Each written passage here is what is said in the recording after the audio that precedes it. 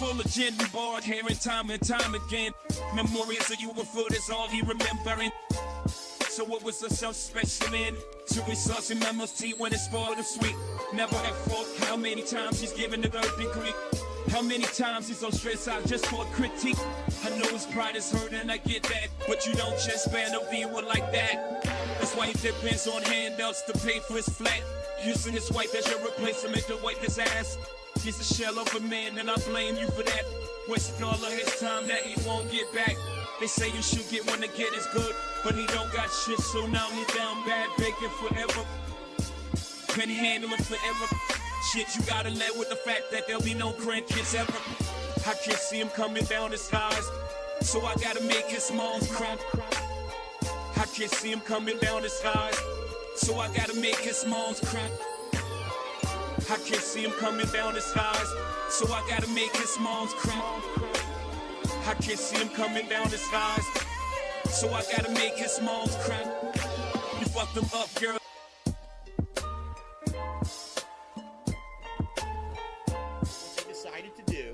They decided to put me in the middle of it and make me the center of the issue. So, well, we hate each other's guts. Look what you're doing. You're going to tear our family apart. What's going to happen to Phil because of this and that? And literally, they made me the center of it when really I had nothing to fucking do with it. It was those two. The Chiking. The Chiking in the ring at Burger King. People are shooting up. Like, oh, good thing. I used to be a regular Dean Martin. How lucky can one pig be? I DM'd her and she DM'd me. My OBS is quite dead. I got laid off in 2010. Ack, ack, ack. Ack, ack, ack, ack, ack. Your boyfriend is who? He drives a Subaru. And? My chair keeps spinning. Yeah, that's normal. Dents in my chat, they keep tipping. What's up, Slayer? I stop my stream, I keep drinking. Gin is great. My tweets are gonna be meaningful.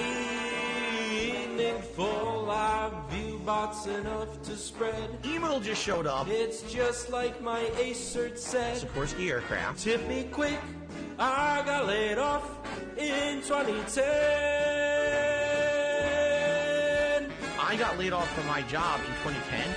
It was about a year later my dad got laid off from the same job, the same company. They were laying everyone off. Like our Derek said, quote, Sikorsky Aircraft was founded in 1923 and was sold to Lockheed Martin in 2015. My hand keeps oozing. Yeah, oozing a little bit. I pick my skin, it starts bleeding. Bleeding? I touch my face, I start eating. Delicious. War zone's about to be bountiful.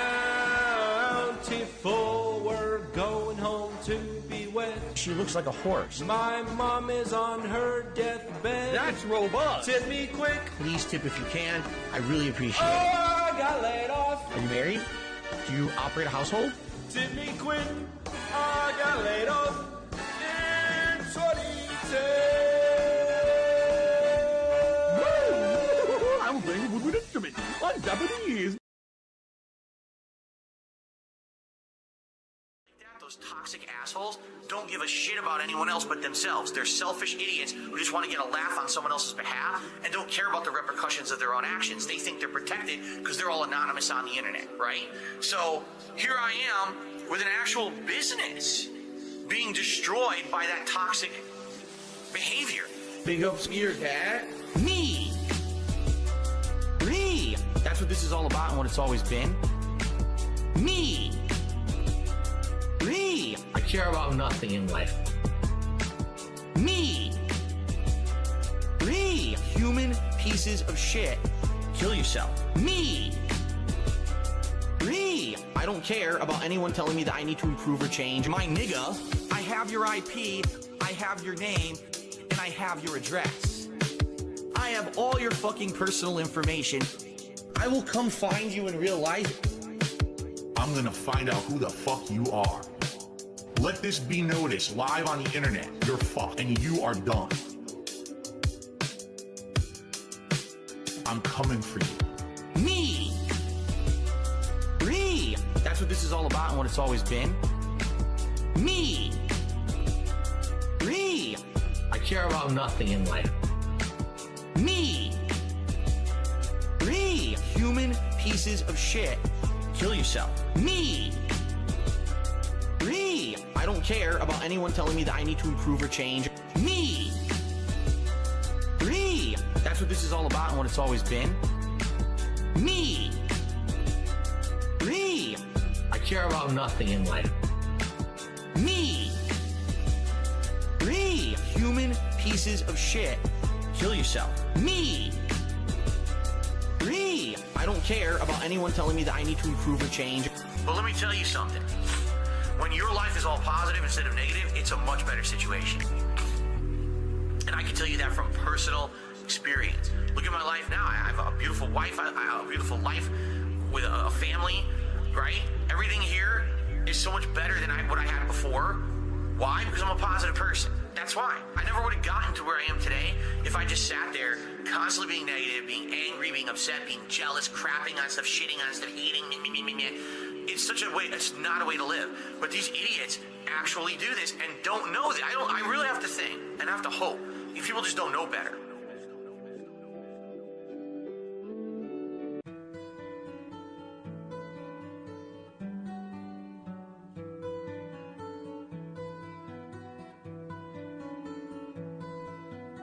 Are you going to support the stream?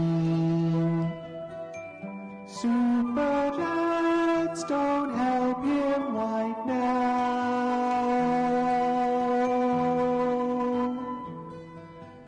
DSP, what's your favorite topping? I don't like green peppers on mine.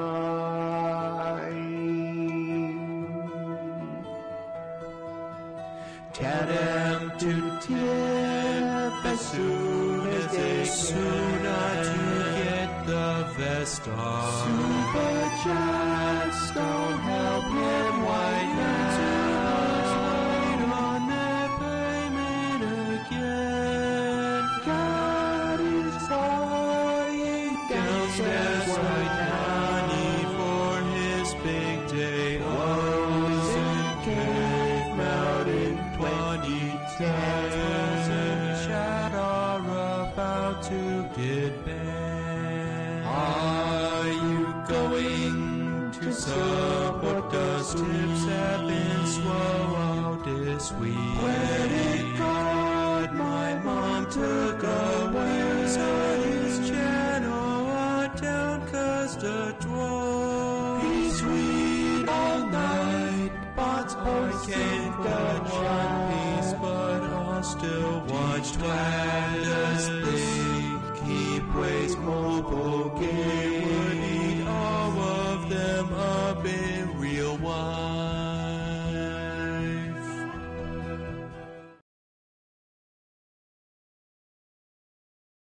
Oh, good thing. I used to be a regular Dean Martin. How There. I stop my stream, I keep drinking. Gin is great. My tweets are gonna be meaningful. I view bots enough to spread. Email just showed up. It's just like my Acert said. Sikorsky Aircraft. Tip me quick, I got laid off in 2010. I got laid off from my job in 2010.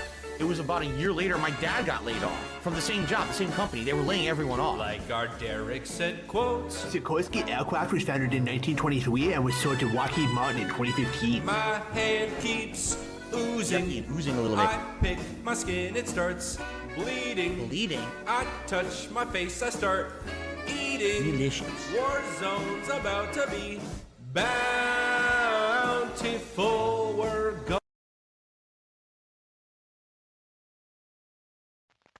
Garish Ip, real name, no gimmicks. Lil Brazy Momos, 11.95, 11.95, 11.95. 11.95? You can't afford 11.95? What's your problem?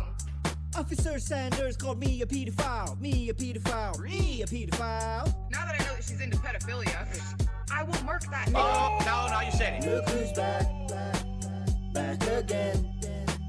Dave is back, tell the dance.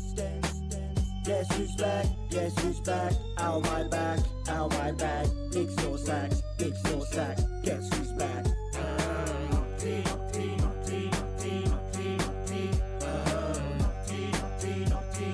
Alright, now, guys, here's the thing. I don't have any sponsors, 'cause nobody wants to see me show no more, so I'll just back up a phone quick. Need that money. When he took the king, this is what I'll give.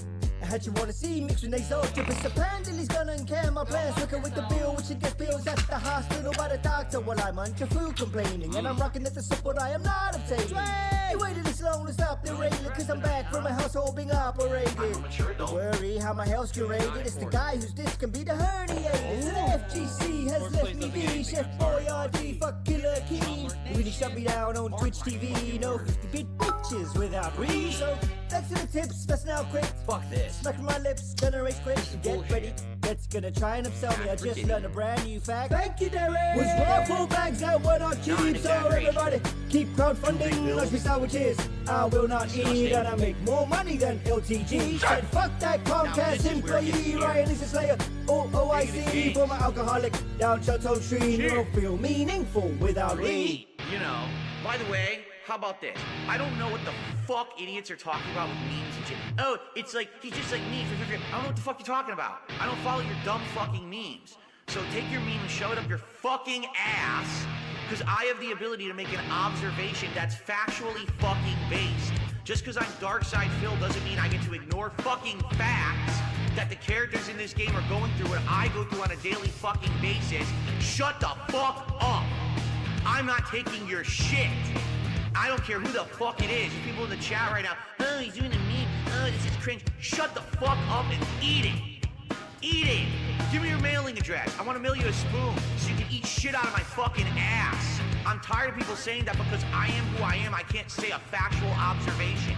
It's a fucking fact that the characters in that game are going through what I have factually gone through on a daily fucking basis for years. So shut the fuck up. I am not putting up with any of this shit ever again. You're gonna tell me I can't make a factual observation? How about you kiss my fucking ass and lick my balls? Fuck sickos. Yeah, and I'm fucking pissed about it. Cause I see this shit, oh, he can't say that. Oh yeah? What fucking world do we live in that I can't say a fucking fact, you bitch? Kiss my fucking ass. Yeah, King be cruel. King be bitch, you dumb fuck. Shut the fuck up. No one cares about your bitch ass memeable opinions. There's too many fucking idiots. And enough is enough with this shit. It's time to call it out. I can say whatever the fuck I want, or you shut the fuck up. Now, you got a problem with that? Test me, bitch. It's just one of those days where you just wanna get drunk, get a couple pulls, catch a little buzz. But everyone online on Argentinian time acting like a bitch. Taking out of context all the shit I say. You can suck my ass crack. Little bitches wanna call me out, motherfucker. King be bitch. It's all about the Big Phil in Zilcoom shit. Give me your address, I'm sending you a spoon. You can eat my big shit. It's all about the Big Phil in Zilcoom shit. Lick my balls, King be bitch. It's just one of those days where you just wanna go live, play games that are just like my life. Same thing happened to me when I used to stream on Twitch. We're so similar, taking out of context all the shit I say. You can suck my ass crack. Thumbs up new, oh motherfucker. Test me, bitch. It's all about the Big Phil in Zilcoom shit. Give me your address, I'm sending you a spoon. You can eat my big shit. It's all about the Big Phil in Zilcoom shit. Lick my balls, King be bitch. Alright, boys, prepare the slave trade. You're selling it right off for profit. Fuck you and your mother. Why am I toxic? You're a fucking idiot. Get fucked. Get fucked, really. No, really. Go fuck yourself. If you disappeared today, no one would care. Everyone shut up. Oh, someone got banned. You hear you got banned? Oh, he's banned. Shut the fuck up. No one cares. I really don't. Shut up. I'm here to have a party, not to dick around with immature idiots. Banned, banned, banned, banned, banned. Gone. Forever. Forever. Toxic shit is not welcome on my fucking streams ever. Why am I toxic? Why am I toxic? Fuck you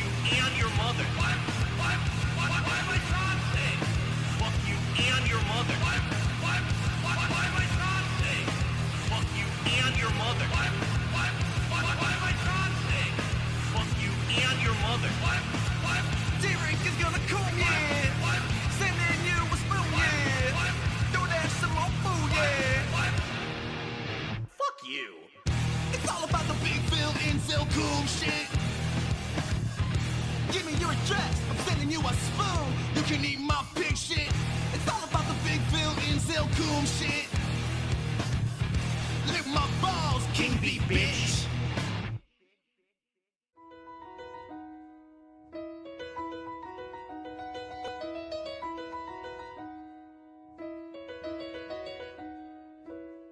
Making a rush to your streams, wheeling fast, no feelings past, cause I'm chair bound. Staring blankly ahead, just making a payment to PayPal.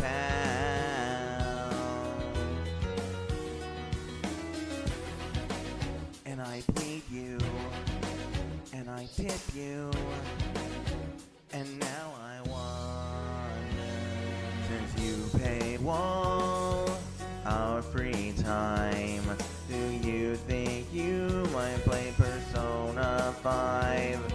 Or you know I could drop $1,000 if you just reveal that mojito can tonight.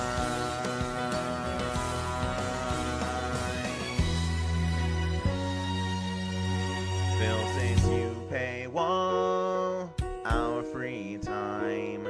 Do you think you might play Persona 5? Or you know I could drop $1,000. Just reveal that mojito can. You know we could probably double that tonight.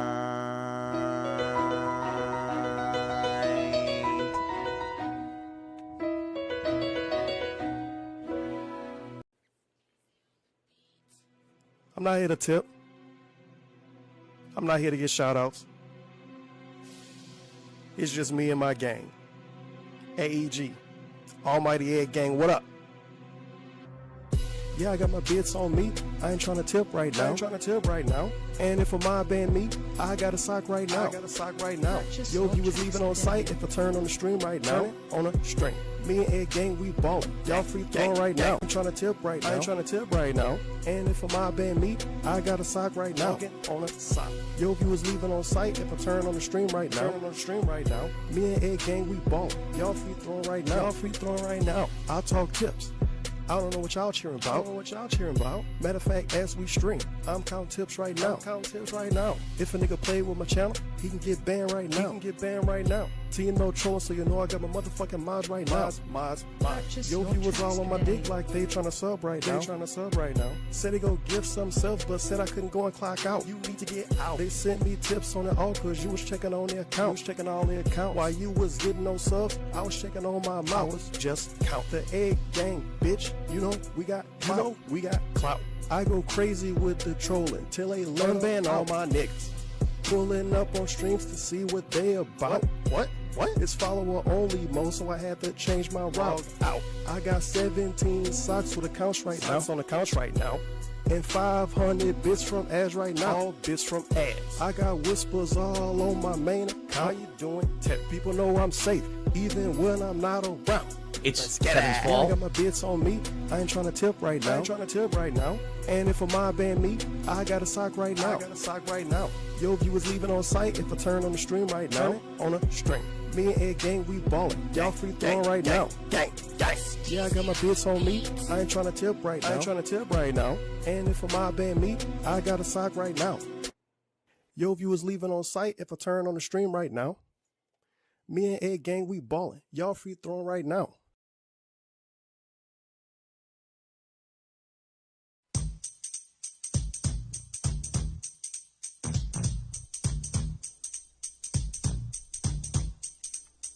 Alright, now this is a story all about how detractors turn my life upside down. I like to take a tip, so swing by the stream. It all started once, fire from a helicopter company.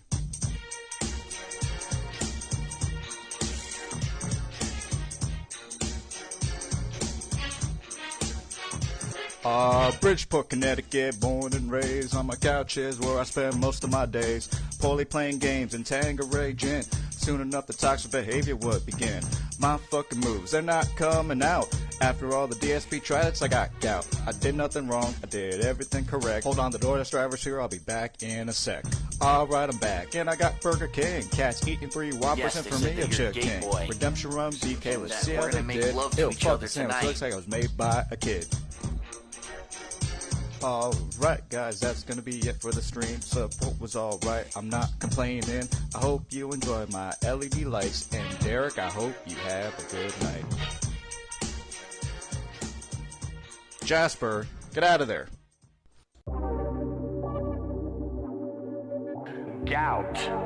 Interestingly enough, a study followed 48,000 men for an average of 10 years and discovered that within 2 years of a gout diagnosis, the risk of erectile dysfunction was 77% higher. Gout. Got that gout cloud going. Gout. Got that gout cloud going. Gout. Inflammation's on my feet. Go. Oh yeah, it's hurting me. Gout. Got that gout cloud going. Gout. Got that gout cloud going. Gout. Inflammation's on my feet. Oh yeah, it's hurting me. Gout.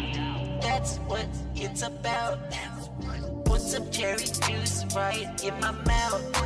Eating all the red meat. Bitch, please look at my feet. That's what it's about. It's that gout. Got that gout cloud going. Gout. Got that gout cloud going. Gout. Inflammation's on my feet. Oh yeah, it's hurting me. Gout. Got that gout cloud going. Gout. Got that gout cloud going. Gout. Inflammation's on my feet. Gout. Oh yeah, it's hurting me. Gout. Take that bitch out for the clout. If you know what that shit's about, shut your mouth. Yeah, that bitch is so fucking fat. I'm just stating facts. Might just hit it from the back. Yeah, kinda shit to make my hardware into Microsoft. Eating so much red meat, I don't wanna stop. Might need to pop a blue pill. If I don't hit that ass, I don't know who will. Gout. Got that gout cloud going. Gout. Got that gout cloud going. Gout. Inflammation's on my feet. Oh yeah, it's hurting me. Gout. Got that gout cloud going. Gout. Got that gout cloud going. Gout. Inflammation's on my feet. Gout. Oh yeah, it's hurting me.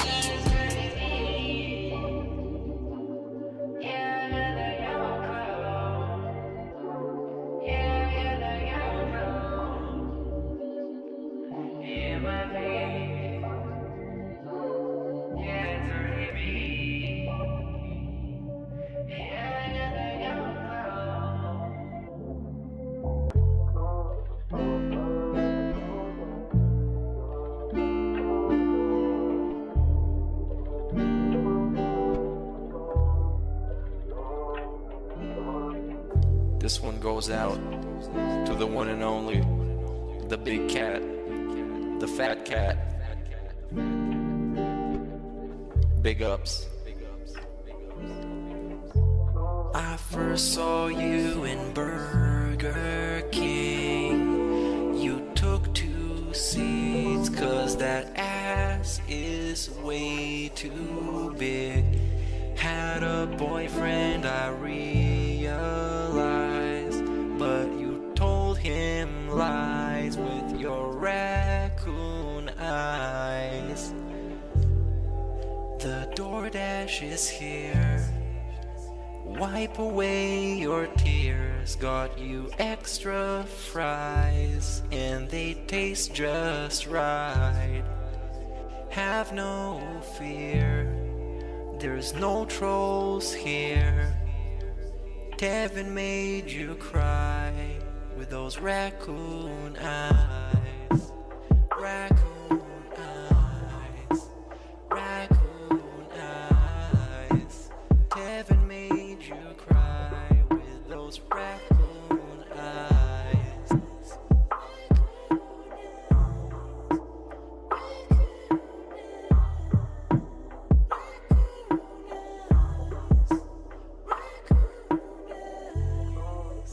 Take your power walking on the beach, feasting on some sushi like you were a queen.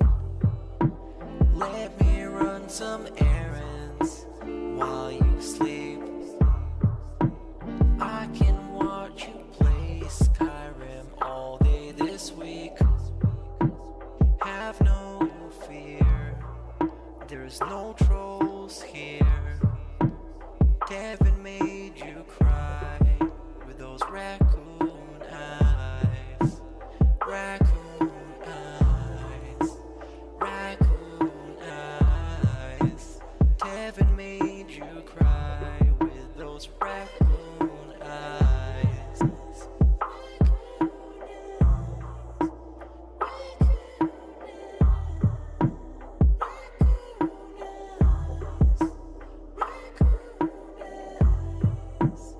In reality, like I tell you guys, every day when I wake up, that's the best day of my life. I feel like this next day is awesome. I have a beautiful wife who I love so much. She loves me and a family.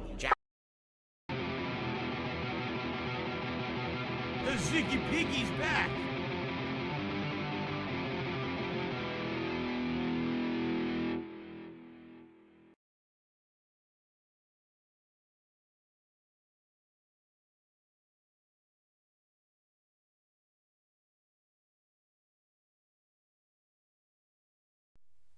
Good morning, everyone. On today's show, we got a lot to talk about because yesterday was an awesome Indies Marathon here on DSP Gaming, and we have several results that will likely be coming out of that marathon, including the games that I played and which ones I may want to play in the future, how my PC performed, and other updates as well. So, today, lean back and relax, a pre-React Day chill podcast here on DSP Gaming.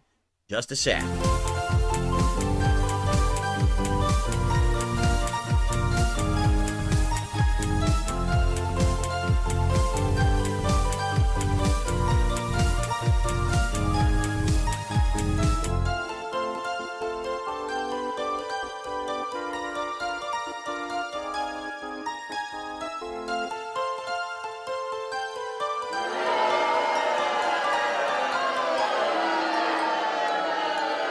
Good morning, everyone. How are you? Welcome to the Level 1 podcast for Sunday, the 26th of May, 2024. I'm DSP. I welcome you all here to the show. And to start off, I would just like to say happy React Day because, as you know, every Sunday we split up my content to get away from gaming for a little bit and to focus on something a little different. And every Sunday, I absolutely enjoy reacting to all the content that you guys throw at me. You know, it's a DSP versus the internet show on my DSP Reacts channel where it's clips that the members have submitted, and usually it's a big variety show where we get to see stuff that's of all subject matters from all over the internet. And then, of course, tonight on DSP Throwback, which I'm really excited for, is the premiere of the Retro React to my Mario and Sonic at the 2012 London Olympics playthrough, which was one of the best co-op playthroughs I ever did back in 2011. And I'm super stoked to share that with you because it's one of my favorites of all time. So, great reacting all day long. No actual live gameplay. But yesterday was a full day of live gameplay. We had a lot going on. And so what I'd like to do today is kind of update and recap everyone on everything that's going on. Because yesterday, you know, a lot went down that might actually affect this channel moving forward in a positive way, by the way. Not just, oh, you know, it was a bunch of games and now they're done. No, actually, it's the opposite. Like, it was a big test day for my mini PC. I had never really put my mini PC to the test, and I did yesterday, and man, I was very pleased with the results to the point where now I'm even going to attempt to do something interesting. I'll explain. I don't want to jump the gun and spoil everything. Anyway, it was just a really good day yesterday. So today, what we're going to do is recap a bunch of stuff that's been going down over the last few days so you know how this is going to affect the stuff moving forward. So that's really it. Like, after that, I don't have much today. There's no gaming news today. I checked. It's pretty much all the same stuff people have been talking about. I get the feeling we won't get a lot of gaming news now for a week or two, because if you remember, in early June, we got those two big shows, Summer Game Fest and the Xbox Direct, and I feel like those two shows are going to lay down a whole bunch of information for us in regards to all the upcoming games and things. And so probably when that hits, wow, we'll have a lot to talk about. But we just right now won't have much. And that's perfectly fine. So let's chill. Let's have a nice, chill, relaxing podcast today. There's nothing too crazy to talk about, but some good news based on yesterday. And then we'll go from there and see what you guys want to do for the rest of the show. Fair enough? All right, so two big things have been going down so far recently this week. Street Fighter 6, Akuma patch update, and balance changes. And my Indies Marathon yesterday, where I tested out my mini PC with 4 different indie games that you guys had nominated and voted for. All right. As a quick addendum and update to Street Fighter 6, I'm glad that I'm taking the weekend off from the game, because, man, it's stressful trying to play that game online. Especially when I'm you know, trying to learn a new character in Akuma.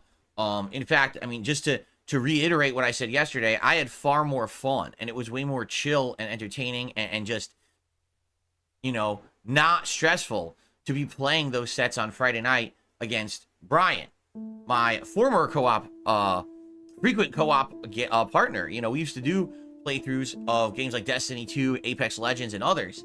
And to jump back into a lobby with him in a Street Fighter game and just kind of relax and play it for what it was, rather than having to worry about, oh, this is such a super duper important online ranked match that matters and shit, right? You know, basically you get to test stuff, you get to lab out a little bit, you get to practice against in a set criteria as well.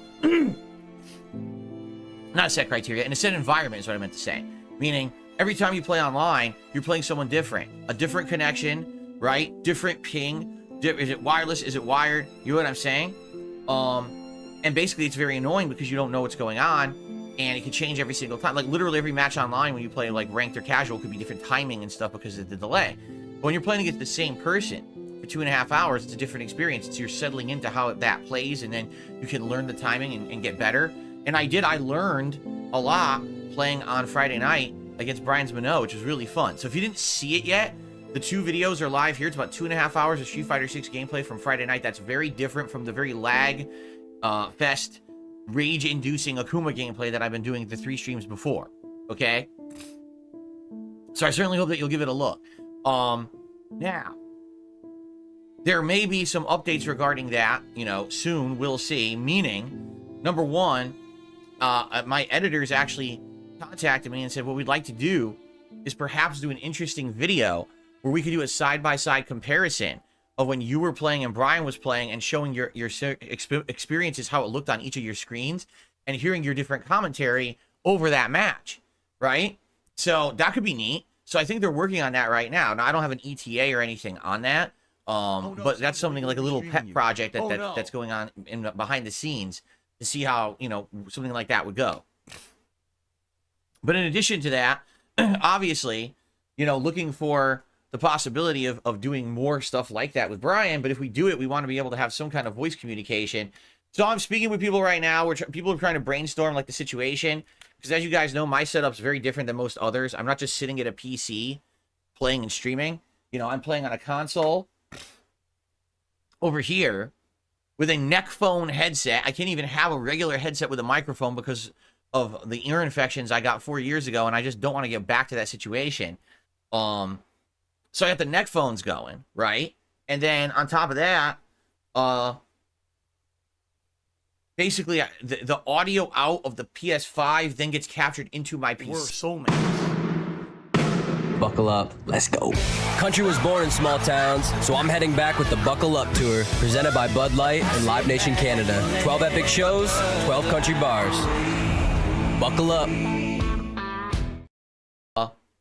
How to do it. And some people have had some suggestions. Some are saying just buy a cheap mic, like a $40 mic, and plug it into your PS5 and have that be audio input, and then still have the audio output the way you have it. but it would pass through. Right, and I was thinking that might be correct. Like, if I had audio output as it is right now, then I would still be able to hear Brian talking in these neck phones around my neck. But I don't know how well that would sound. I mean, the neck phones are okay. They're not great. It's not like wearing headphones where everything is crisp. So it might be hard to even make out what he's saying. I don't know. You know, I really don't know. It's all going to be an experiment. And I mean, I'll be honest with you guys. I'm in no rush. I'm in no rush to go buy new equipment and stuff like that. I'm happy that you guys liked the session on Friday night. And I'm curious about when I maybe we'll do something like that again. But we'll see. Okay. Anyway. So it went well. All right. That's number one. And I'm excited for the future to possibly doing some more co-op and stuff like that. Okay. Now let's talk about yesterday. Let's talk about the Indies Marathon and how it went. So first of all, FYI, if you're not aware, the Indies Marathon was me playing a variety of PC indie games over the course of the entire day as nominated and then voted by you, the viewers. All right. You guys had started nominating them about a month ago. And then the most nominated games made it into a poll that you guys voted on. All right. Now, to make this abundantly clear, no, we didn't play every game because people nominated a game that outright made no sense, Lethal Company. All right. Lethal Company apparently is a game that is great for online co-op. It's great if you have a team of friends or people you're going to jump in and do voice communication. I don't know why people keep nominating shit like this for me. It doesn't work. You nominated Phasmophobia. It doesn't work. You nominate Lethal Company. It doesn't work. Why keep nominating the same kind of game that you know won't work for my style of content? I think what it is people just can't get out of this mindset that, like, every Zoomer fucking streamer out there, right? Every kid who streams a viral game, oh, that game must be great. Phil should play it. And it's like, they don't all work for every person. Games aren't universal, right? If I was literally someone who jumped into a party with a bunch of people that was a known group of gamers and stuff, and the whole idea was that you just jump around with a bunch of teenagers on your stream playing every viral game, and you play it for a few streams and you drop it, you move on to the next and you drop it, and if that was your shtick, great. That's nothing like the content that I make whatsoever, and you guys know that. I'm never going to be that guy, right? So, the game made no sense that it got nominated, and when it got to the voting, people started voting for it, and then people started contacting me saying, Phil, why are you going to play that game? You realize you're going to go to play it, no one's going to be able to hear you in the voice, they're going to kick you from the lobbies, or you're going to jump in there, have no idea what's going on, not be able to play or talk to anyone. It's going to be a complete waste of everyone's time when you could be playing other indie games that are going to work for your style of content creation. So I said, you know what? I'm just going to make the executive decision. No, I'm just eliminating the game. We're not going to play it. Okay? So I did. And you know what? It was for the better, because then we ended up playing 4 games that all of which were very interesting and fun. And I had a great time with all 4 of them. So I guess what we should do is we'll go through each one and I'll tell you my thoughts. And whether or not, I would consider possibly playing it in the future. So, number 1, first game we played yesterday was Pizza Tower. And man, you want to talk about a game with a weird art style? It's bizarre for a video game. It looks like someone, like a teenager doodled in their notebook in the middle of, like, homeroom, right? But it's wild. It plays well. It's a game with awesome platforming mechanics. It's like a hypercharged combination of Mario and Sonic. Honestly, that's what it kind of feels like, with some other elements. I guess people have said the closest comparison is the Wario Land games from back in the day. I would agree with you, except I don't really know. I played one of the original Wario Land games on Game Boy, like in the mid-90s, and then I played the Wario Land that was for the Virtual Boy at Blockbuster Video in a demo. So I never really played a Wario Land game to make that comparison. But it's just like, it's super fast. It's hyper reacting to jump and platform around and hit these enemies and do combos and stuff like that. What I actually liked about the game is that it was very forgiving. And what I mean by that is, it wasn't like, oh, Super Meat Boy, where you die 5 zillion times and you have to keep restarting. In this game, it's just like, you take a million hits, you never really die. But at the same time, it's very challenging because you have to hit these, like, point objectives, right? Like, the more points you get in a stage, the more money reward you get. And you need the money to unlock further stages and boss fights and things. So if you just suck, you're going to have to keep rerunning stages over and over to do better so you have enough money to progress in the game, right? But I like that you don't just die. You have time to just play and enjoy. You know, I played the game for about an hour and a half, and I basically failed once. Like, it was funny because I was just exploring. You know, the game has like big hallways, and the different stages are showing up, and it doesn't really tell you which stages are difficult. I ended up doing the most difficult stage of World 1 first, before I'd even done the intro stage. So here I am trying to learn the mechanics on the hardest stage, but I did it. I actually beat the hardest stage of World 1 on my first try. What you have to do is get to the end, and then you have to go backwards, and you have a limited time to escape the stage. And you can pick up these little clocks along the way that will increase your time so that you have time to escape. And I did. I actually escaped on the first try. But wow, it was challenging and fun and interesting and very different than what I, thought. It's not a cutesy platformer. There's some funny stuff, but there's some, horrible, weird, distorted stuff in there too. It's a really unique game, I would say. So I had a good time with it. But what I noticed is over the course of the time that I was playing it, the chat got increasingly disengaged and bored. And what I mean by that is, when you're playing this game, since it is a game that needs a lot of adapting to when you're playing, like, oh my god, there's something quick going on. Oh, the boss fight's unique. You got to learn the pattern. Oh, you got to jump here, jump here, jump. It's very, very attention demanding, right? This is not a casual game by any means. Because of that, I didn't have a lot of opportunity to hang out with the audience. And that sucks because, the whole idea of the Indies Marathon was a more laid-back event to test out games, and we basically didn't get to do that, right? It was like more, I just got to be hyper-focused on the game. So because of that, I felt like it didn't work as well with the audience, and a lot of people were actually saying that too. They were like, yeah, this might be a good game for someone to play by themselves, but as a playthrough, especially your style, probably not. And I was thinking to myself, this might have been a game that I would have back in the day bought on like the Game Boy Advance or the Nintendo DS and played for myself. But as a modern game to play on stream, I probably wouldn't play it again. Okay? So, Pizza Tower, it's a good game, but it's probably just not for my style of content creation because I wasn't able to engage with the audience well, and therefore, it didn't really work that well. All right? But I still liked it, and I recommend it, actually. If you want a very fast-paced, challenging platformer with unique, weird, distorted art style, I think you're going to enjoy it. So, there you go. So, that was the first game. Okay? And by the way, for the record, it ran beautifully on my mini PC. Full 1080p, 60 frames per second. I don't even think it was dropping frames. Like, that thing was smooth. Now, it is a 2D art style, but still, it ran really nice. I was pleased. First experiment, really, on my mini PC was a big success.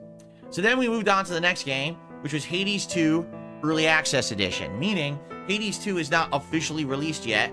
It's an early access game that has partial content. Now, for what people have said, and I have no idea if this is true or not, supposedly, the amount of content available in Hades 2 right now, early access, is more content that was in the original Hades 1 game for all of its runs. Meaning, in the original Hades 1, you had to beat the game 10 times in order to see the true ending, and each time it was different variables and things.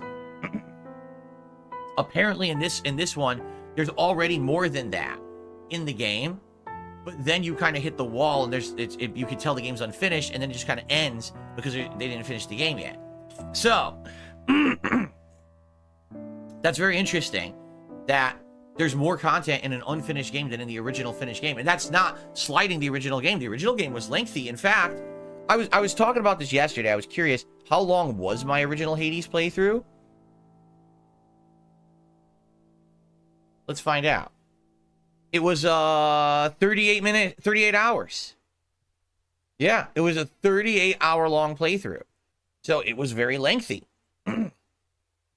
So now you're telling me this early access game has more content than that. That's pretty amazing, right? So I started playing it. And first of all, I started playing it with what it defaulted to. Because you know what it does? It detects your system's hardware setup and basically gives you the recommended stuff. So at first, it actually tried to do 4K. And I was like, that's not going to work. 4K is too big, for my setup. Like, 4K would work on my TV, but it wouldn't work for my stream setup. My stream setup will only do 1080p because the capture device is limited. That capture device is interesting. See, I didn't realize this. That capture device that I'm using, it's an external device. It does up to 1080p, 60 frames, but it has 4K pass-through, which I didn't know. So I'm wondering if I play games on my PC, right? Would it actually be possible for me to be playing at a higher resolution on my TV, but then 1080p on the stream? I never really dabbled in that. What do I do? And maybe even with certain games on console. Now, probably I wouldn't want to do it on console. Why? Most games, when you put them on 4K on console, they suffer in the frame rate department. I don't want to be playing a slideshow game because it's 4K on my TV. You know what I'm saying? So I'm curious if this could like actually like be better. Like, for example, when I'm playing Hellblade 2, Hellblade 2 only runs at 30 frames anyway. So could I have it so Hellblade 2 runs at 4K on my Xbox Series X, but then you guys see it at 1080p on the stream and videos? I mean, I've been using this capture device for a year and a half. I never really experimented with it. Maybe I should, right? Excuse me. And by the way, I apologize. My throat today is a little gunked up. My sinuses are a little messed up. I think it's allergies today. You know, we're hitting spring, and pollen levels are really high outside these days. So, anyway, so Hades boots up 4K. Whoa, too big. So I resized it to be 1080p, and it defaulted to medium settings. And I'm like, all right, let's just run it and see what happens. So we start playing it, and it actually is running really well, like really good. And I'm like, well, if it's on, looks this good at medium, let's just go to high. And I went to high settings. It ran beautifully. Full 60 frames, gorgeous graphics, 0 frame drops. Everything was great. So looks like Hades 2 is a go 100% on the mini PC moving forward at the highest settings possible. It just was really well performing. I was like, wow. So I played that for about an hour and a half. And man, I did a lot. In that first hour and a half, we got through the entirety, excuse me, the entirety of the entire first level. Remember, each run in Hades has around, was it 4 levels? At least the original Hades was, what, 4 levels? So I beat the whole first level. Going through it, fighting a mini-boss, fighting the first real boss. I actually unlocked the first new weapon. So not only am I using a magical staff, but then I unlocked these, like, blades that you can use. So it's, like, kind of ranged versus melee. And, you know, I like the game a lot. It's just like Hades 1 in its execution, where you can have gods come and give you abilities. You can level up said abilities. It's a roguelike where if you die, you start over and it resets, but there's things that you can permanently get via items that you find during the stages, which is great. So I was having a lot of fun with the game. I was kind of disappointed that we played it for 90 minutes and that was it. Like, I was like, dude, I'm ready to keep going. I love this game. You know, I love Hades 1. It's a very addicting formula, correct? So I was thinking about, you know, this one as we get to the end. And by the way, here's the difference between Pizza Tower and Hades 2. Hades 2 is a game people can just constantly be talking, give me advice about builds and how the game works. And I learned a lot. Like in Hades 2, it's not just about dashing anymore. Now you hold down the dash button and you run instead. And apparently it's a new mechanic that's really unique and interesting, and it changes the face of the game. For example, one of the first mini boss shoots bullets in a circle. And there's no way to dodge it just walking. You have to use the full run and run around the boss to fully dodge all the bullets. So I was like, oh, that's kind of neat. It's a new mechanic. Makes the game a lot different. So I was having a great time with it. And you guys were being so nice to me, talking, engaging, and allowing me to understand the game better and all this changes. So I had a great time playing Hades 2. So I'll just tell you this right now. Absolutely 100% I'm considering playing Hades 2 as a full playthrough. Now, the question is, if I play it as a full playthrough, how should I approach it? Reason being, it's not done. It's an early access game right now, okay? Now, my original run in Hades took 38 hours, right? With Hades 2, people are saying there's more content in the game right now than there was in Hades 1. But then it's weird because I had some people on stream yesterday who were like, actually, that's not true. It's about 15 to 20 hours of content in the game right now. To play, but it's not done. Like, you will play and hit a point in the story where it just ends, and there's an unfinished part of the game you actually can go off and explore, but you can see it's not done, and so you technically can't beat the game. You know, it just kind of fizzles out because there's nowhere to go. So for me, it's kind of a mixed bag. Like, I really want to play this game. I loved Hades 1. I'm dying to play Hades 2. Now that I got this first taste of it, I'm like, oh man, this is really, really good. So I'm definitely keeping it, right? I'm not going to like go try to refund it or anything. I really like this game and I think I'm going to keep it to play it in the future. But the question is, when? Right? I would actually like to play it soon. Seriously. I would like to play it soon. But some people are kind of warning me not to do that. And I'm like, oh, man, so I got to make this tough decision, right? Because I really want to play it. Here's the thing. I don't see the problem with playing 15 to 20 hours of it. And then, oh, it's not done. So putting it on hiatus, right? And then going back to it after the fact when it's finished and you know, doing the second half of the game or whatever it is that's left. I don't see the problem with that. I guess some people do. Some people are like, don't play it now because it's just not done. And I'm like, but why? I mean, what we played yesterday was very polished, very feeling finished, right? It wasn't like we were playing it and it was falling apart at the seams and there were bugs or anything. And I understand if the game's not done, but then we just don't, we understand that, right? Like, okay, we played to the point where, okay, it's unfinished. Now we put it on hiatus and we come back later when they update it, right?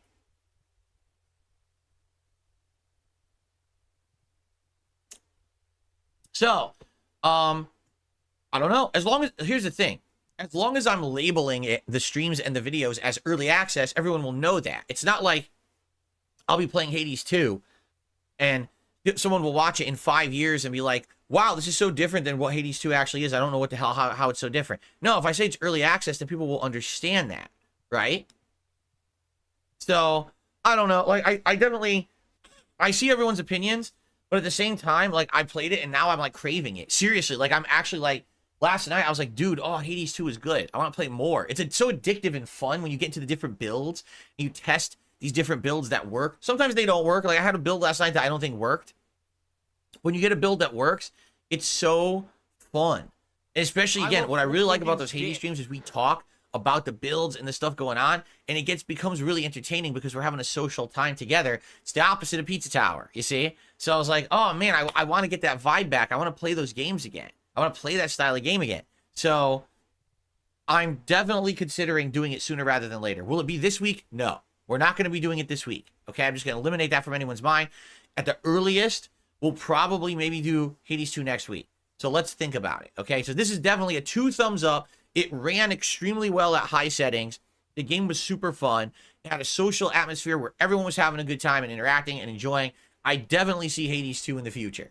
Whether it's coming up immediately as early access, or we wait for the future, that's up in the air. But I say definite yes. Okay? Cool. Then, for Feasting with Phil, I ate one of the worst things I've ever eaten in a video or on a stream on YouTube. I'm not exaggerating at all. I actually genuinely wish I was exaggerating. So what was it? Qdoba Mexican street corn shrimp bowl. Okay? I've eaten at Qdoba before.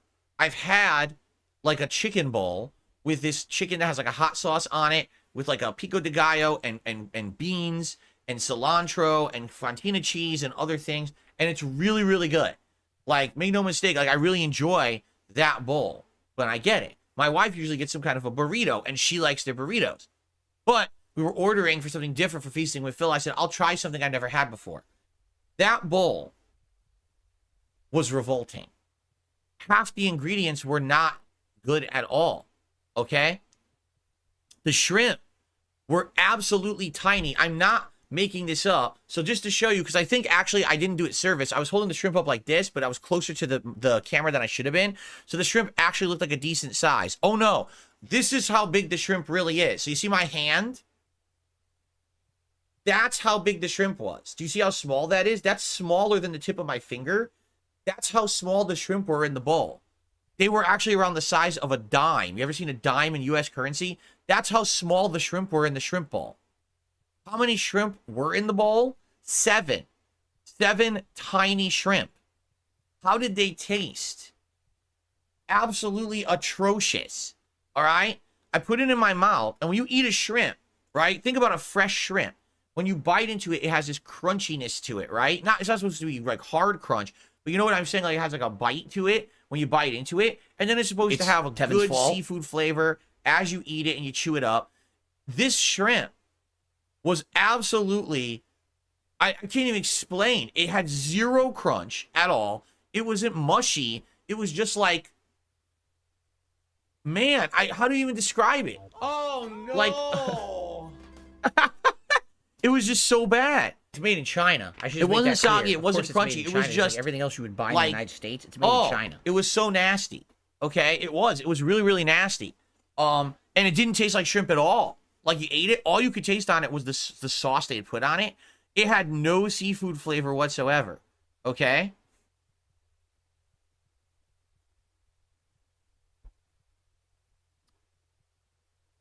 So, it was really bad. Now, I don't know if they were just so frozen and old that that's why. I don't know if they were dehydrated shrimp that they rehydrated. Like, I have no clue. But, dude, they were atrociously bad. Then they put in these pickled onions. Pickled red onion. Now, pickled red onion can be good if it's put in the right way. Did you see how much was in the bowl? There was an insane amount in the bowl. Like, it was like half the bowl was pickled red onion.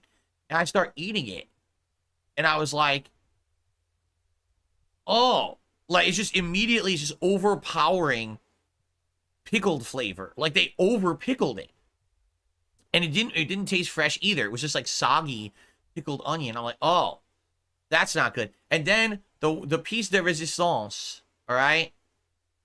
The guacamole.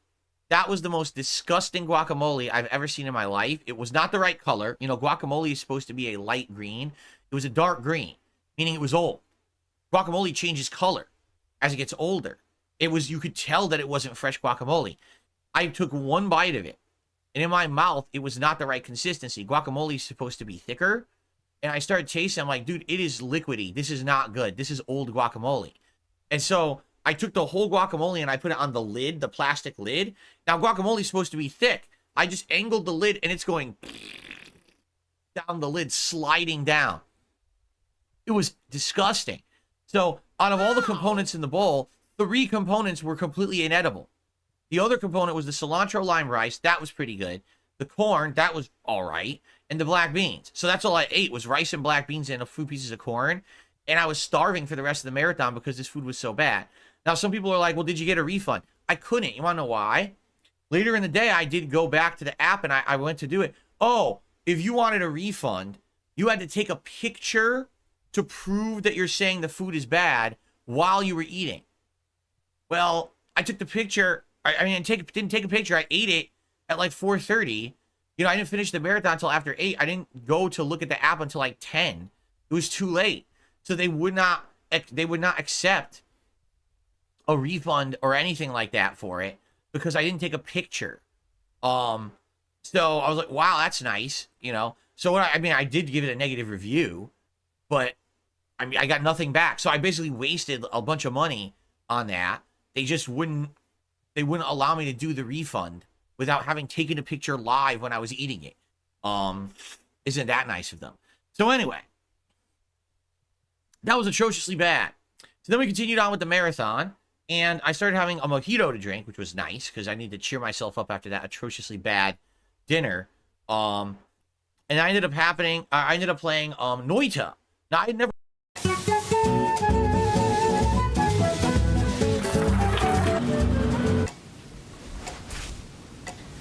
It is not necessary to dial a 1.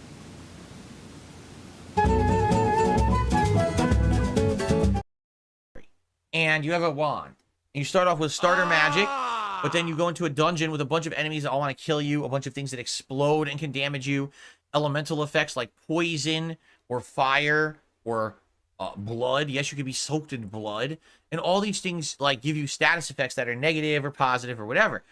So what you need to do is try to survive, find items in the environment that are hidden, and then get to the end of the stage. And each time you get to the end of the stage, you go to like a temple room. And in that temple room is your reward where you can pick a perk that you continue on in your journey that it'll help you. You know, for example, add more magic spells to your wand, or, you know, make it so that it's harder for projectiles to hit you or something like that. So it was pretty funny because anything can happen in this game. Things could blow up. You don't even know what they're there. And the next thing you know, the whole screen explodes. You're like, what the hell? You know, enemies from off screen can kill you. What ended up happening was I did a bunch of runs where I didn't know what I was doing, and I just died in a funny way. And I thought that was entertaining. And then I had a run. Get this. I got a perk that says when you take damage, you randomly teleport. Okay? So this is a double-edged sword. Because when you take damage, you can teleport into a good area forward in the stage. and then you actually you made out from it, but also it could teleport you backwards or into a bad situation, a room full of monsters, and you're not ready for it. In addition to that, when you're taking damage over time, let's say you're on fire, you're going to take damage, damage, damage, damage, damage in set increments over time. Every time you take damage, it teleports you. So it's like teleported here, teleported here, teleported here, teleported here, teleported here, teleported here, and you can't get your bearings, nor can you do anything because you're only there for like a second, and then you teleport it again. So it ended up being very chaotic. But guess what? This teleportation mechanic had me beat like 10 stages, which is wild. It was my first time playing the game. I got really far in. It was funny because I beat so many stages just teleporting to the end like that. The rewards, like when you get into the temple room, there's like a vendor to buy stuff. It was like, oh, here's 5,000 gold. 5,000 gold, I have like 500. Because I didn't play the stage legit. I just kept teleporting right to the end and passing to the next stage. So I got really far, and I'll just say this. My run was halted in an absolutely hilarious way. I don't want to spoil it. I want you to watch it because it was actually quite fun. If you didn't see it yet, check it out. I will say this. Sadly, the stream went really well. Okay? People seem to enjoy it a lot. But the videos on demand aren't doing well. Meaning, I mean, these videos have been live now for over 12 hours. Some of them don't even have 300 views yet. And it's like, it was a good variety stream. The gameplay was fun. We had a good time. If you watch those, I think you're going to enjoy them. Why is no one giving indie games a chance? Well, this is a pattern on DSP Gaming. I'm not sure if you guys are aware of this. Every time I usually play an indie game, it just doesn't get much attention. Most people ignore it. And that's what upsets me is people say, we want variety. We want you to try new things. We want you to get a PC that'll run these games that are these big successes that you always skip. You always, you know, treat indie games like they don't exist. You never play them. So then I play them. And then why does no one watch it? Because I'm telling you, this stuff is fun. This was great stuff from yesterday. I think even if you watch it as a one-off and you realize a lot of these games will not continue, you're still going to have a great time just enjoying these videos for what they are. So why doesn't anyone give it a chance? Right? That's what kind of kills me. You know? Even random matches of Street Fighter 6, you know, within 24 hours will get like 500, 600, 700 views. But this, original indie games that people actually nominated, voted on, wanted to see, can't even get 300 views. It's like, it's disappointing because I liked yesterday's variety. I thought it was a really good stream of variety. This is the kind of stuff that maybe I would like to integrate more into my content in the future, but is it really going to work when it doesn't seem to be picking up attention, right? I don't know. Okay, so Noita. In an hour and a half I played it. I actually enjoyed my time in it, but at the end I was like, dude, that was very frustrating because, again, I don't want to spoil it. The way that this crazy good run that I was doing ended was kind of random and annoying. And I was like, well, that sucks. Like, who would have known that would have happened? So, here's the thing. I think it's a kind of game that for a random night stream every once in a while, it would work. Seriously, I believe it would. Like, let's say we have a random night stream with just nothing going on. I think we could pop it on Noita on the mini PC and play it for a couple of hours and do some runs and actually enjoy ourselves. Right? I think it's that kind of a game. I don't think, I really don't think that it's the kind of game where I would want to do an ongoing playthrough that's a consistent thing. You know what I'm saying? It's nice to have a backup thing on a night when things went wrong, or we just have a random night stream with nothing going on. And I think that it's good for that. So I think I'm actually going to probably keep Noita and maybe play it in the future because I think it would be cool for a few random night streams. That's the nature of the game too. You jump in, you die in a random way, everyone laughs, it's funny, right? You go back, oh, now this is exciting because I got further this time, we're exploring. Oh, I got a wand with better abilities, and this is cool. And you kind of never know what's going to happen either. So, yeah, I would say definitely it was fun, and I would like to try it again in the future as a random night stream, okay? All right. Last but not least, the final game of the marathon was Stardew Valley. Now, I know of Stardew Valley because I played Stardew Valley over 7 years ago. It was in early January 2017. We actually did a marathon. And I don't remember if it was an Indies marathon or not. Actually,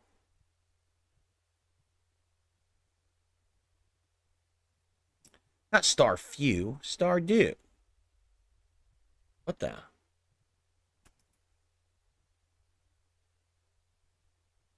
It was we called it. Oh, here we go. The November, actually it was earlier than I thought. November 2016 Indies Marathon, Stardew Valley. Okay. And I played it for around 3 parts. And then in early 2017, I held what I called a Twitch and Chill Marathon. All right. Where basically, this is when I started integrating having face cam on my streams, which I never had before. And the way it worked is, this was weird. I actually had the chat on the screen. Now, I ended up never doing that again. Like, this was like the one time I ever had chat on the screen for a stream. So we had Stardew Valley in the upper quadrant. Miserable. And then it was my webcam and the chat. And over here, I just had like a picture of me or something like that, like a fan art. So basically, the first run that I did in Stardew Valley was an hour. And then I played it for like another half an hour during this Twitch and Chill marathon. We did it for like 20 minutes where I did Q&A while playing Stardew Valley. And then I was like, man, this is kind of stupid. I didn't like doing that way. And then I stopped doing it.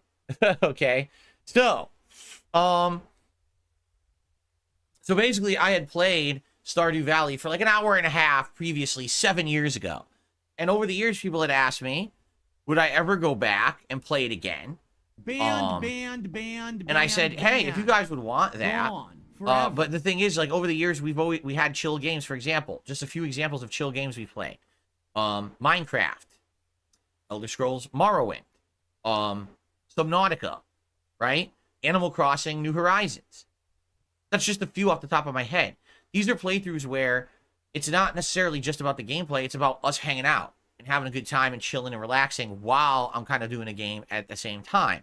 And because of that, the games aren't so attention demanding that you need to be hyper focused on, right? So, over those years, some people every once in a while bring up Stardew Valley, but never really has it been a main focus. Like, no one's really said, oh, please do it, please do it. So I was actually pleased that over 7 years later, you guys asked for it again. And I played it, I was like, yeah, it's a fine game. A weird thing happened, though. When I booted up Stardew Valley, okay, it looked really good on my TV. And I was like, wow, it looks like really crisp and clean or whatever. And so we're playing it or whatever. And then I realized something. It's running at 4K. Yeah, on my TV, it was actually running at 4K while the stream was running and capturing at 1080p. So for some reason, when I booted up Stardew Valley, it detected all the hardware of my PC. It detected that the TV was a 4K TV, and it actually did 4K output for the game. But then my capture device converted it to 1080p, and so the video you see on demand is 1080p. And I was like, oh, so this is actually proof positive that I guess this does work. That it would actually show me a higher resolution. Now, it's funny because it did 4K in a pixel game, right? So at first, I didn't even realize it, and I started realizing, I was like, wow, it looks really good, and that's probably why it was 4K all along. That actually means that's the first game ever I've ever played in 4K. It's Stardew Valley, of all games, right? So anyway, yesterday was interesting because not only did I test the mini PC and see, yeah, it can run all of these, like, you know, mid-range kind of indie games, but also it's like a hardware test too of seeing that I can actually do 4K on my TV for certain games. Like, I would say I wouldn't try to do a game that runs at 60 frames at 4K because most of them don't. But like I said, for a game that's already running at a lower frame rate, like for example, Hellblade 2, maybe I could pull it off. Maybe I'll try that on Monday night. Maybe I'll have Hellblade 2 try to run at 4K on my TV and 1080p and, you know, do the 1080p video for the stream and see what happens. And we could test it out. Anyway, so as for Stardew Valley, first of all, Stardew Valley I already permanently own. I bought it over 7 years ago. It sat on my Steam account that long. So I already have it, right? Like, there's no way that I'm not going to be owning it for the future. Would I play it? That's up to you guys. Like, it seemed like we were just getting into it. We played it for about an hour, and we were just doing the intro stuff, right? We didn't even really unlock anything too important. We got the fishing rod, and I did some fishing or whatever, and I was still clearing the lot. I hadn't even planted anything yet. I met the townspeople or whatever, and then we ran out of time. So I would be all right in the future if you guys wanted me to implement Stardew Valley as like a chill night stream at some point. I'm not saying it has to be now, but it could be, right? And you wanted to give it a shot and experiment with it and see if it would work, I'd be down for that. Like, I would be totally down to try that out and see if it would work as a night chill stream. Okay? So, to recap the games from yesterday. Pizza Tower, good game, but not going to work for my content style. Didn't really work during the marathon, so that's a no-go for future play, but I did enjoy my time in it. Hades 2 is a huge 2 thumbs up. It ran beautifully on high settings. I loved my time in it. I can't wait to play more of it. It's just a matter of, do I play it now? Right? Do I play it now? Or do I wait and play it when it's fully done? You know, I'm of the impression that I could play it now and it would be fine, and we just play it to the point where it's done or it's unfinished, and then we resume later. And I would like to do that. I would like to put that into the rotation, but it seems like some people are opposed to that, and I'm not sure why. Okay? So we got to talk about that. Because, I mean, I'll be honest, I would like to start playing Hades 2 as early as next week. Seriously, like, I'd like to get it in the rotation because I like it and I want to play more of it. I'm craving it right now, this moment. And I don't think it makes sense to hold off, but a lot of people seem to want me to hold off. So let's talk about that over the next few days, try to figure it out. Noita. Well, as I've already explained, I did like Noita, and I think that what we should do is every once in a while, if we have like a night stream with nothing to do or we want a little bit of variety, we could toss it in as a couple hours of a night stream. But I don't think that it's going to be something that we do actual full playthrough of, but it's just something that we do every once in a while for variety. Okay? And as for Stardew Valley, I enjoyed my hour time in it. It ran well. I'd be curious if you want to see it more, and if you want it as a chill stream, I would consider it, but I need feedback on that as well. Okay? So, 3 out of 4 games for possible future playthroughs is way better than I actually expected, and also, I'm very pleased that they all ran well, right? Like, there was no technical issues whatsoever during this stream, and that made me feel very positive. I was like, oh, wow, that's pretty neat. Now, something happened as a direct result of the last couple of days, okay? Hold on one second, because I feel like I'm going to sneeze. I'm going to blow my nose. I'll be right back, and then I'll tell you what's going on. Okay, let me blow my nose, guys, and then we'll continue. Oh. Oh.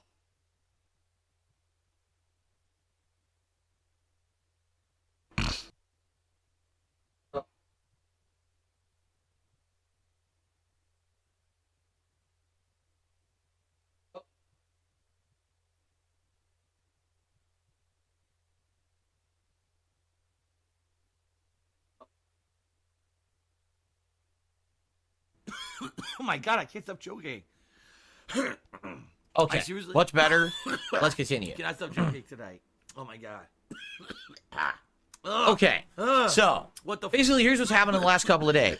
Number one, I played a lobby of Street Fighter 6 with Brian. Clear up, I swear. Had a good time doing it. Had a conversation with Brian about Street Fighter 6, and I asked him specifically, why do you play Street Fighter 6 on PC as opposed to console?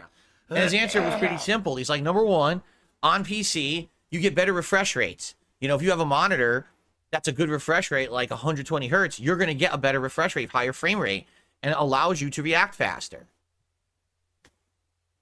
So right there, me playing Street Fighter 6 on PS5 at 60 hertz, which is what I do, is not giving me the better performance that I could get if I played it on PC. A lot of people playing on PC are able to react to things faster because they have a higher refresh rate. Okay? So everything I've been saying all along since the launch of Street Fighter 6 about PC players having an advantage is correct. It's just not necessarily what I was thinking. I was thinking maybe there's less input delay, meaning maybe there's less delay between the time you push the button and when something happens in the game. That's not the case. The delay is the same between PS5 and PC, supposedly. The actual difference is refresh rate. If you're watching the game at a higher frame rate, there's more frames for you to react to and to input your reaction. Do you see?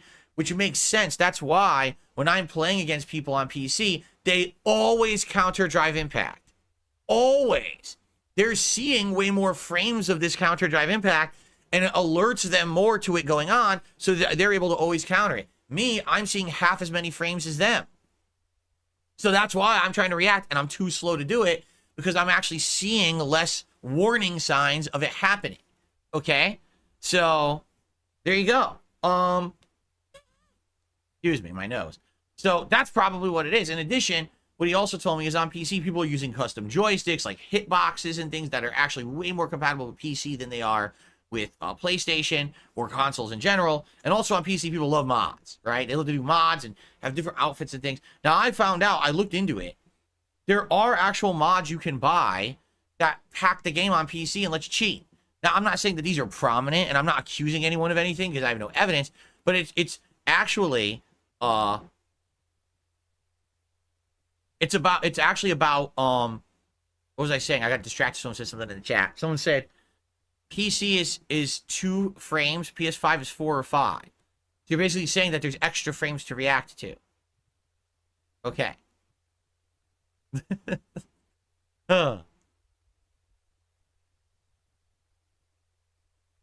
It's too technical for me. Anyway, no, I know for a fact that it exists because I saw it online. People are selling mods for the PC version of Street Fighter 6 add-ons that apparently like auto counter drive impact. Auto throw break. Does it work? I don't think it's a huge deal, I'll be honest. But it exists, okay? So when you're playing on PC, there's all these other factors that could give you an advantage, right? All the people playing this game pro are basically playing it on PC. There's very few people who are playing this game at a high level who are still playing it on console. They've all moved to PC. So, based on the fact that I had this lobby with Brian, we had this discussion about the PC version of the game. And based on the fact that yesterday, I did an Indies marathon where I played a whole bunch of games on my mini PC and they all ran nicely. The question presented itself last night. Would it actually be possible, right, for me to play Street Fighter 6 on my mini PC?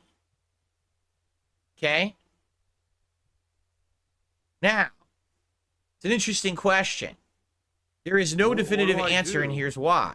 If you go online and you look at the stats of my mini PC, and you take a comparison to what Street Fighter 6 claims are the minimum requirements, it actually does not qualify. Okay? But that doesn't mean at all that if I tried to play the game on lower settings or with things adjusted, that it wouldn't work. It just means it's not going to be the optimal recommended setup for it. You understand? You see? So, so, here's the thing. I'm not even kidding you. Today, all right, excuse me, if I were not doing a React day, all right, I would actually test this today because I'm fascinated by this idea of maybe the mini PC could actually run Street Fighter 6. Okay? Right? Now, I'm not saying, when I say I could get it to run Street Fighter 6, that it would be running with all the visual quality of the PS5. Right? I'm not. That's not what I'm saying at all. I'm just saying, just to get it to run, and to get it at the better refresh rate. For me. Okay? So that means I have to turn off a lot of the lighting effects, turn off all the shit. The game might look worse. But if it runs better for competitive play, do I care? Am I playing Street Fighter 6 for the visuals? Or am I playing it for the gameplay? Right? Now, there's a funny thing is people are saying, people were saying, would you really buy it again? Well, the thing is, it's weird. On Steam, it's still $60. And I'm like, what the hell? The game's been out a year? Why is it $60? I think Steam rips you off because it's not. It was on sale everywhere else. So I don't know why it would still be $60 on Steam. That sounds like a price gouging. But apparently, I don't have money you can get CD keys on the internet for way cheaper. Like I was looking yesterday, and on average, the CD key for the game is like $30. So you could get it like half price, really. Now that wouldn't have the DLC characters, but that would at least get me an entry, start at entry level. Now the other thing is, there's a demo. You remember? Did you remember that there was a demo for this game? Now, all the demo is, it's an intro to the story mode, remember? And I think it has, if I remember correctly, training mode for like 4 characters. Like, that's the Street Fighter 6 demo. So, in reality, right, I could probably, and I don't know if the demo has all the graphics settings either. That's the other thing. All right. But I could probably download the demo onto my mini PC and at least there mess with it. Like, let's say if I put it on, no lighting, like turn off the lighting shit, turn off, anti-aliasing, get that shit out of there. Just basically have it run at like lowest settings or whatever and see if that works, right? That's all I can think of. Like, just see if it will work on the mini PC. See, the other thing that someone asked me yesterday after I did the marathon, they said, did you look at your PC and see how it was? Like, was it hot? No, I went over there and I was touching it right after the marathon ended. It was cool. It was actually very cool. It didn't heat up at all. So, at least for the indie games, it wasn't killing it. Then again, the indie games weren't full rendering of 3D graphics, right? I mean, I guess Hades is. But even then, it's limited. Isn't it like on a 2D plane? I'm not sure how Hades rarely renders. But yeah, no, it was fine. So I'm seriously considering trying to get the Street Fighter 6 demo somehow to run on my mini PC. By messing with the settings, by messing with the resolution, you know what I'm saying? Like, just maybe if I did 1080p, but literally like low end, no effects, turn everything off, maybe I could get it to run at a high frame rate, right? Maybe not. Maybe it was run at like less than 30, in which case there's no point. But that's what I would want to do with the demo. I wouldn't want to buy the game and have to deal with, oh, it didn't work, so I have to refund it and everything, right? It just sucks because, like, it's like, man, I feel like I'm on the edge. I'm on the edge of glory here. It's like, oh, I'm almost at the point where I can, like, do the same setup as everybody else, and I'm an equal playing field with anyone else, and therefore, I wouldn't feel like I'm at unfair advantage or whatever. Lawless, I think they shut down the demo. When did they do that? How many hertz is my monitor? Well, you mean, hold on. If you mean this monitor over here, it's 120 hertz. If you mean this TV, this is also 120 hertz. This TV is only like 2-3 years old. Remember my TV died and I bought a good one? This is a good Sony monitor, or a good Sony TV. It's good. It goes 4K, like 120. So it's a good quality TV. Do I know my mini PC specs? Well, I did. They were posted up in the thread for the Indies Marathon, but I shut down the thread. So,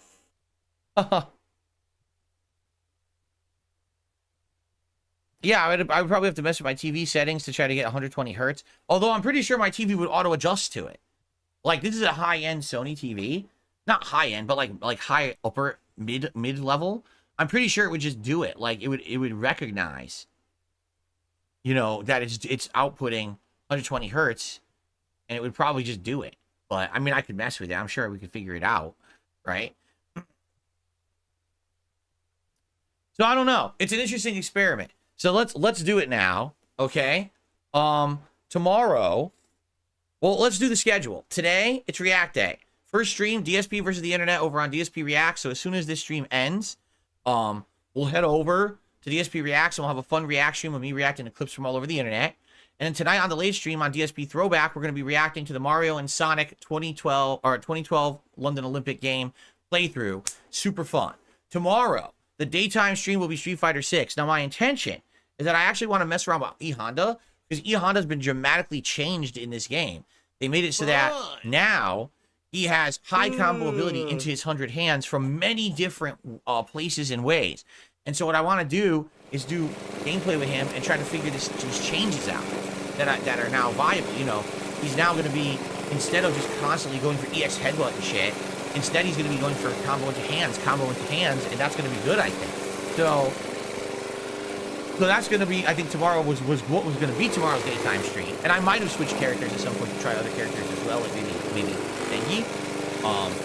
But now there's a possibility that maybe I could get Street Fighter 6 running on my mini PC, and I might want to do that first. So maybe it'll be an experiment stream where I try to get it running on the mini PC and see how it works.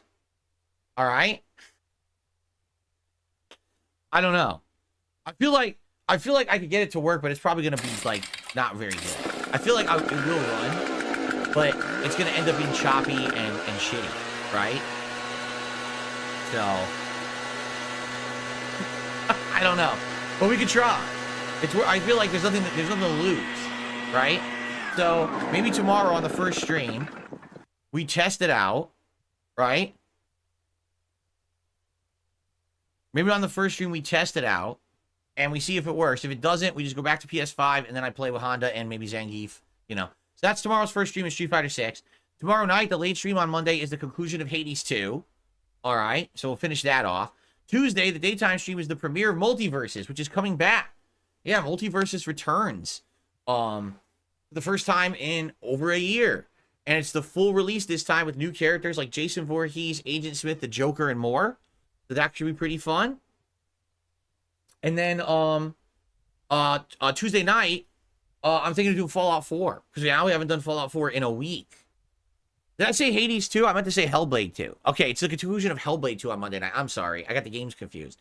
It's Hellblade 2 concluding on Monday night, not Hades 2. Okay? Hellblade 2, we want to wrap it up and see how it ends. And we got about 2 hours left, so it'll be perfect to finish it up on Monday night. Tuesday is Multiverses, and then Tuesday night will be Fallout 4. Okay?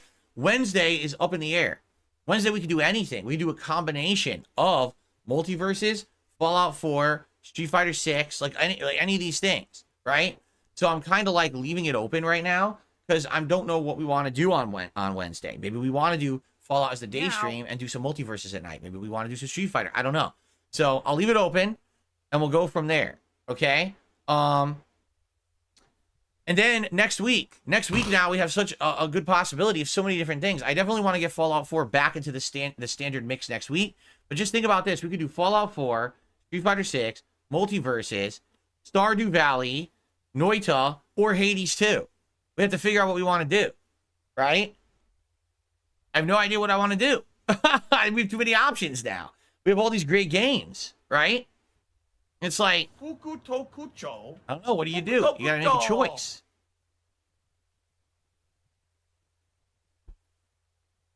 So maybe next week will be a big balance or whatever. Because we don't have anything else going on until basically Shadow of the Erdtree comes out on June 21st.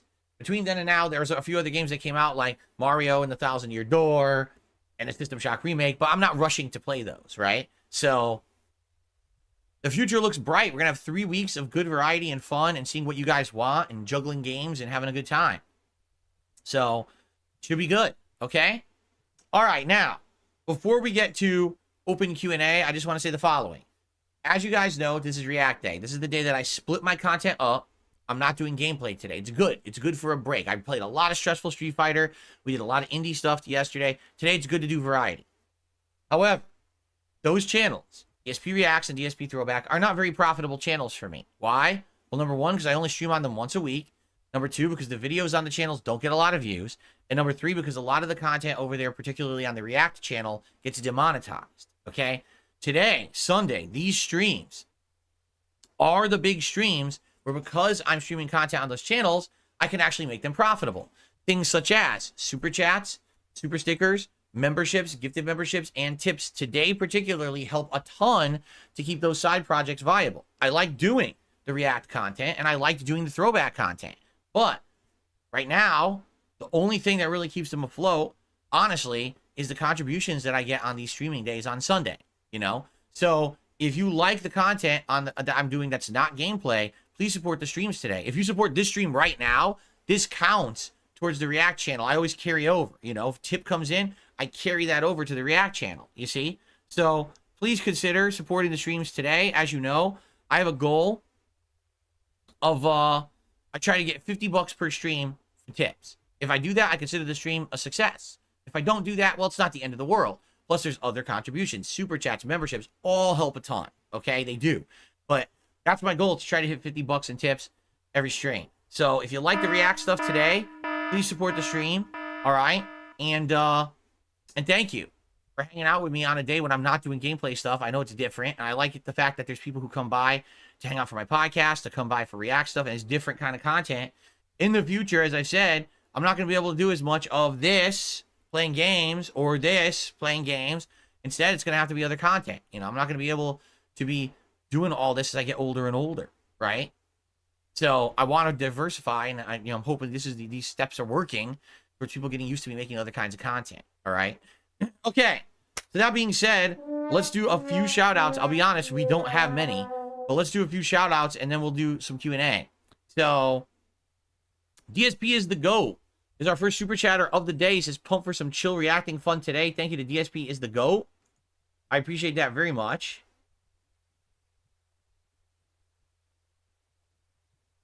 Soul Potato 07 popping the 13-month membership message here and says, hey Phil, how are you? I'm doing good. I'm looking forward to reacting today and chilling with all of you. Thank you for asking. And then Jordan says, oh, I have one of these. I guess Jordan has a membership, but had a message to pop, so he did that too. Awesome. Thank you for that, Jordan. Ghost of Jay just did a 36-month membership message. 3 years. Ghost of Jay has been a member here on DSP Gaming, earning the Diamond Crown. There it is. What it looks like. Congrats, Ghost of Jay. Ghost of Jay says, are you ever going to do a documentary react of it again? I might. We stopped doing it last year for good reason. Basically, people got bored with it. If you remember last year, I did a few of them. I did one on Pro Jared. I did one on the follow-up documentary that was Redemption. Like sitting in a wheelchair. And if you also remember, I did other kind of long-form reacts last year, too. Like, I reacted to the Internet Historian YouTube channel. And then I also did the one to the history of Machinima and how they had their downfall. And I had a whole day talking about my experiences with Machinima. So, we did all that last year. But overwhelmingly, after doing those projects, I noticed attendance was down, engagement was down, support was down, and people were telling me, we'd actually prefer to see you do games. And I think what happened is when Street Fighter 6 came out, like, boom, all of a sudden people just wanted to see me play a lot of games, and that became my focus for the rest of the year. And after that, if you haven't noticed, there's been no demand for it, right?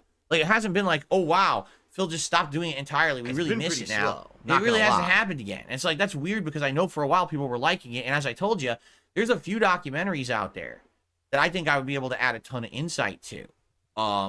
Case in point, the Channel Awesome Nostalgia Critic documentary. That was a guy who I was a super fan of back in the day before I became a YouTuber.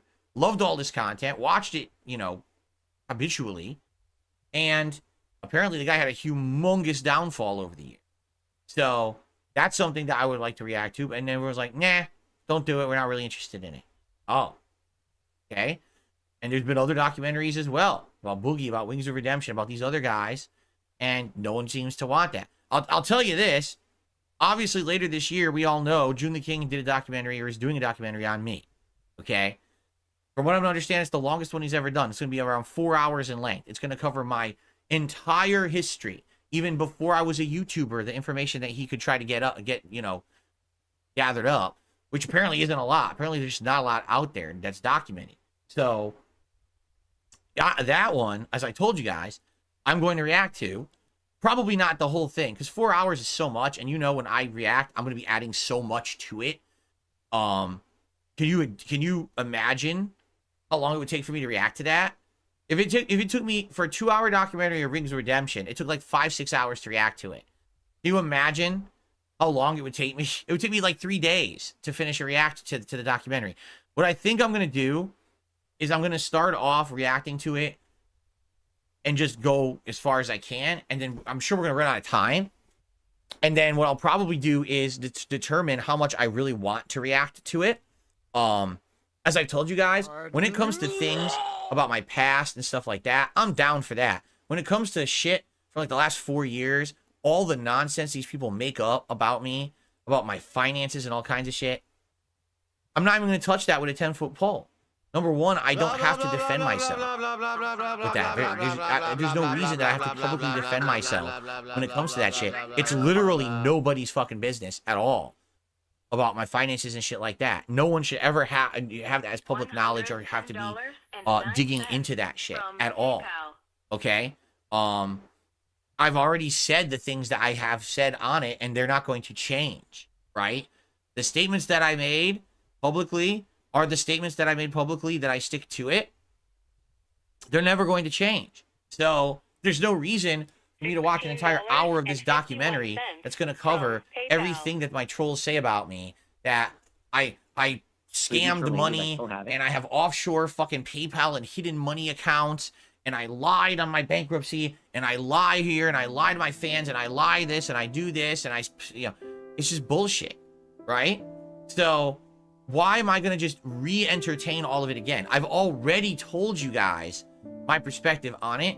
That was the reason I went on that stupid interview last year with Side Scrollers. I said, it's all there. You want to see it, and you want to see my answers, watch that interview. If you don't believe them, that's up to you. But I've already said all this. I don't need to say it again. It's going to be the same exact answers. It's going to be, that's a lie, that's bullshit, that's not real, that's a lie, that's bullshit, that's not real. It's all bullshit, circumstantial shit they made up to try to corroborate a story that's not real, all right? And I have nothing to say about it, right? So what's the point of just sitting there, right, and watching all of that again? Because that's all it's going to do. You know, June, he analyzes the stuff that's there. He's probably going to go through all the shit my haters have said, all the shit that other fucking YouTubers have said, all the shit that happened in the interview, all the shit I've already been through. I'm not going through it again for no reason. It's never going to change, right? So,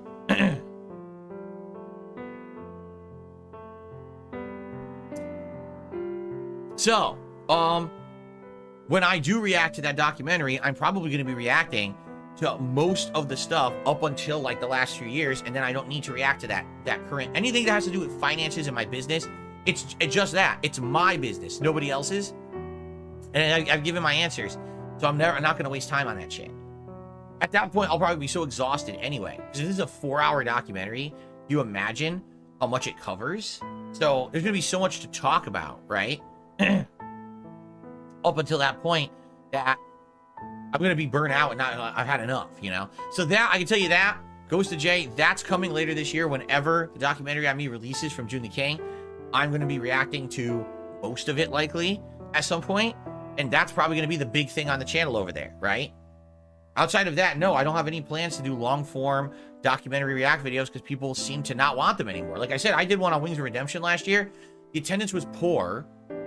The support was non-existent. It was actually slower than a normal day when I reacted to it. Like, people just didn't care. So I was like, so what's the point of this? Right? So forget it. Oh, let's see here. Jordan did a super chat. Stardew W. I even bought plants to plant today. I need those, like real plants in real life. That's cool. To pay my bills.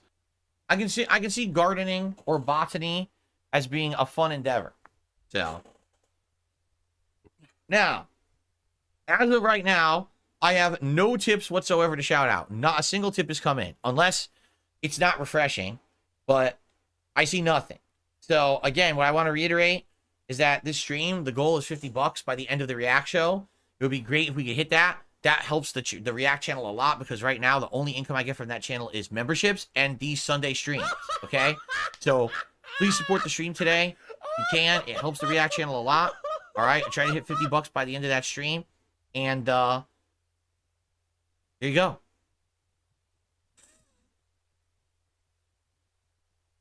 So I hear about Red Lobster's bankruptcy. Yeah, it was a long time coming. Absolutely, it was a long time coming. I mean, they had... The writing was on the wall, right? The writing was definitely on the wall that was going to have an issue, right? Right? The food quality has dropped dramatically. The prices have gone up. There's just better places to go than Red Lobster. That's the thing. Just to pass the time, Q&A. I'm doing some overtime, Q&A. You heard their garlic butter was good. Is that what you go to a restaurant for their garlic butter? Really? Really? That's what you go to the restaurant for? You know, there's a restaurant right down the street. I go there for the ketchup. It's some of the best I've ever tasted. Right?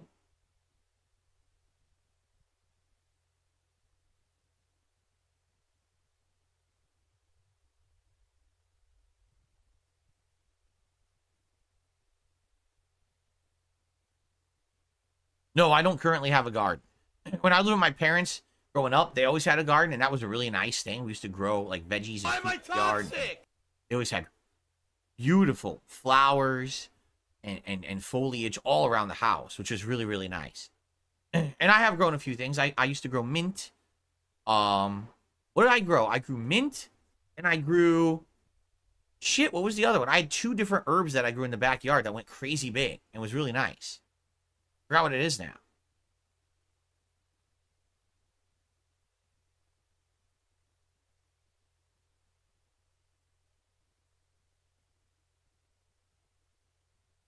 No, it wasn't thyme. It was something else that I had with it, with the mint. But I can't remember what it was. It wasn't basil. What the hell was it?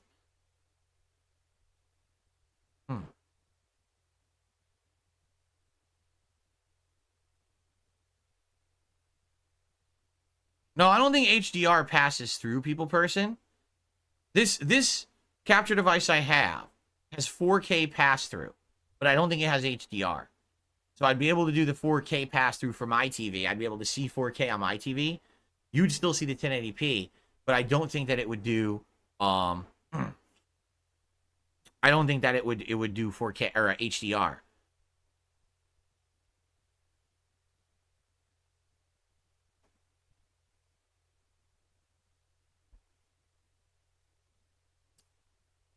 It says right on it, actually, I think.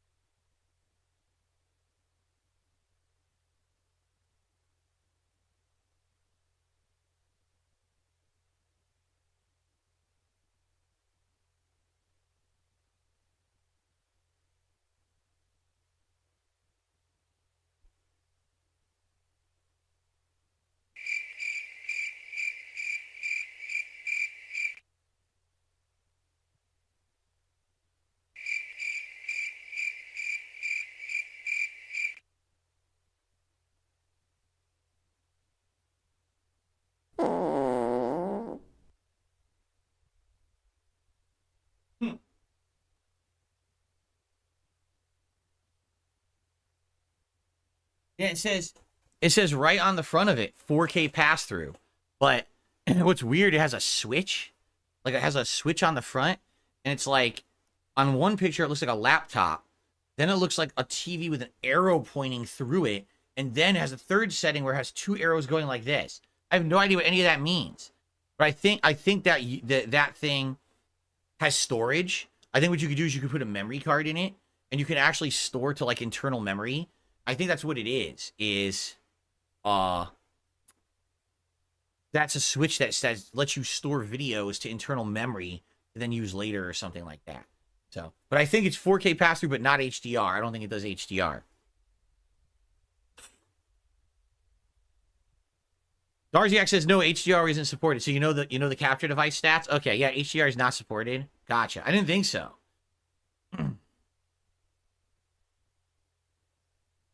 I gotta plug my controller into the Xbox again. I forgot to do that yesterday. Won't be able to turn it on.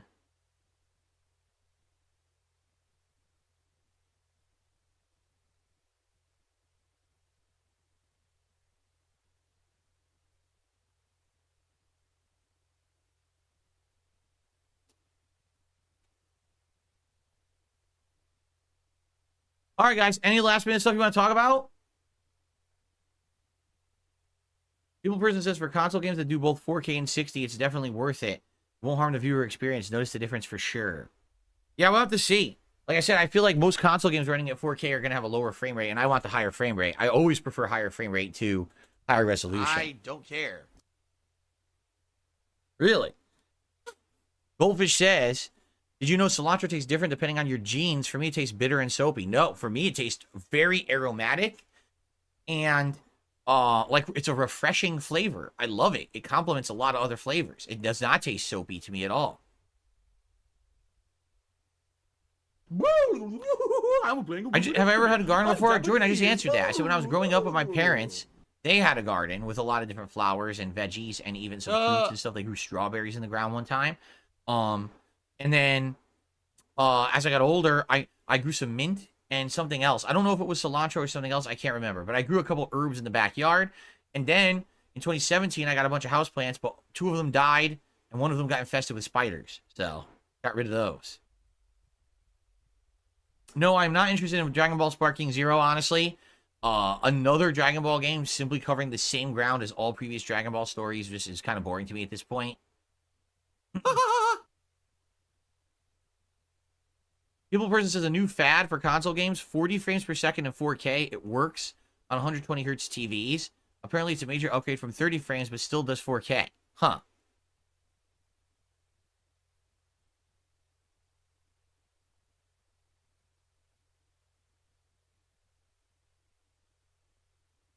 Your family grows corn? Oh, that's cool. Corn must be a huge, like, you must have a huge yard or huge, like, plot of land to be growing corn, right? You need giant rows of these tall-ass plants to grow corn, correct?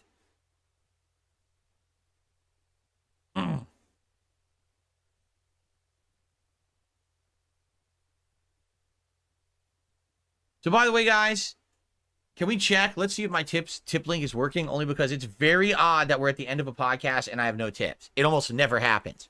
So I just want to make sure that my tips are working. I'm certainly not saying that they're not. Nope, the page is there. I guess there's no one wanted the tip so far today. All right. As long as it's working.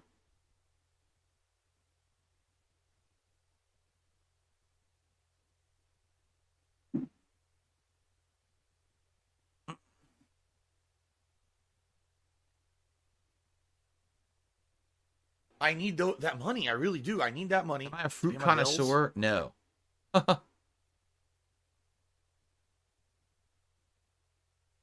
Sparking Zero isn't really for the story. It's a fighting game. No. Dragon Ball FighterZ is a fighting game. What are you talking about? Dragon Ball FighterZ is a fighting game. Sparking Zero is not a fighting game. There's fighting in it, but it's not a competitive fighting game. That's false.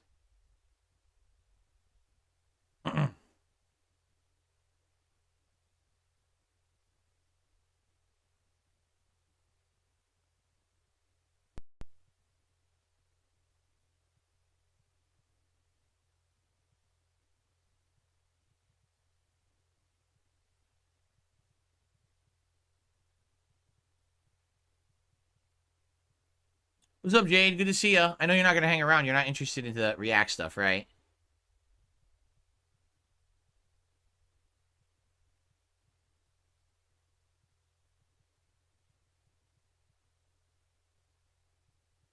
It's Tenkaichi. That's what I thought.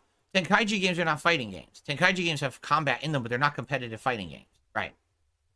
I figured that's what it was. That's what it looked like.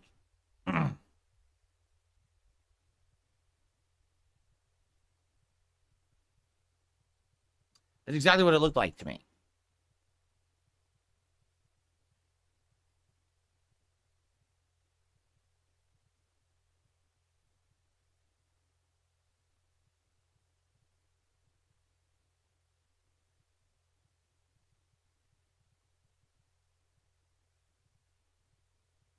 Okay.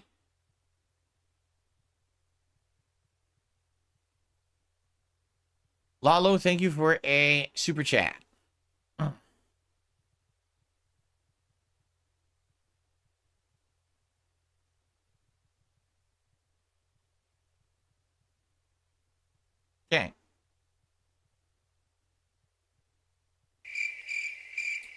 All right, I actually did receive a tip.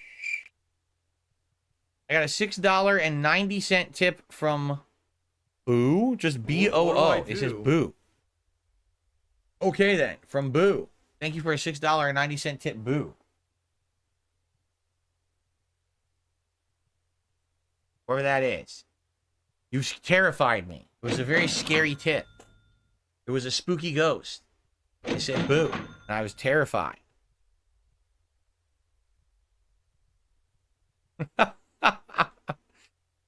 A little early for that.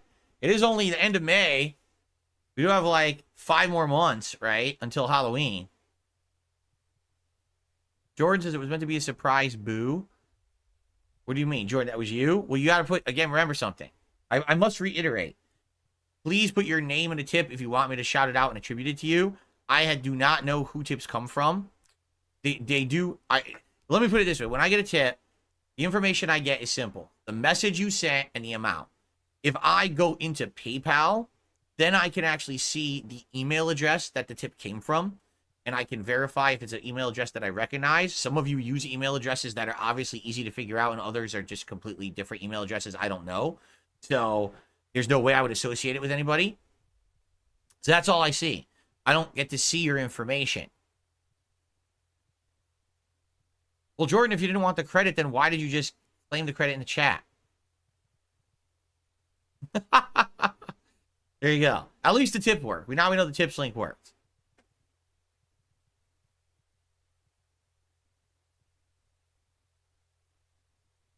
No, see, that's correct. For example, this has happened before. Someone, like, there's an anonymous tip that comes in, right? And then someone has actually, this has happened before. Someone in the chat be like, oh, that was me. And, like, they're adamant, no, that was me who tipped. Like, oh, yeah, well, tell me the email address it came from. And they can't do it. And they come to find out they're lying. They're trying to take credit for someone else's contribution so that basically they'll get, like, their butt kissed or something, which is silly because I don't kiss anyone's butt anyway. You know that. I do a shout out. I'll put you on the leaderboard, but no one around here gets special treatment or preferential treatment, right? So that I find that really ridiculous that there's people that would actually, like, lie and be like, oh, yeah, that was me, and it wasn't, right? So I have a backup to confirm. I would always ask, well, what's the email address that the tip came from? And if you don't know it, then obviously you lied, right? Thanks, Derek. I appreciate that. Oh, okay, I got you, Jordan. No problem. He said he wanted to give additional context. He didn't want me to think that it was like someone booing me. You know, like a heckler's gallery. Like, boo! You suck! Here's money for it. So there you go. Thank you, Jordan, for that clarification.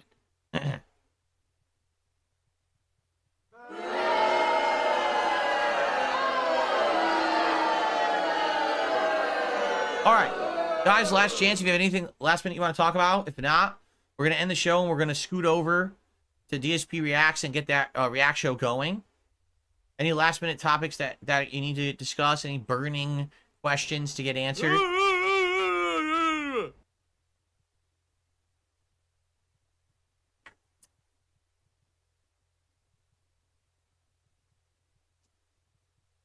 Cool. Glad to hear that. Generation Z says he downloaded LA Noire and he's watching my gameplay of it over on the Throwback channel. Now he's playing it for himself. That's cool. Good to hear. It's good to hear that people still to this day watch my content and my videos of games and it inspires them to check out the games themselves. Not often that happens, but when it does, that's cool to hear. It's been pretty slow, not gonna lie.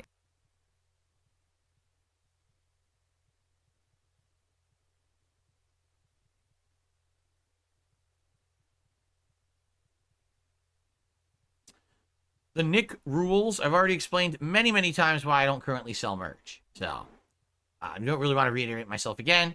Basically, my trolls go and harass whatever business I try to sell merch with. And then the business doesn't want to deal with the online harassment. So they basically shut my account down. They've done this multiple times now. The only way I'd be able to sell merch is to finance it myself, meaning actually mass produce it myself with my own money and then hope to sell it for profit after. That I'm not going to do. Most businesses that do it for free aren't going to put up with online harassment. And I do have hundreds to thousands of morons who do this fucked up stuff. So that's why. Anyone else? Oh, it's a positive thing. They have merch. This is cool. But when you're getting 100 complaint emails and people are mass tweeting your social media saying, did you know that you have Hitler on your site selling merchandise? You're like, what? And then they'll send them a link to a bad joke that I made in 2010, acting like I made it yesterday. Right? Like, oh, great. And then they shut down my account. So I can't do it, you know.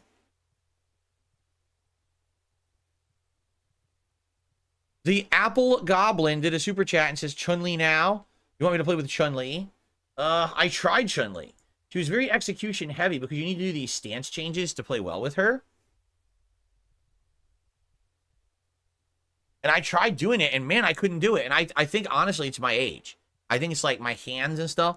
They can't handle that level of execution. I'm being honest now. I think it's because I'm so old and I'm starting to get carpal tunnel in my right hand. It was the same thing with Aki, how she has a stance change and I kept trying to do it. And I couldn't do it consistently. Like, my hand actually would just fuck up a lot.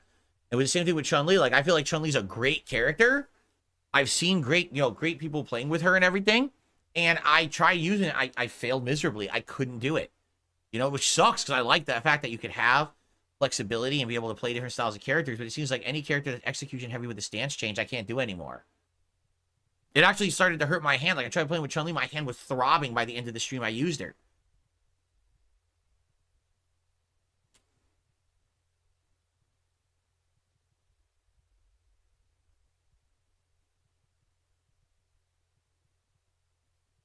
What was my go-to energy drink from back in the day? Really early on, it was like Jolt Cola. I mean, I've drank various different things over the years. Jolt Cola, G Fuel, the Crystal Light, both powder and liquid that has the caffeine boost in it and flavoring as well. You just add it to regular water to make it have flavor to it. All that.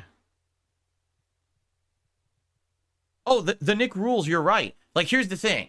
I had a merchandise store back in the day called Cafe Press. That ran from my earliest days as a YouTuber until, like, maybe the first few years of the 2010s. Then I really didn't care about it anymore, so I just let it go into disrepair and eventually closed.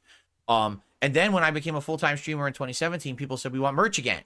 That's when Teespring reached out to me and created a store for me, and I had that Teespring store running from 2017 to 2021. Yeah, there are people who like the merch, and they buy the stuff. But the problem is, now the world has changed. Now the world is this big, ultra-woke liberal mess, and anyone who complains about anything gets entertained. It's ridiculous. Like, back then, people would be like, oh, you're complaining about this person who has a store? That's great. Go fuck yourself. We ignore you now. And they would just shut it down. But today, all these companies are so worried about public image and social media and dumb shit like that that doesn't fucking matter, right?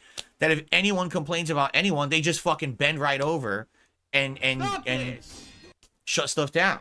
And that's what I mean, how do you, in 2017, open a merch store for me? I didn't even do it. Teespring opened my merch store for me and created my first line of products. I didn't even make it. They did. Over the years, I added more. I sold. It wasn't a lot of sales, but every once in a while, I would have some good sales, especially around the holidays. There'd be some sales, get some extra cash in my pocket, right? They never had an issue with me. All of a sudden, they just abruptly closed everything in 2021. The same time that Twitch kicks me out of their partner program. The same time that some of these services that process payments and do pop-ups and stuff on streams also kicked me out.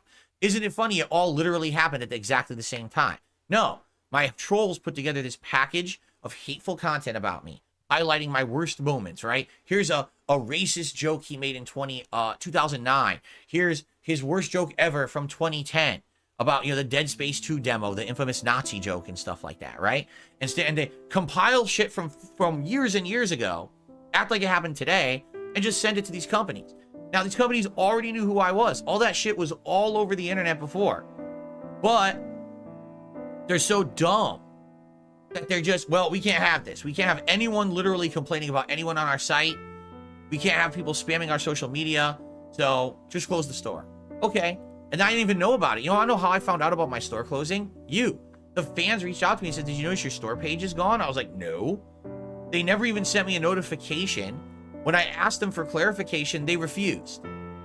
They said, we don't have to tell you anything. We are not legally required to tell you anything about why we do anything. Oh, okay. Well, it really makes me want to work with you, right? So anyway, yeah, that's why I don't have merch. And like I said, there's other companies who have reached out to me. One just happened I'd say about a month and a half ago, okay? A company reached out to me and said, hey, so we're a company that not only does merch, but we also do like a program where people can become a member. So basically think of like YouTube or Twitch memberships, but let's say it has nothing to do with YouTube or Twitch.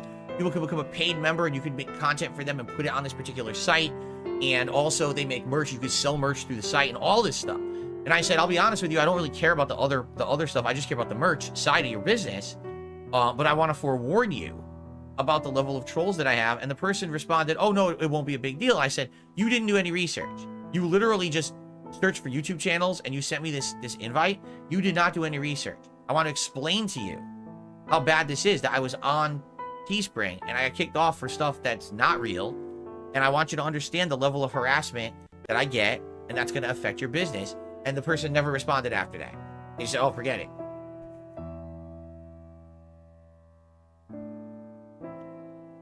And that was like a few months ago. So that's what happens. Like, these companies don't understand how bad the internet is. They don't. And they operate fully on the internet, and they don't even understand how bad the internet is with the level of harassment and stuff that's present out there. They just don't get it. So they think everything's going to be fine. Oh, no, you should sign up with us anyway. No, you don't understand who I am. You didn't research. Now do the research. Type my name into a search engine and see the level of harassment about me out there. And then you're going to understand what's going to be thrown your way if you do business with me. And then that's it. That's the end of that. Right? Because what's the point of me doing business with an ignorant group like that? If they're ignorant and they didn't do their due diligence and they don't know who they're talking to, right? And then I go through all the work of setting up an online store and uploading images to become merch, and you guys want to buy it, and you go to try to buy it, and then within 2 days the store gets shut down because my trolls harassed them, right? So what the hell was the point of that? It's just a waste of everyone's time, mine, yours. So that's why I don't waste time with it. If ever I had a lot of money, I would buy my own line of merch up front. I would buy it and produce it, and then I would sell it online, and no one could stop me then. Because it's me doing it. It's not these companies forward-facing, fronting all the costs and everything, right? But I don't have any money to do that, right? If I were rich, if I won the fucking lotto, then I guess I would do that. But, you know, it's wishful thinking. A lot of things you would do. What if a you won the stupid lotto, society, right? huh? All right, guys, we went late. Let's live. end. I got to set up the React show, all right? Thanks for watching. And I'll see you over on DSP Reacts if you're here live. If not, I hope you'll join me on DSP Reacts and on DSP Throwback today. And tomorrow, of course, I'll tell you all about it here on this show. And tomorrow we get back to gameplay, which should be fun. So thank you all. I guess tomorrow we might try Street Fighter 6 on the mini PC, but I don't know how it's going to work. It probably isn't. It might just be a funny experiment to mess around with.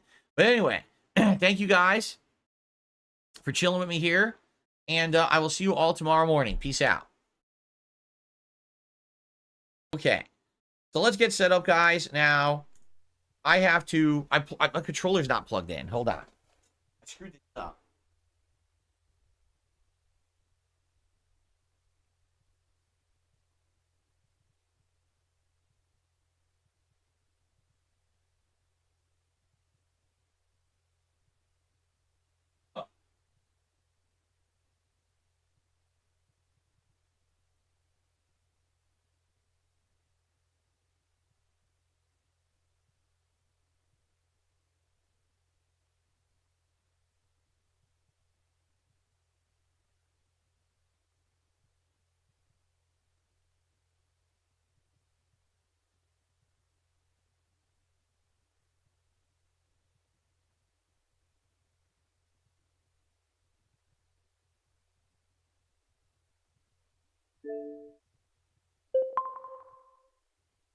$110.09 from Apple iTunes.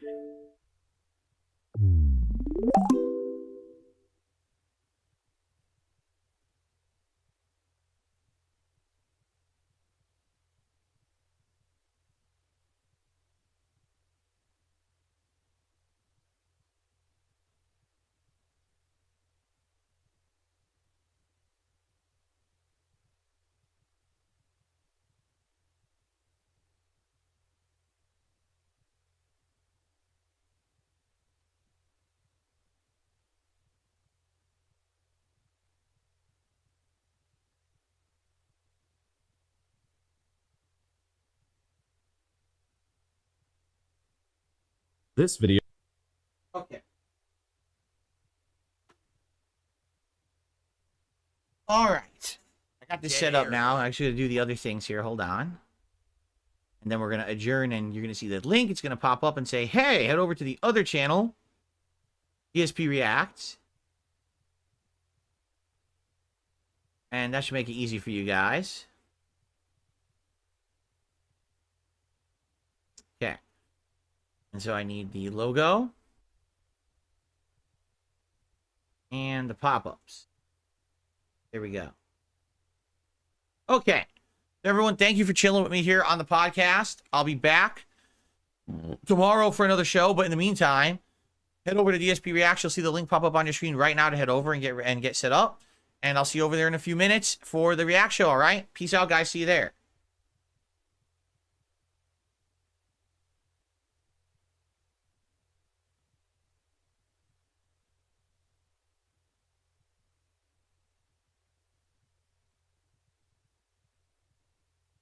You know, the things we get to do together, you know, I definitely want more time with them and more family time, but I absolutely love my life today compared to how it used to be. Seriously.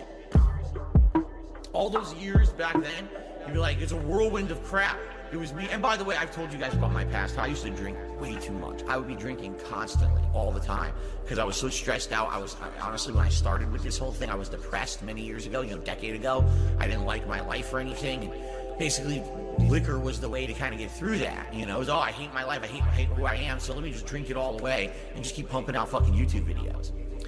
I don't have to do that shit anymore. Like, I'm happy with who I am.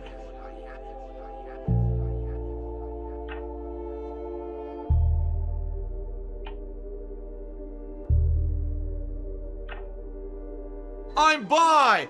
I'm bi! I'm bi! I'm bi! Lazy, I'm so lazy, so fucking lazy. Oh, I know, I'm so lazy, I'm so lazy, so fucking lazy. Oh, I know, I'm so lazy. Hey yo, this one right here. This one go out to all the bums, all the bum ass, lazy ass bums. This for the ones that don't wanna set up an Xbox in the other room. This for the ones that don't wanna fix the dishwasher. This for the ones that can't switch seats with their wives. This for the ones that don't wanna fix the shower. This one's for the ones that don't wanna carry in the groceries. This for the ones that don't wanna cook nothing. For the ones that don't wanna go to the dump. This for the ones that don't wanna clean up ant poison. For the ones that wanna wear pajamas all day. This for the ones who don't wanna clean styrofoam mountains. For the ones that don't pay taxes. This for the ones that don't file bankruptcies correctly. This for the ones that never call their parents. This for the ones that leave shopping carts unattended. This one's for you. 41 years old and everybody know that I'm just a big fat bum. Every hour I'm streaming, shower be leaking, black mold growing in the walls. Styrofoam up to the damn ceiling, cause I only go to the dump once a month. And poison all over my kitchen, gotta really hope Jasper don't lick it up. Got sick and had to order my groceries, them assholes wouldn't even bring them in. I got a damn back issue, the herniated tissue that I don't wanna herniate again. Only leave my house one day out the week, yeah, that's what mature adults do. Fred Meyers and Total Wine, I'm buying a couple pints, drinking them 2 at a time, cause I'm so lazy, Mr. Lazy, so fucking lazy. Oh, I know, yeah, so lazy, Mr. Lazy, so fucking lazy. Oh, I know, yeah. I woke up in the middle of the night and I realized them Hogans weren't pulling themselves. So I spent all of my tips trying to get a golden Vader. Now I got no money left for bills. Jasper needs blood work, but I won't be up so by no goddamn chum. I'll spend that $300 on a joystick that I won't use in about 3 months. Pour grease down the toilet, shove whole vegetables right down my sink. Cat gets so annoying when she asks me if I'm gonna fix these things. So lazy, Mr. Lazy, so fucking lazy. Oh, I know, yeah. So lazy, Mr. Lazy, so fucking lazy. Oh, I know, yeah. Diagnosed myself with COVID even though I never even took no test. Litter box overflowing, but I gotta quarantine me and my wife and my cat. I'm a blue collar guy, can't you see? Nobody in this world's as dumb as me. I gotta go outside and punch the bee. Punch the bees, cause I'm so lazy, Mr. Lazy, so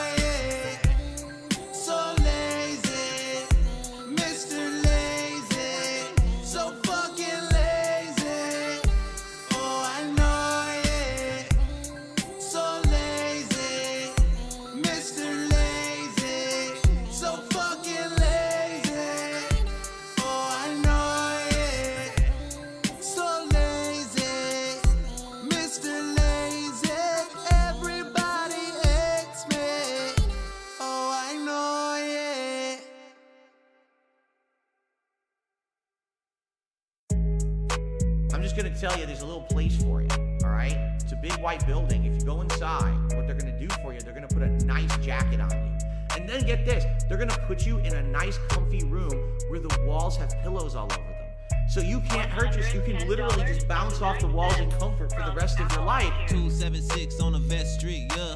Well, tell Jen in my next drink, yeah. Air raid Laura, call me bestie, yeah. Jay, yeah, you broke, hit me next week, yeah. Pig fled drip, got the oops on my wrist. Get a couple pulls by the loops on my tips. Skin tight shirt, big whoops on my chest. Big gout, baby cherry juice on my lips. DoorDash always coming through. Walking around my neighborhood, I'm trying to find my food. Street Fighter 6 always put me in the mood. Master Ranks about to send me back to Street Fighter 2. Got a third channel about to get my money made. Never hesitated, turned down to 50K. King came through, had to send him on his way.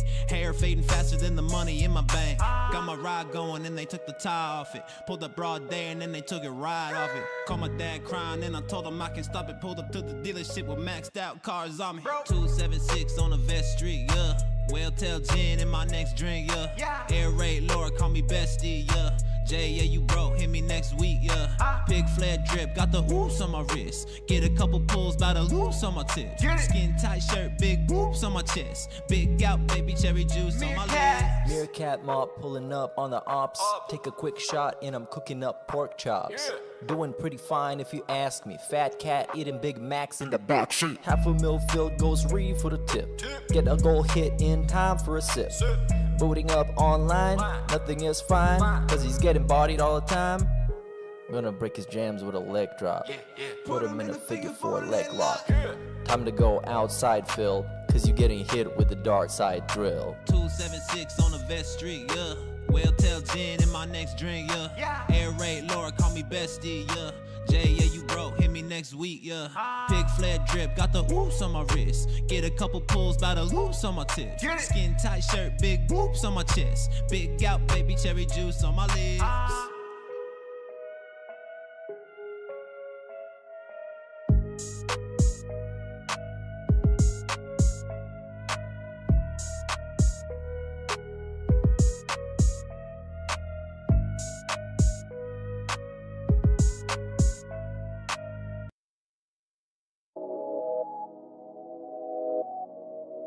Now, I do have a favor to ask, okay?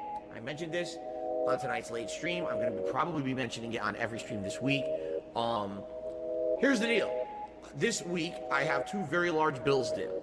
But then, I also have my day off on Wednesday. I bring this up because I need you to refocus your support if you were already planning on supporting me this weekend. This one's for all my baby girls. Phil's a joke, Phil's a clown. Fucking loser. Phil's this, Phil's that. He's a loco. Phil's a beggar. Phil's a beggar. Phil's a joke, Phil's a clown. Phil's this, Phil's that. Always going broke. Phil's a beggar. He's a loco.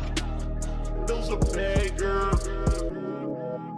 If you think that someone who has to live day to day on tips and shit is funny, oh, so hilarious that this guy has stuff financially tight. Ha ha ha ha ha. No, it's not fucking funny. Now shut up. Phil's a joke, Phil's a clown. Phil's this, Phil's that. He's a loco. Phil's a beggar. Begging. Phil's a beggar. Phil's a joke, Phil's a clown. Always going broke. Phil's this, Phil's that. He's a loco. Phil's a beggar. He's a loco. Phil's a beggar. That's not making. Okay, I'll be honest. It makes me nervous because I've noticed recently there's actually been an uptick in super chats, which is great. It helps the channel long term, and certainly I'm not being ungrateful. And if that's the only way that you can contribute or support the channel, great. If you can help me and tip me, please do. That's what I need help with right now, okay? Again, I'm not asking for anything above and beyond. You know idiots will come out in prayers. Phil's saying he wants you to pay directly. This dude is a piece of fucking garbage. Gentlemen, now it is time. It's a segment that everyone looks forward to. One of the highest rated segments of all time that I've ever done. All right? Ladies and gentlemen, it is time. Phil's day off. What's up, Piggy? Let's get it started. Big ups, Meerkat. It's my day off. Might leave the camera on and jerk off. It's my day off. Spend money on pools and dumb shit. It's my day off. Might go out with my bitch wife. Can't give me money today. Give me money today. This is where my fucking money goes to every month. Garbage dump, grocery shopping, pay my taxes, pet store, pay my bills, blowing his money on mobile games, blowing his money on this and that. I'm spending all this money buying DoorDash for my business. I need to put disgusting food in the mouths of my family members. Obviously, I need tips. Yes, I spend money on mobile games. Okay? These are my life priorities. Pay my taxes. It's my day off. Might leave the camera on and jerk off. It's my day off. Spend money on pools and dumb shit. It's my day off. Might go out with my bitch wife. Can't give me money today. Obviously, I need tips. Give me money today. This is where my fucking money goes to every month. Shout out to the trolls. For those who contributed, thank you. It would be great if we get a few more tips. To make up earlier today, we did not hit the hat goal either. It's been a very slow day. It would be great if we could pick it up a little bit with maybe some contributions side with tips. If you can, just saying. You know, I know some people are super chatting or whatever. That helps long term, but right now I really can help. Tomorrow's my day off. The tips I'll have for my day off, you see? Give me money today. I made a big decision. I'm gonna make the investment. Viewers are like, cool. We're gonna see everything on PS5. You're gonna have the new joystick too. What do the haters do? Should have bought a blood test because his cat is sick. It's sad. How dare Phil spend money? Even when it's an investment, that's bad. It's not funny. And beg people to pay for it. It never happened. I said it's a big investment, and I'd like to make it back. You support my streams? I mean, that's that. I'm buying equipment for my content. Last month, I told a one-off story. Went to a vet. Essentially, I was very upset. This vet tried to scam me. They were trying to upsell us on a blood test. We're done. On to the next. Jasper is starting to show early signs of dental plaque. Did the vet tell us that? It's called customer feedback. We're going to give it to him. Don't worry about that. He's not sick. I'm going to get this joystick. And she kept pushing it. Just real talk. Let's talk cost. I'm buying equipment for my content. What you guys don't know, there's been follow-up. I'm not going to tell you. We talked with the management. It's true. And the management agreed with us. This is ridiculous. This was 100% upsell to make profit. We don't even know if he received his vaccine or anything. I'm not going to tell you guys that. It's none of your business. When my cat was being examined medically, I was never invited into the room. I had no clue if it was true. Trying to be sold by this vet. Jasper Cat has no problem with his urinary tract. We know this for a fact. Jasper goes bleh,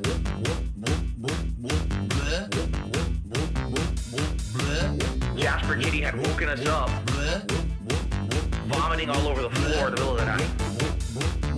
I got my coffee going. I'm cleaning up a pile of vomit, big clumps of this dirt and hair. He decided to barf everywhere. And how badly will the vomit be?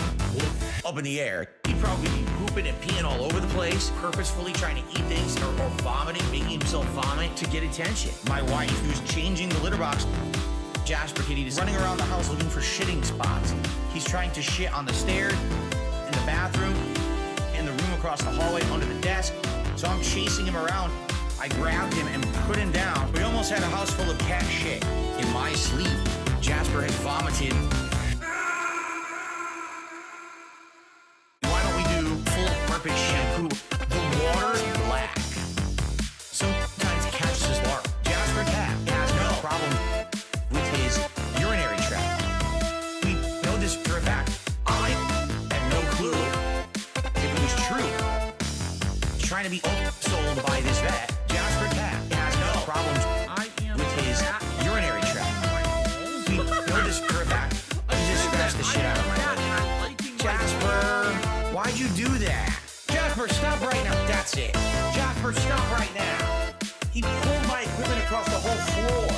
What are you doing? This joystick is meant to last. It's got the highest end parts. It's got heft to it. It's going to probably overall improve my game.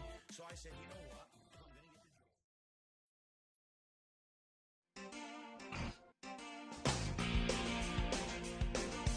You see the face on the YouTube stream, begging at you every weekday. See the face in the thumbnail? Well, that man is me. My content's my legacy. Forget the time that they caught me wanking. You won't believe this all started with a helicopter company. You may have heard troll rumors, Jinder-WWE. You don't need to believe in their slander, just believe in Ree. Cause viewers, you love me, and you know I'm right. I've been working my ass off for you all day and night. I did nothing wrong, I did everything right.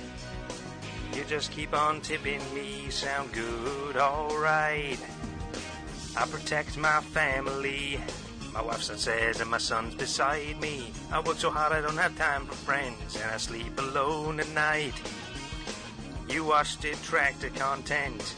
They always take me out of context. Watch me and only me. I deserve the damn spotlight.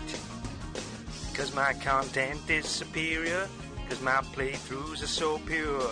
All of this is thanks to you, my loyal pay pigs, whales, and viewers. God. Unless you just want to go for the standard and take that chance, right?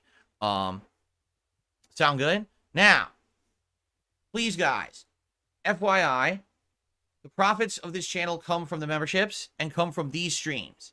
I don't really get ad revenue on this channel. Reason being, we're going to be watching clips from all over the internet. A lot of these clips are copywritten content. It's stuff that basically is not able to be monetized. I need that money to pay my So, bills. the videos themselves don't make money on this channel. It's you guys who become members and submit the clips to be watched, or it's people who generously support these streams. So please consider supporting the stream today, whether that be a super chat, super sticker, membership, gifted membership, or a tip. All of that helps a ton. My goal is to hit 50 bucks in tips by the end of today's stream. That's my goal that I pretty much have for any stream I do on YouTube. If I do it, great. If not, it's not the end of the world. But last week particularly, we did have a really slow React day here on the channel. It would be great if we could have a much better one this week. So please consider supporting the React content today, and thanks in advance. Okay? All right. Without further ado, it's time to begin. Get the neck phones going here. So I can actually hear clips. That'd be nice.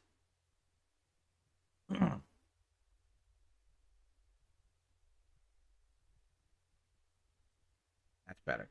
All tangled up. All right. All right, let's begin.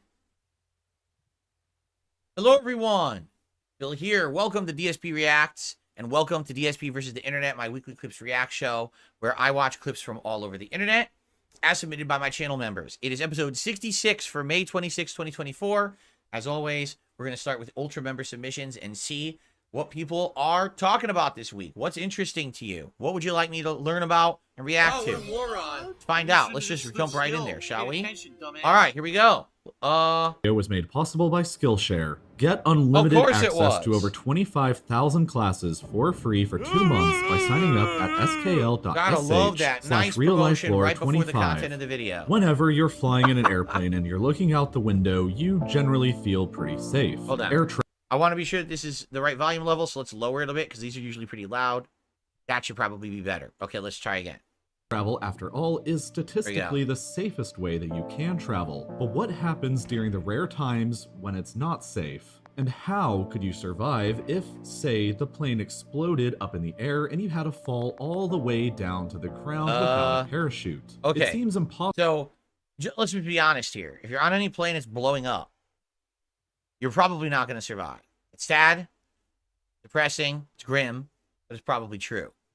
I think this is going to tell a story of how someone actually did survive incredibly unlikely scenario, so let's see what happened. possible, but surprisingly, people have done it before, There you go. and none have fallen from a higher distance than Vesna Vulovic, the woman who survived a fall from 33,000 feet up in the sky. Vulovic was born in Belgrade in what was then Yugoslavia and became a flight attendant for JAT, which was Yugoslavia's national airline. Less than 1 year after she had gotten the job and at the young age of only 22, she was a part of the flight crew on JAT Flight 367 on January 26, 1972. A long time ago. The plane was flying from Stockholm to Belgrade, with 2 stopovers along the way scheduled in Copenhagen and Zagreb. And it was in Copenhagen where the original crew was cycled out with Vulovic's crew. It was a fateful accident because Vulovic wasn't even supposed to be on the flight, but the company had apparently mistaken her with another flight attendant also named Vesna. Regardless, she and her crew boarded the flight anyway, and the plane took off from Copenhagen towards Zagreb. The flight initially went smoothly and everything was calm for a while, but 46 minutes into the flight, when the plane was just above the town of Srpska Kamenica in Czechoslovakia, something unusual happened.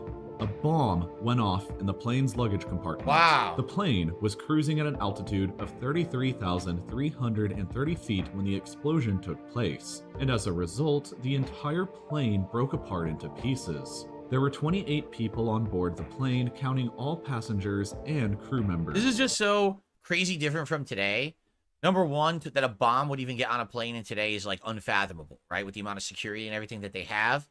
Number two, that the crew would be swapped out and it's the wrong crew on the plane just because her name is the same first name as somebody else. They confuse 2 flight attendants. That's, you know, that would never happen. And then the fact that there was only 28 people on a commercial flight. Well, why was the plane so low capacity? Today, every plane's jammed to the brim, right?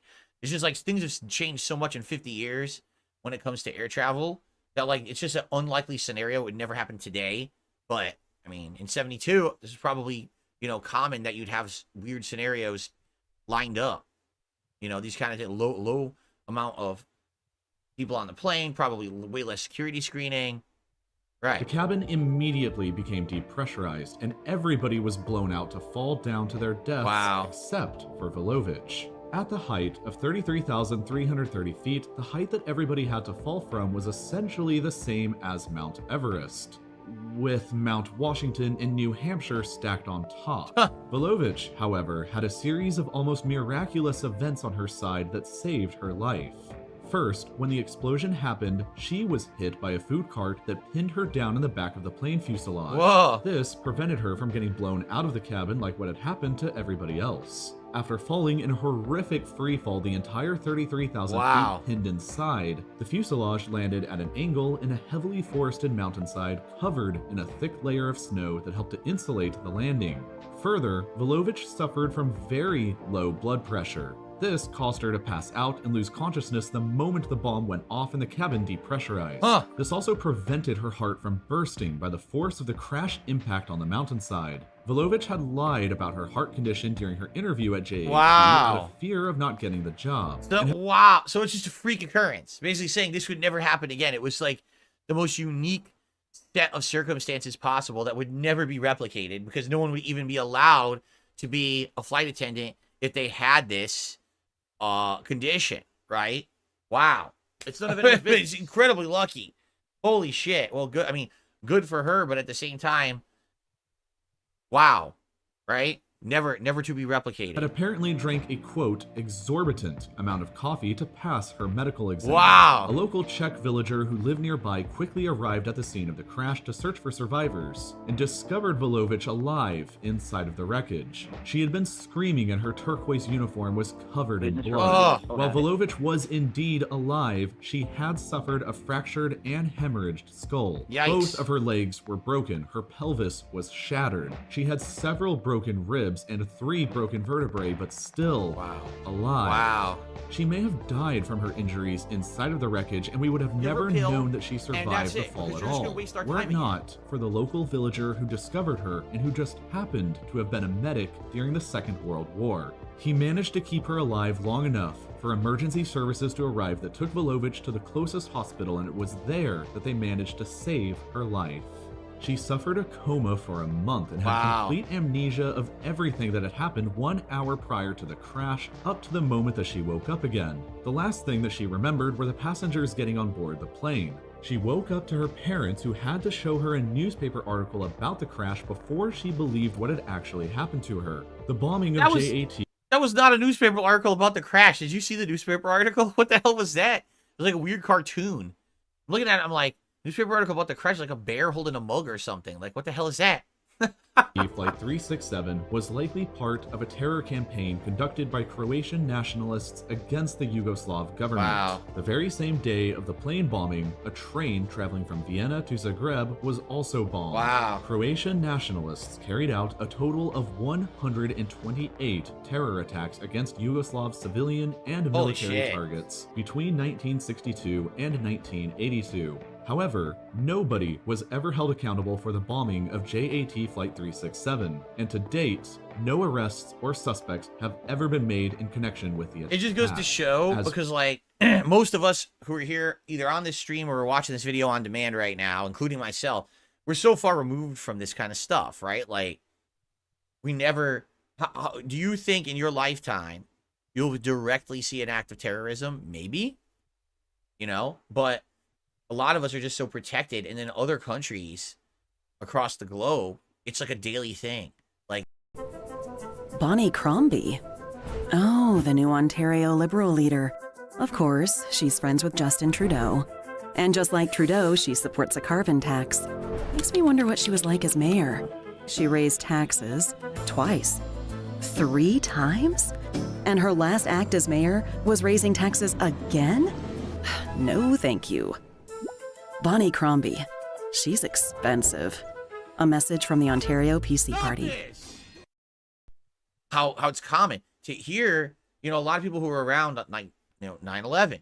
That's like a huge historical thing that happened because it was a huge terrorist thing that happened in the United States. I mean, they have happened, don't get me wrong, but we are lucky to be so isolated from this kind of stuff because it happens so frequently everywhere else.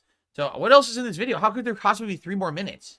I'm just curious, like, what else is happening 3 more minutes into the video? Like, that covers everything, right? For Vesna Vulovic, she continued to live a long life after she survived the impossible. Every year after that was kind of like a bonus year that she could enjoy afterwards. She regained her ability to walk only 10 months after the crash, and she spent a total of 16 months in recovery. Her parents had to sell both of their family cars in order to pay for her medical bills, but still, she was alive.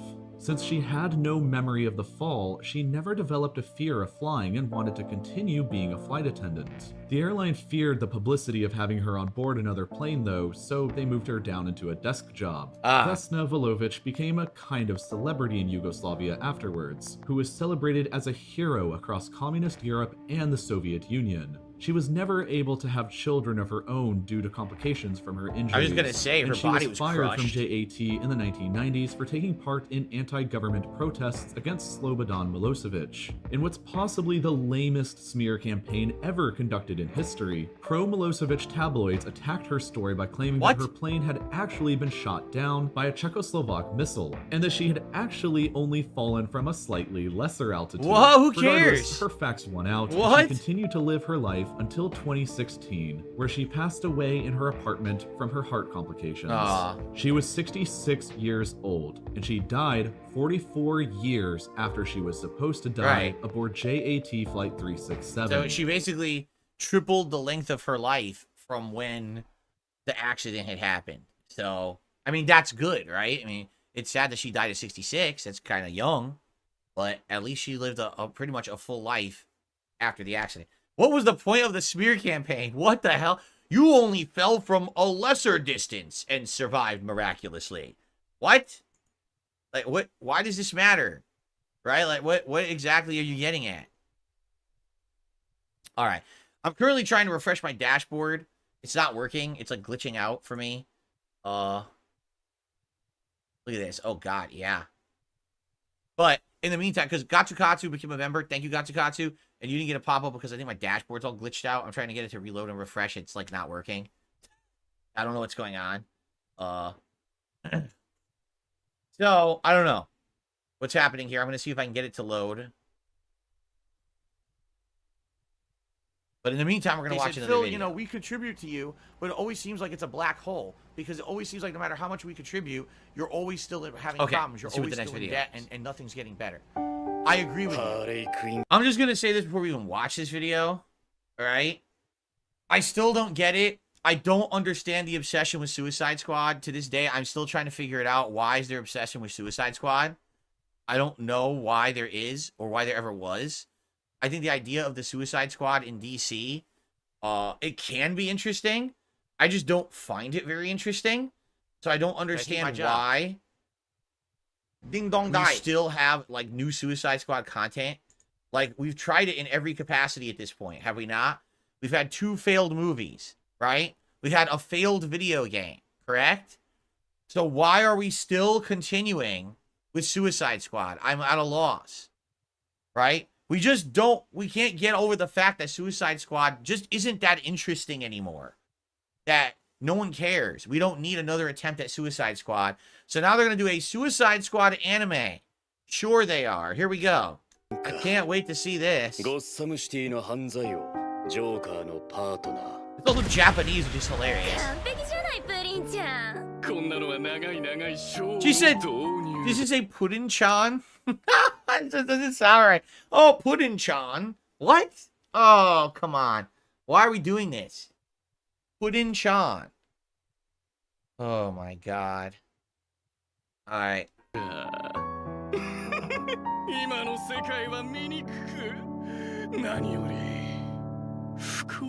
Oh my god, did you see his face? I just totally noticed he has a smile painted across his face, and his real mouth is on the painted smile. Stop this! What the fuck? Connected by the gate? What is this music? Oh god, it's terrible.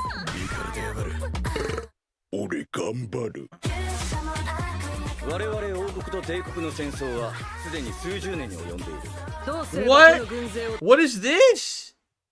Why is Suicide Squad crossing over with a medieval anime? Is that what this is? It's a crossover medieval anime? Because I don't know what isekai Someone means. please shut up this dude who's being But a why moron. are there medieval things in here? What is going on?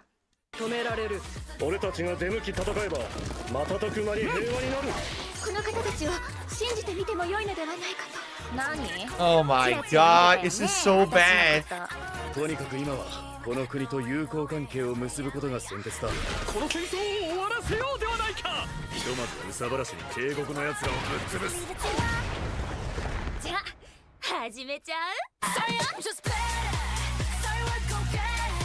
Ending theme by... Oh, by the way, I have to... That music is getting claimed now, so we have to go to the next video. So I'll just give you my thoughts right now. That looked absolutely terrible. Right? That looked absolutely atrociously bad. First of all, I don't like Suicide Squad. I'm being told isekai is a fantasy subgenre featuring stories in which ordinary people are transported to a magical world. So what you're saying is it's a crossover of Suicide Squad in DC going from Gotham City to a fantasy anime medieval world. That's awful. That's a really bad idea. That was really bad.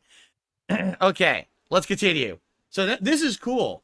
Everyone remembers the South Park episode, Make Love Not Warcraft. Remember back at the height of World of Warcraft's popularity, they made this episode in the 2000s. And a lot of people wondered how they pulled it off. Let's find out. This is the story. 2006, in their 10th season, South Park released one of the most beloved episodes in series history, Make Love Not Warcraft. This episode not only has massive critical acclaim, but is also adored by the South Park fandom nearly unanimously. But the most insane thing about this episode is the sheer number of disparate elements that had to come together for it to work at all. In South Park history, there has never been an undertaking quite like Make Love Not Warcraft, and it was so experimental that Trey Parker himself was terrified that it would ruin the legacy of South Park. So today, let's dive into South Park's most miraculous episode in the entire series history, Make Love Not Warcraft. Cool.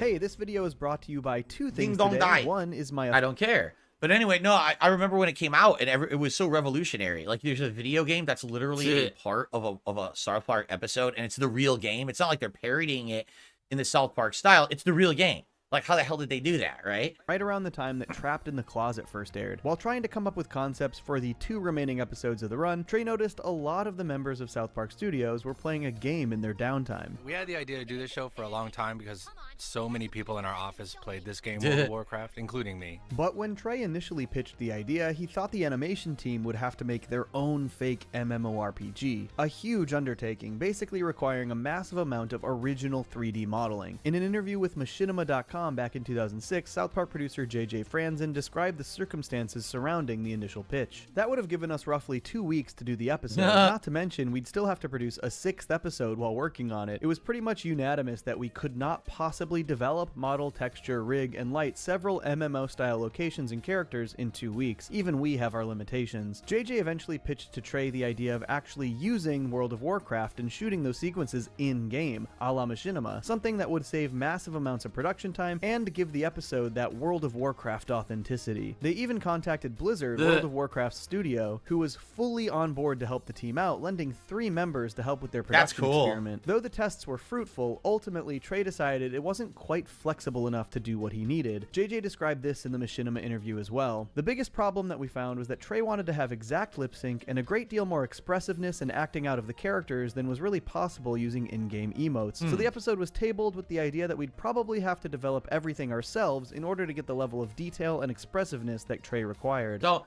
you know, Machinima, a lot of people say, oh, Machinima, that's the partner network that went under, right? No, Machinima actually means a story or narrative video made in a game world. And, you know, some of the most famous Machinimas are like Red versus Blue in Halo. So the whole idea of let's find a way to control and change the game world to be something we want to do a narrative in is kind of interesting. I don't know how mainstream it ever got or how elaborate it ever got because I never was into it. You know, I never actually watched Machinima or anything like that.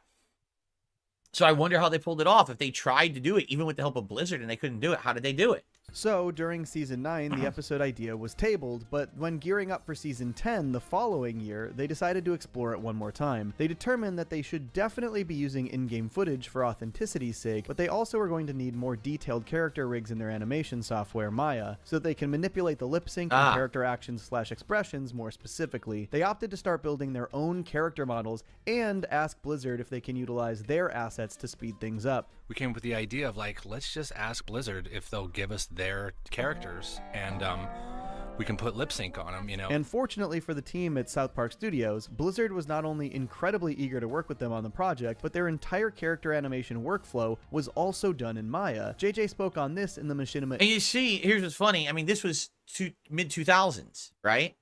The problem is today, they probably would say no. Like, they're a different company now. They really are. Like, they've changed their mindset. They've changed everything about how they operate.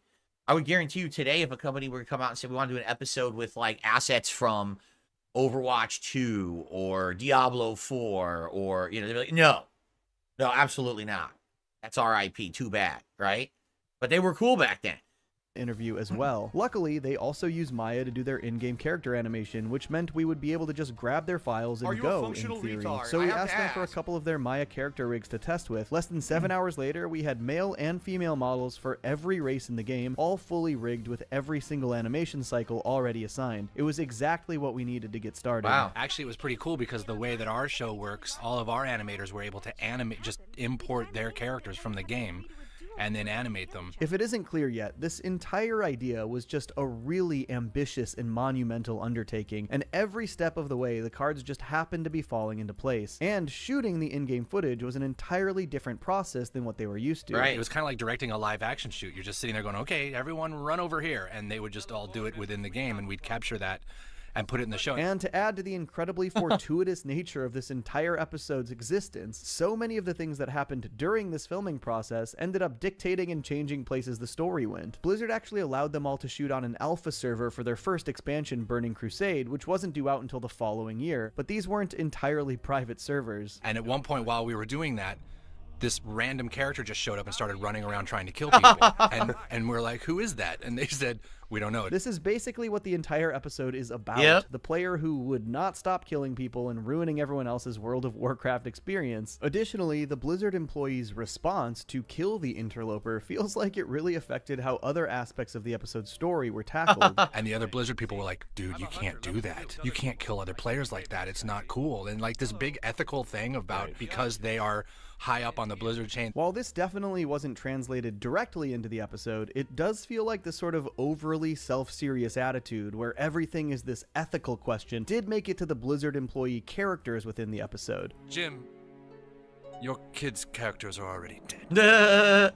They just started playing! But even with all of these aspects of production going shockingly well along the way, when it came time to release the episode, Trey had massive reservations. To be fair, Trey has talked at length about how he feels this way about many episodes, but he talked about this one in particular in an interview back in 2016. And I was like, please, I was begging, and I was like, do not let this go on the air because I don't want the South Park legacy to be ruined, and this show is going to ruin it because it's so bad. So even after all of the work they put into it, Trey genuinely begged the network not to air the episode. And luckily, he was ignored, because the reaction was absolutely massive. Make Love, Not Warcraft is very easily one of the most popular episodes in the show's history. But why is this episode this well regarded? It's incredible that after all of the good fortune in its production, and even after Trey's fears that it was the worst episode they'd ever made, it was this well received pretty much unanimously. And I think there are a few reasons for that. One, it is just an inarguably excellent episode of South Park. It leans into what I consider to be the perfect South Park formula. It starts with the reason it's good is because it was something mainstream we were all already watching.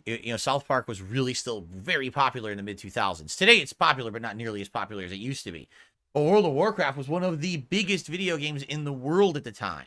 If you were into video games, you knew World of Warcraft, and you at least knew someone who was playing it if you weren't playing it yourself.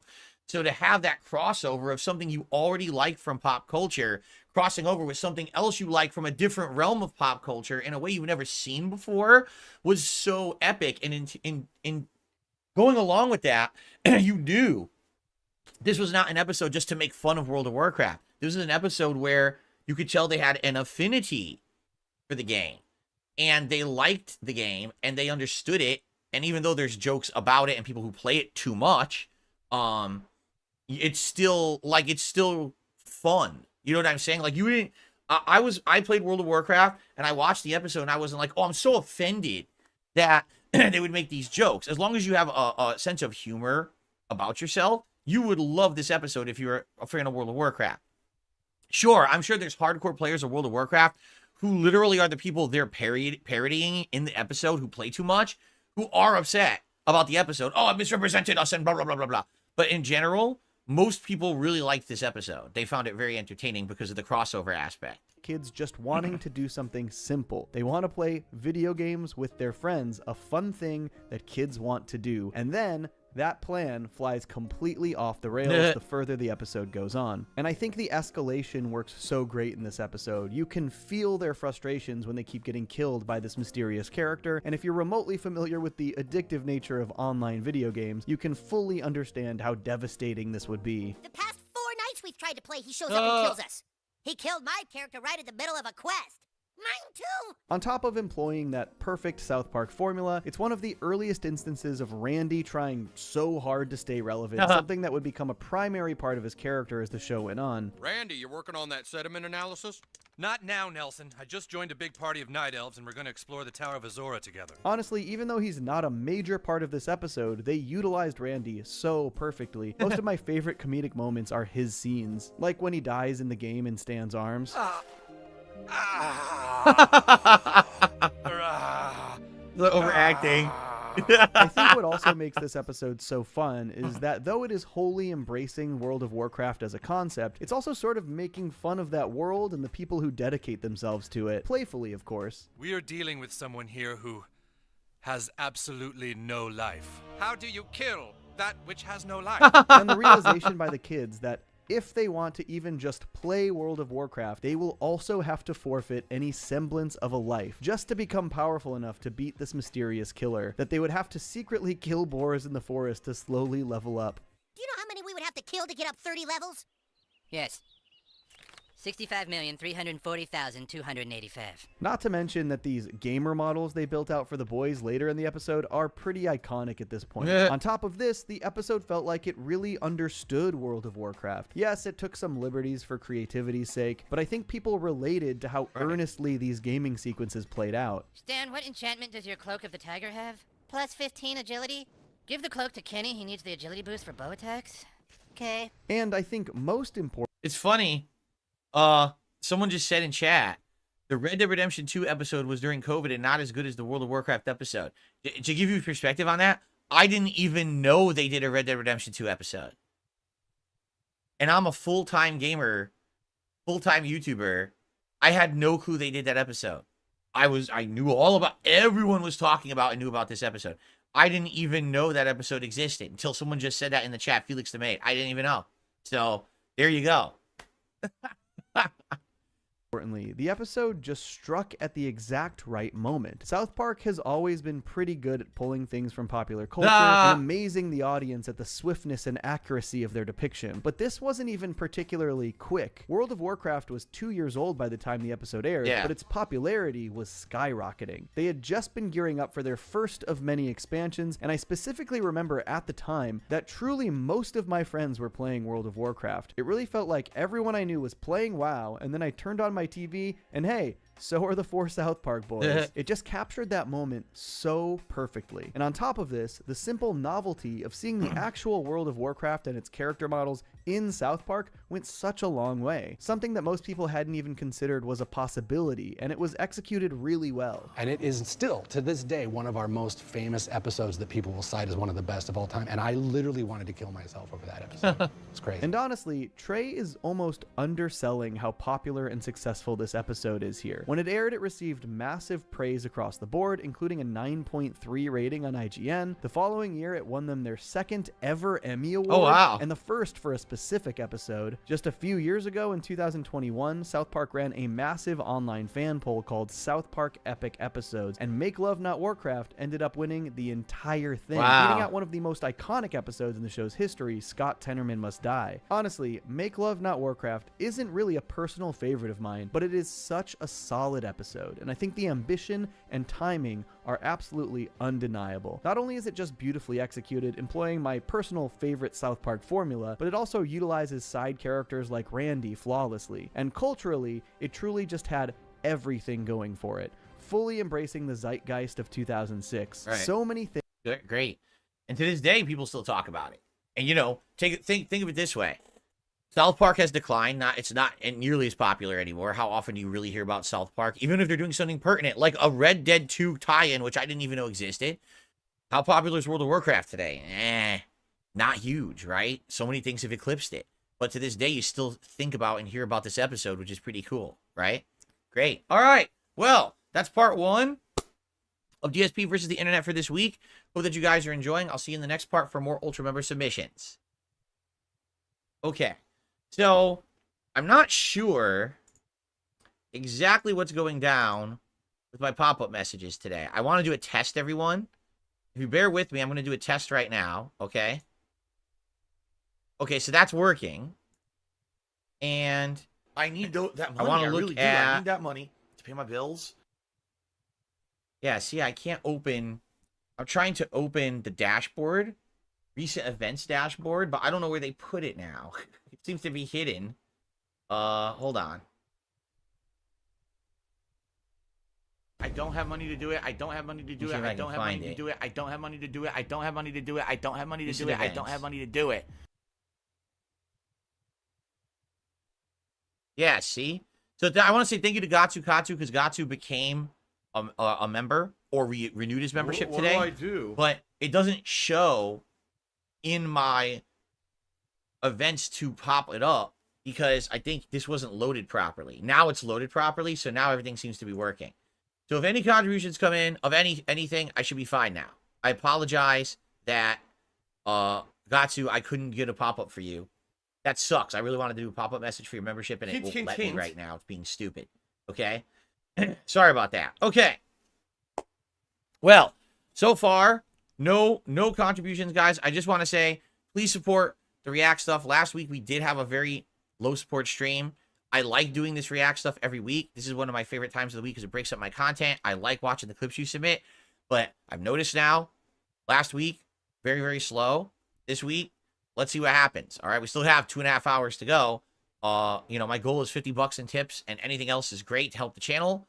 All right, so please support it, and I will, I'll shout it out between the parts. As always, I do shout outs between the recorded parts, okay? Okay. All right, let's continue. Hello, everyone, and welcome back to DSP versus the Internet, episode 66 for May 26, 2024. We are in the midst of the Ultra Member submissions, which are guaranteed to be watched every week. If you become an Ultra Member today, please consider it. And let's see what people have. 23 video game covers. This is a 17-minute video, so we're probably not going to watch the whole thing. How about we just fast forward to when the video game covers are being played rather than the setup. Here we go.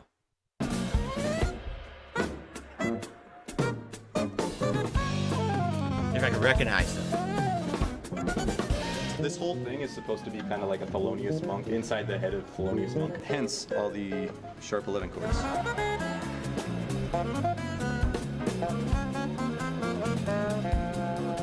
The AI takeover is complete. I wonder what game this is.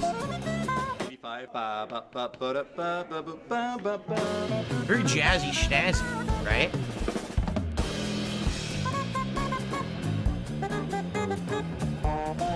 I like it, but I don't know what the hell game this is. And back to the and then come down at 102.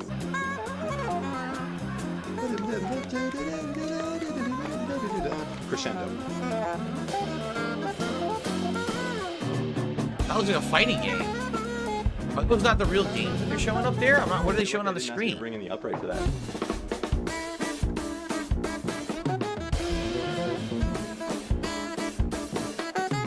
I don't know what they're showing on the screen when he's playing. So actually, the Subito piano at 179. If we fast forward, we'll actually say when he's playing certain songs. So I don't recognize that one, so let's just start here. Oh, here we go. It's going to tell you now. Here we go. This is what I wanted. I wanted to tell me what he was playing. Victory. I'm probably going to give you 3, 4, because it'll be like, and Carolina Rabasa.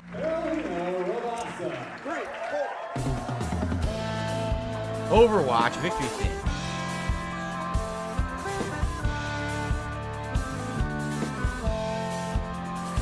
Very snazzy. Yeah, it's snazzy to hear it with them playing it. Welcome to the 3rd Annual Bit Awards. My name is Carolina Rabasa, and I will be your hostess for the evening.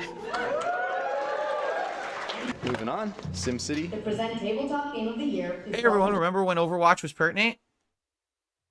Didn't last very long. It was only like 3 years. To the stage, our first presenter of the evening. So I'll have my hands on the flute. So and so. SimCity. All right, Age of Empires. Victory themes are when people actually win awards. So he'll be over there. He'll say, and the winner is, and yeah, definitely. Age of Empire, or whatever the game is. Gladius? What the hell is Gladius? What video game is Gladius? I've never even heard of it.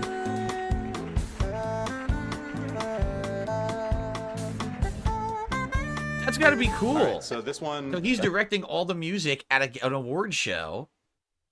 That's neat. He's directing all the music at an award show, and he gets to pick what themes to play for the winners of the awards. So it could be any game, and he's just doing various different games. That's really neat, actually. I like that. It's just like straight up hip hop. And please welcome Pete Vigent. Pete Vigent. GTA 5's intro. Oh, that's cool.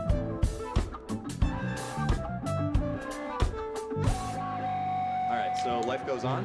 You're going to see a lot of Persona 5 music in here. The whole yeah, because Persona 5 sounds so just like this. Game of the year, please welcome to the stage. And it's straight eighths. 3.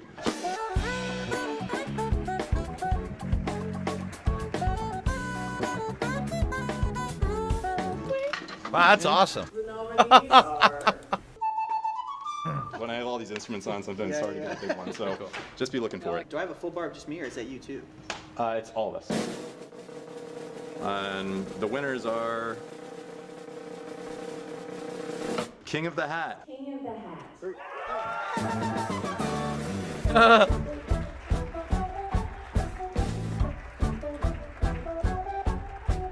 Thank you. This is really it's a great honor to receive this award. Did you guys play this game? No. Chrono Trigger? Yeah, it's like an all jazz fusion soundtrack. Chrono from, Trigger! Like 1992. Please welcome to the stage a rising pixel There we go. honoree, Caroline Murphy. It's 3. I don't know. Nice. Lucas theme. Travel Agency. Did you guys listen to this one? Yeah, Isn't this a sick tune? it's strange. This is the theme of a business person in this game, and the person who is our featured speaker Please welcome to the stage the executive director is like a super like CEO of IGDA. of the IGDA and our game changer honoree, Jen McClain. Pay special attention to full-length quarter notes. 3, 4.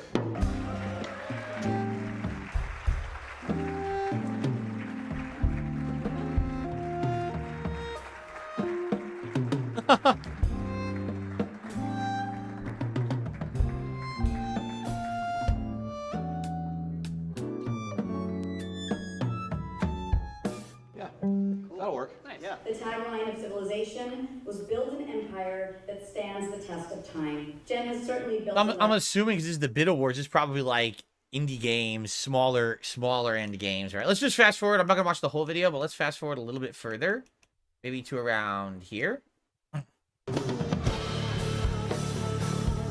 Ooh, Final Fantasy VII. Oh my, one-winged angel. Beatles. The Beatles. All right. Win theme from Persona 4. Nice. Measure 10. Can I get everyone to do a 3-4? Da, da, da, da, da, da. Oh, that's cool.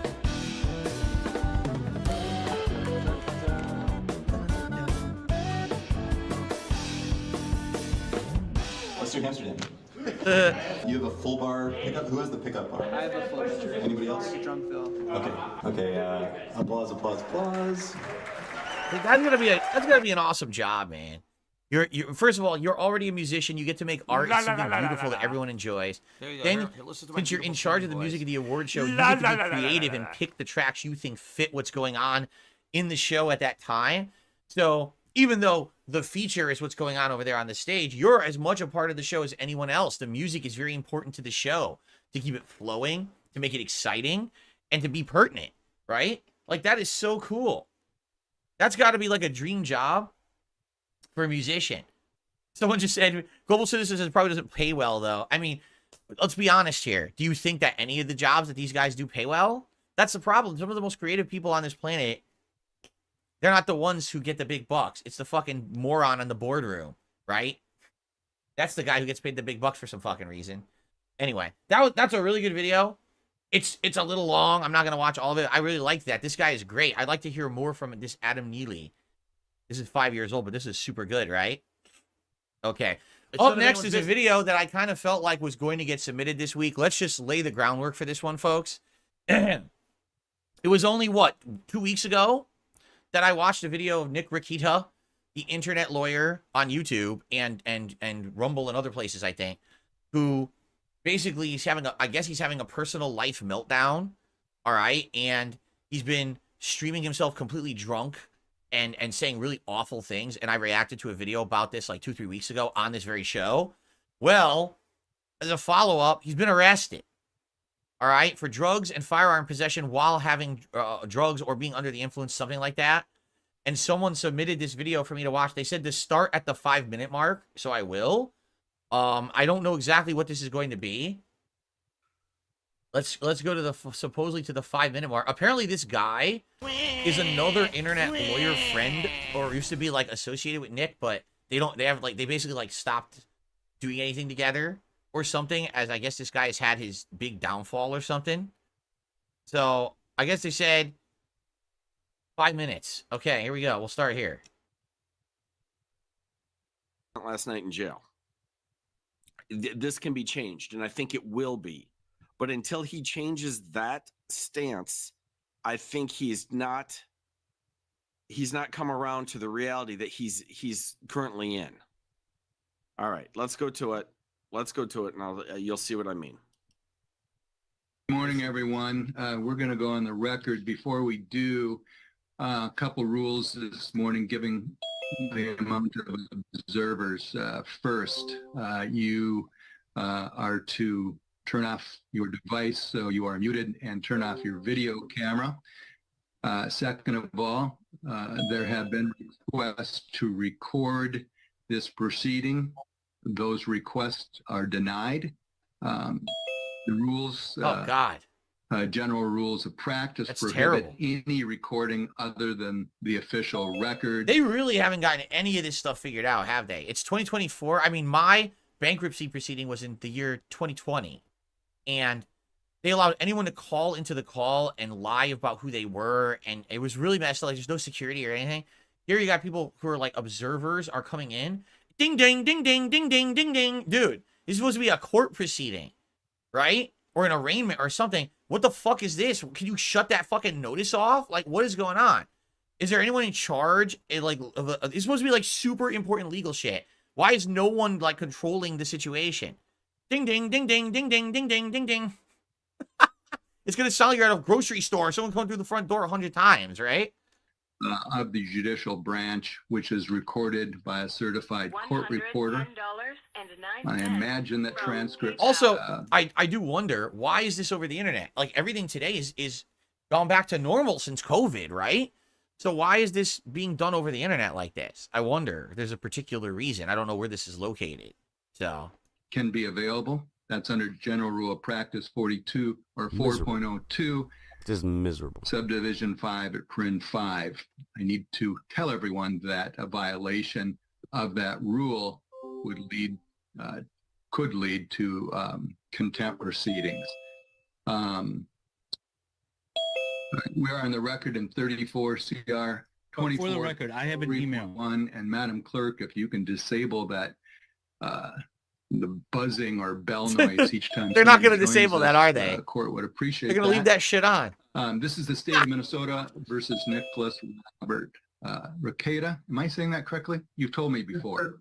Yes, sir, Requeta.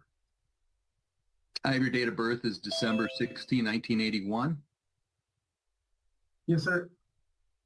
Currently reside at 12291. Wow. So wait a minute. They said his whole public address? They doxed him? Now, I'm assuming he's already been doxed, right? Because that's fucked up to say his address. They said the number, and then they blocked it after he already said the number. What is that? Do you see what I'm saying? This is supposed to be a professional proceeding, and this is how they operate? Just dox the fucking guy? What the fuck? Okay. Your appearance today is based on 3 counts to a complaint order for detention.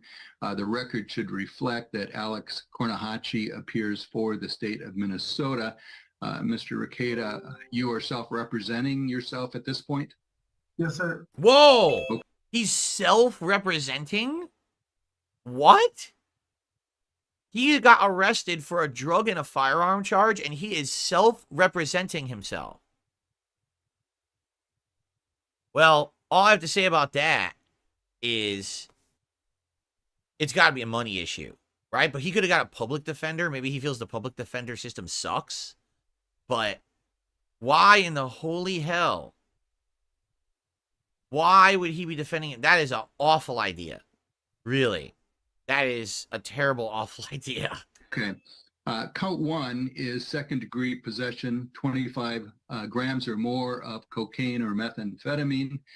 This is in violation of Minnesota Statute 152.022, Subdivision 2, Prin A, Prin 1. The maximum sentence for that count is 25 years in prison and or a $500,000 fine. So it was what, crystal meth? That's what he said, crystal meth, methamphetamines? Count 2 is possession of ammunition or any firearm with the user of controlled substances. This is a gross misdemeanor, so the maximum sentence is 364 days in the Kansas County Jail and or a So he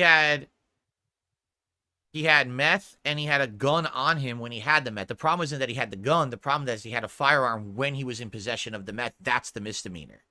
Okay. $3,000 fine. Count 3, endangerment of a child when presence with a sale or possession of a controlled substance. Again, a gross misdemeanor. Oh, his kid was in the house too? Oh, man, with the drugs? Oh, man. Maxims. Get all your coke out, Nick, and kill yourself, you stupid motherfucker. Wow. I'm going to warn everyone again. This is a court proceeding. Wow. Wow. Unbelievable. That's absolutely unbelievable.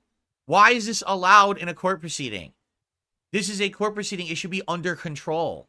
These people are supposed to be fucking professionals, and this is what they allow to happen in the court proceeding.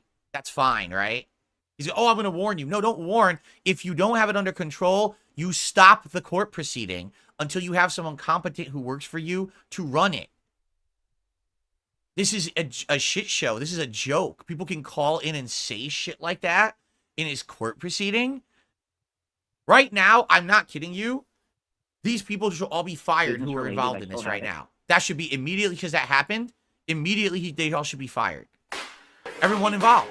That's completely unprofessional. That should not be allowed to happen at all. If you were in a courtroom with me, I would remove you. So, any violation of that will be removed. Ms. Block? PayPal Judge, is a I just network of disabled people the ability to unmute institutions themselves, so that I will use, work to unmute people magnetic as stripe they need to speak to the court this morning. digitally online right, to thank you. transfer funds from Aside one from entity Mr. to Ikeda another and in a Mr. legal Kornahachi, and no one monitored needs to at this capacity. point. It is reported to the IRS. Lastly, I think I was saying that the count 3 gross misdemeanor has a maximum sentence of 364 days and or $3,000 fine. Mr. Ikeda, you understand what you've been charged with? And second question, the maximum sentences associated with each count? Yes, Your Honor. All right. Now, I don't mean to insult your intelligence given you are an attorney, but it's important that I know that you understand your rights here. First of all, you are presumed to be not guilty of these charges. It is the state, not you, that has to prove what has been alleged in the complaint with evidence beyond a reasonable doubt.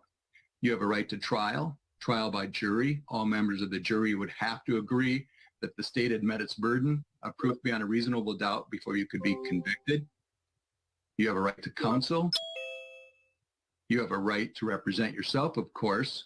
What I'm curious, so I don't know anything about what happened. I just know he got arrested.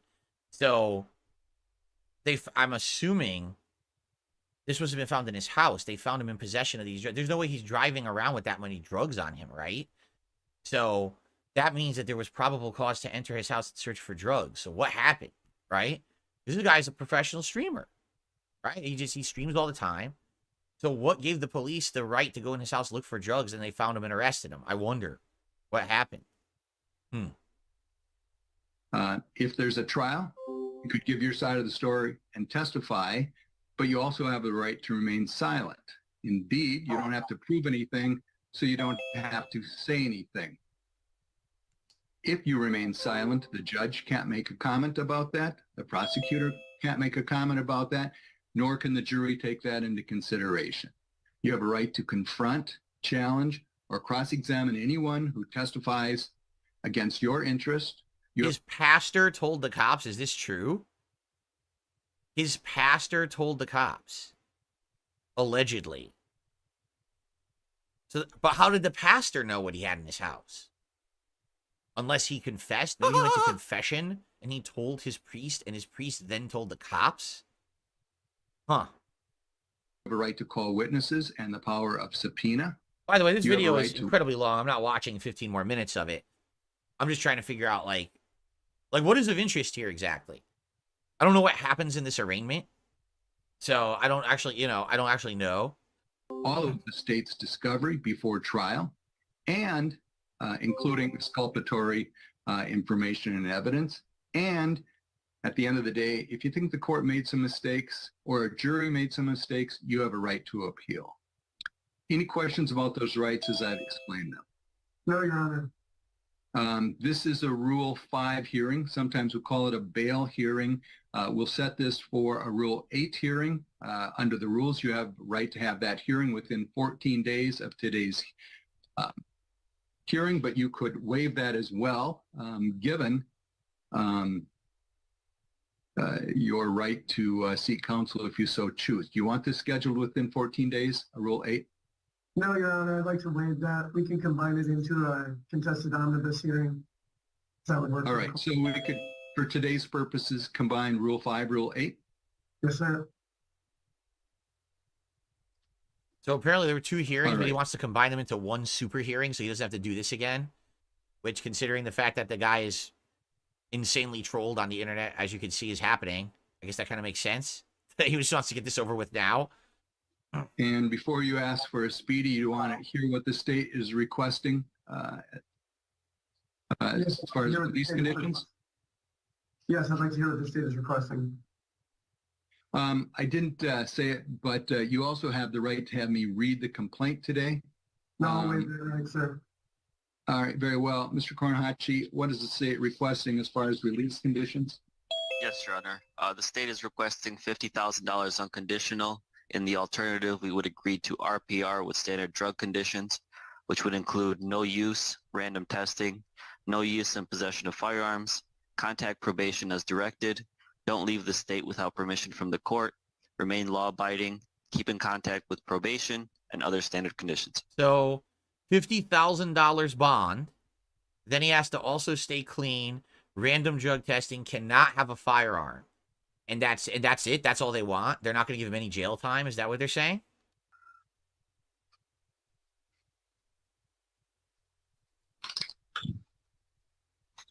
Mr. Ricada, any objection to those conditions? I object to the $50,000 bail. I think it's unduly burdensome and in violation of the 8th Amendment. What? All right, what about the conditions? Did he say... What did he say? He's rejecting the bail. It's in violation of his 8th Amendment. Is that what he said? His microphone is terrible in this room. You can't hear what he's saying. I can't understand what he said. Release conditions sound fine. The release conditions sound fine. All right, the court will set unconditional the amount of $50,000, cash or bond. Conditionally, you'll be released on your own personal recognizance. In all instances, you need to be law-abiding and show up for all your court appearances. Conditions are as follows. Okay, there is some confusion in the other chat. I read that as this is a personal recognizance bond. In other words, he doesn't need to post anything except he has to be subject to the conditions. And he did because he didn't object to the conditions. I think that's what he's doing here. So I don't think he has to post anything. That's the way I read it. Tell me if I'm wrong. Okay. Abstain from the use of alcohol or any mood-altering chemicals not prescribed by your physician. That will be subject to random testing.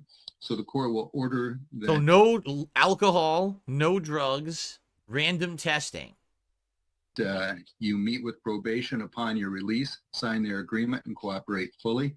You're not to possess any weapons, firearms of any nature, or be in the presence of anyone with a firearm or dangerous weapon, and do not leave the state of Minnesota without prior approval of the court. Any questions about those release conditions? Yes, Your Honor. Did you say 50 or 15,000? 50,000. 50. Thank you, Your Honor. Okay, let me ask this. Do you still want a speedy omnibus, or can it be scheduled in normal course? You rescheduled in normal course, Your Honor. Very well. Madam Clerk, do we have a date for that? I don't have money to do it. I don't have money to do it. I don't I'm have sorry, money to Judge, do I'm it. just I going to don't have interrupt money to this do it. as I don't have money to do it. I don't have money to do it. I don't have money to do to be in person or remote? In person. Thank you for the clarification. Mr. Ricada, you said contested, right? Yes, sir. Okay, so yes, in person.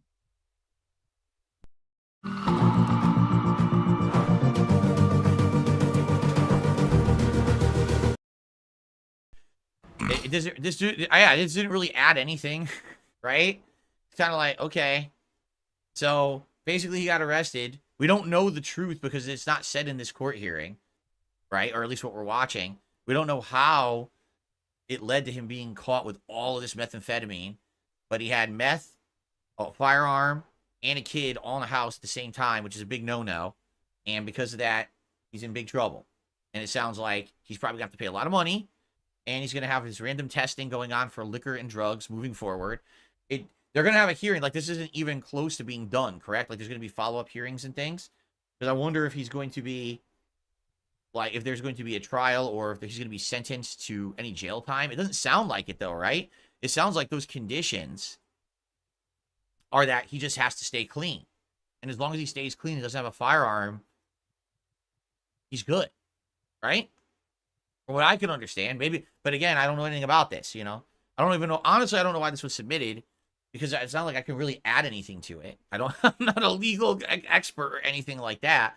If anything, the one thing I got out of it is that literally none of these courts are ready for anything on the internet. None of them should have it because they all just act like it's just going to be fine, and then trolls start going in and mess it all up. Like, this is a crappy shit show.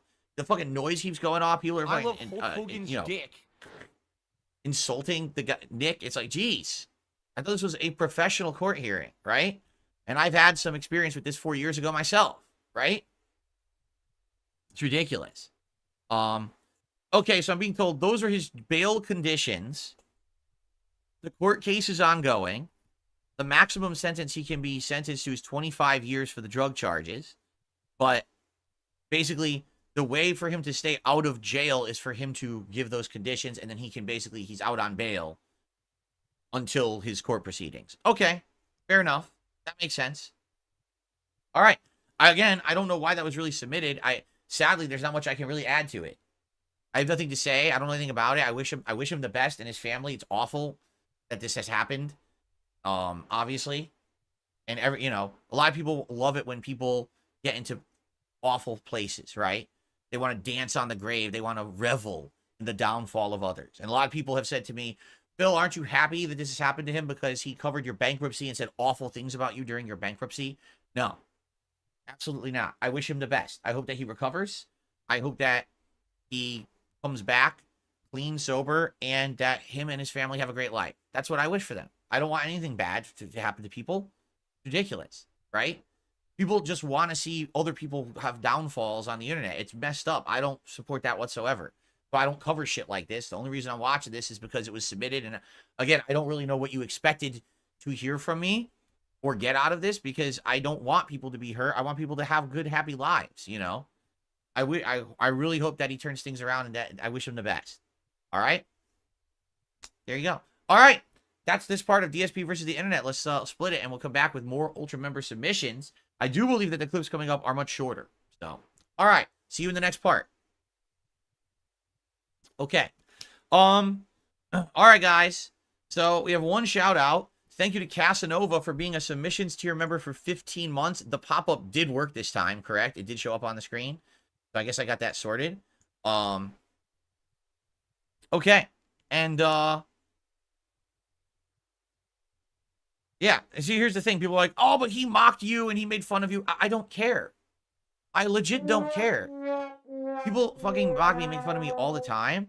That says more about them than it does about me, doesn't it? I don't care what they said. I actually wish the best for this man, and I hope that him and his family are all right.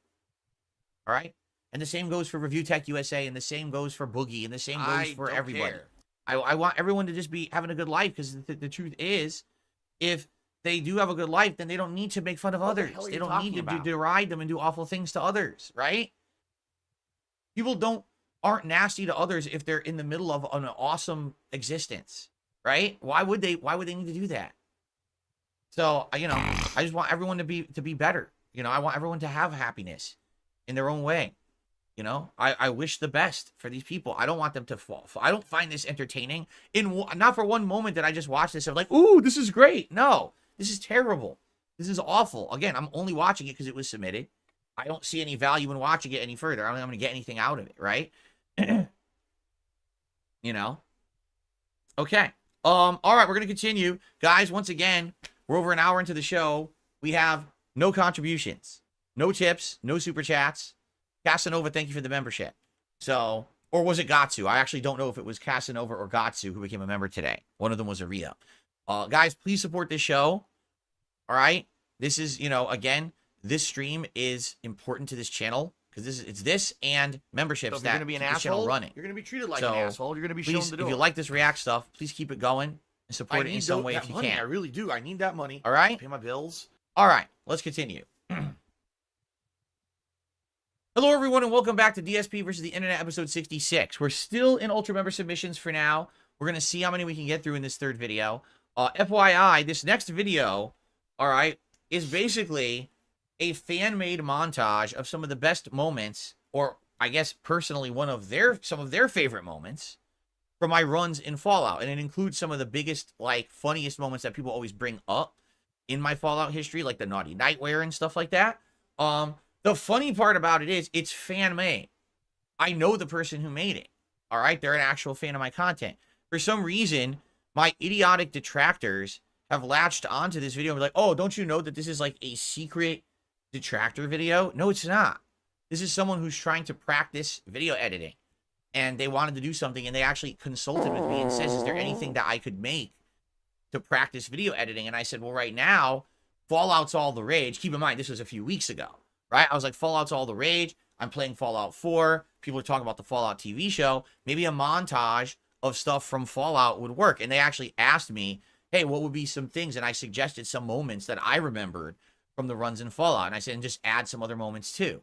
So is it amateurish? I mean, it's an amateur video. This is not someone who does this for a living. This is not someone who is looking for professional recognition. They didn't even put their name on the video. They gave it to me and said, just put it on the channel. I'd like to see, some people watch my work, right? So that's what I mean. These people who are insane, tinfoil hat wearing conspiracy theorists always make stuff up about stuff.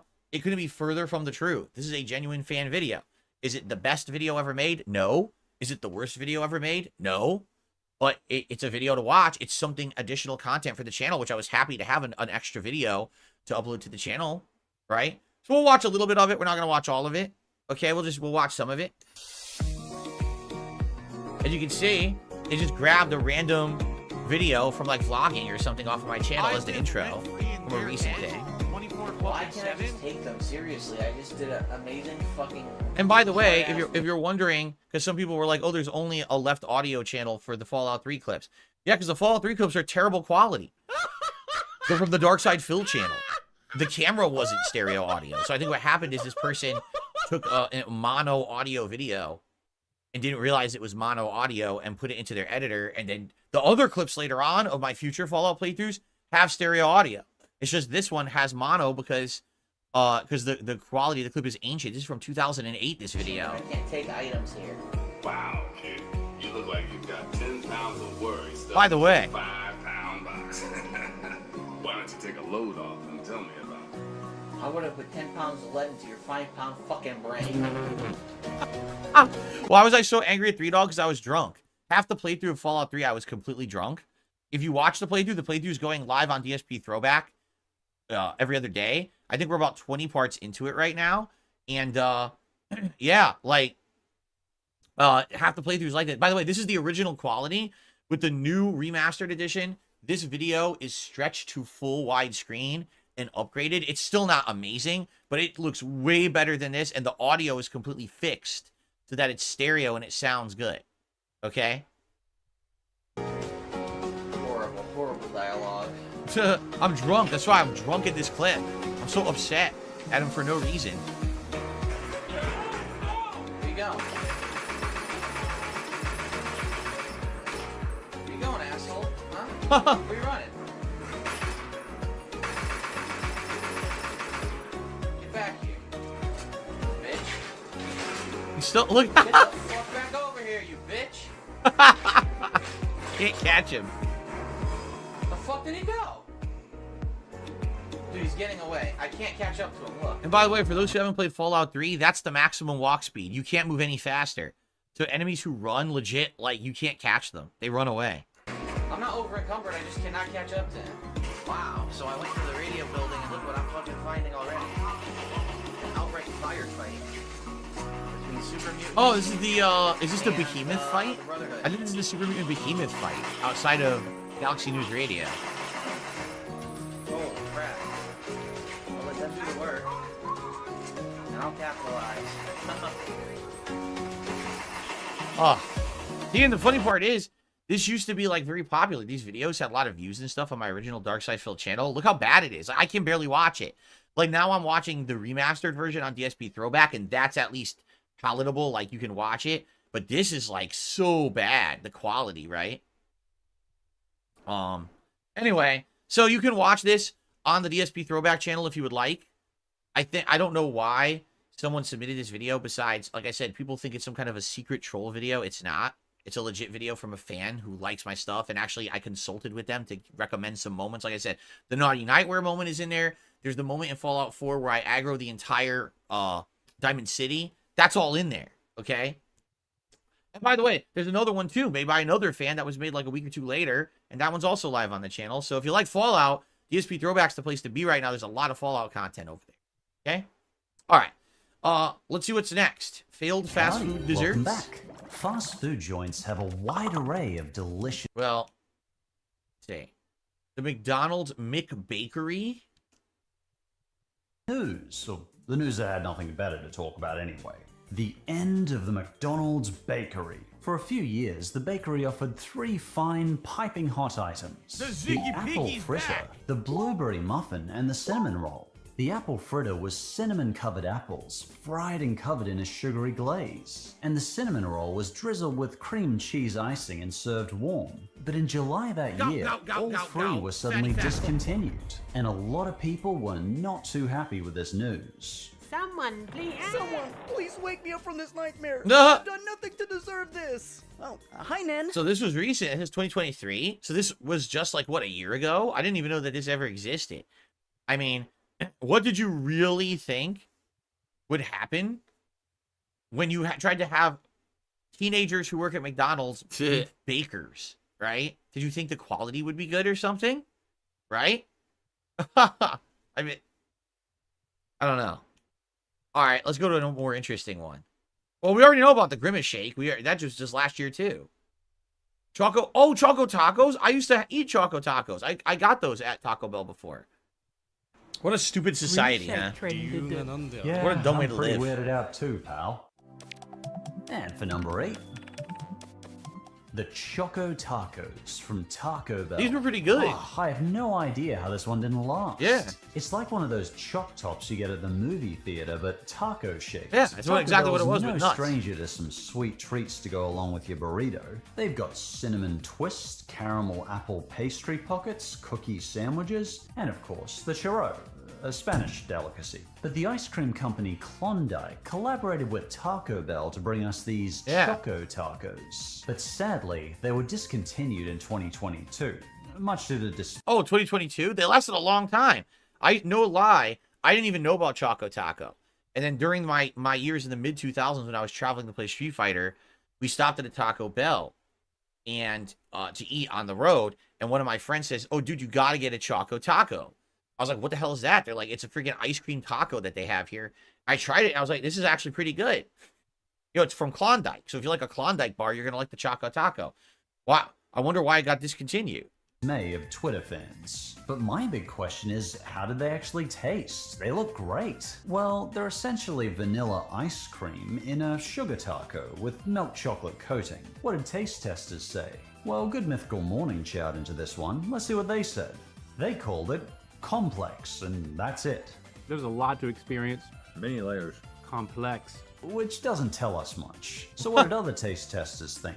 The sweatpants taster compared it to drumstick ice cream. Right. That's exactly what it tastes like. You ever had a drumstick? That's what it is. It's ice cream with chocolate in it and then with nuts. So it's 3 flavors in one. It's pretty good. Love the combination of the cone, ice cream, the chocolate and peanuts all in one bite. The drumstick wishes it could do this. Oh, I miss that nutty chocolate fusion. It sounds delightful. You can understand why many Twitter fans are upset by it disappearing. But the ice cream company Salt and Straw recently announced they're making a new version of the chocolate taco, coming to their stores instead. So at least we'll have an option.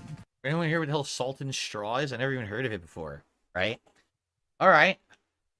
Wait. Whoa, this is not number 7. It's skipped. Oh, it doesn't have the timestamp right. Okay, here we go.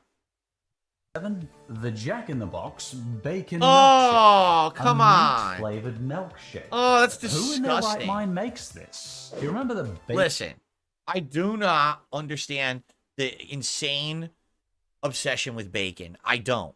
I like bacon. I'll eat bacon, okay?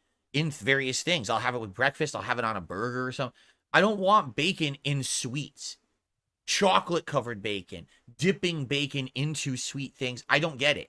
I don't like it at all. Like, why do you need bacon in a milkshake? It doesn't even make sense. Bacon sundae, the sundae with bacony bits in it. Well, Jack in the Box saw this and said, hey, how can we make this even grosser? Exactly. Bacon sundaes just aren't outrageous enough. Both were made in 2012. I guess 2012 is the year of stupid food ideas. The new Kit Kat Pops from Pizza Hut. According to this Twitter post from Jack himself. It's sweet. What the fuck?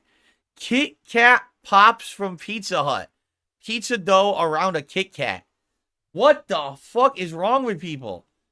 Dude, they make the dumbest shit. And salty. I call it swalty. Jack, I hate to break it to you, good sir, but it looks as nightmarish as you. And the chain certainly lacked confidence in the item. As according to ABC News, the shake was a secret menu item. This bacon horror wasn't listed on any menus at restaurants. In fact, the chain had so little confidence that it came with a disclaimer that the drink is, quote-unquote, as limited can be. And when your drink comes out colored like century-old lead paint, well, who can blame them? I found a taste test for the shake from many years ago in an old blog from the Impulsive Buy. According to their review, it's damn intriguing, but also gross, and I'm scared of it. Oh dear, I just gagged. It smells smoky. The smokiness probably comes from the shake's bacon-flavored syrup, because apparently that was a thing when they tried tasting it. It's not repulsive. Yay! Yeah, they're playing Sonic 3 music. I am Cat and I like the Chick-fil-A cheesecake. It says that. I am Cat and I liking my balls. And smooth in texture. So clearly this cheesecake was missed by some people. According to MASH, this New York-style cheesecake was pulled from Chick-fil-A in 2012. They claimed they wanted to make room for new desserts like cookies and brownies. You mean the shit that everyone else already has, right? I think it would have been more difficult to store cheesecake and serve it by the slice as well. I gotta say though, this cheesecake probably had the tiniest following of fans I've ever found on a fast food. I mean, even the bacon sundae is more missed than this thing. Now, almost every discontinued fast food or snack has its own change.org petition, because that's what change.org is for. Discontinued desserts. That's right. But only a total of 23 fans actually wanted the Chick-fil-A 23 cheesecake to come back. That's for the fan to decide. Yay! And to those 23 fans, my condolences. I think you should...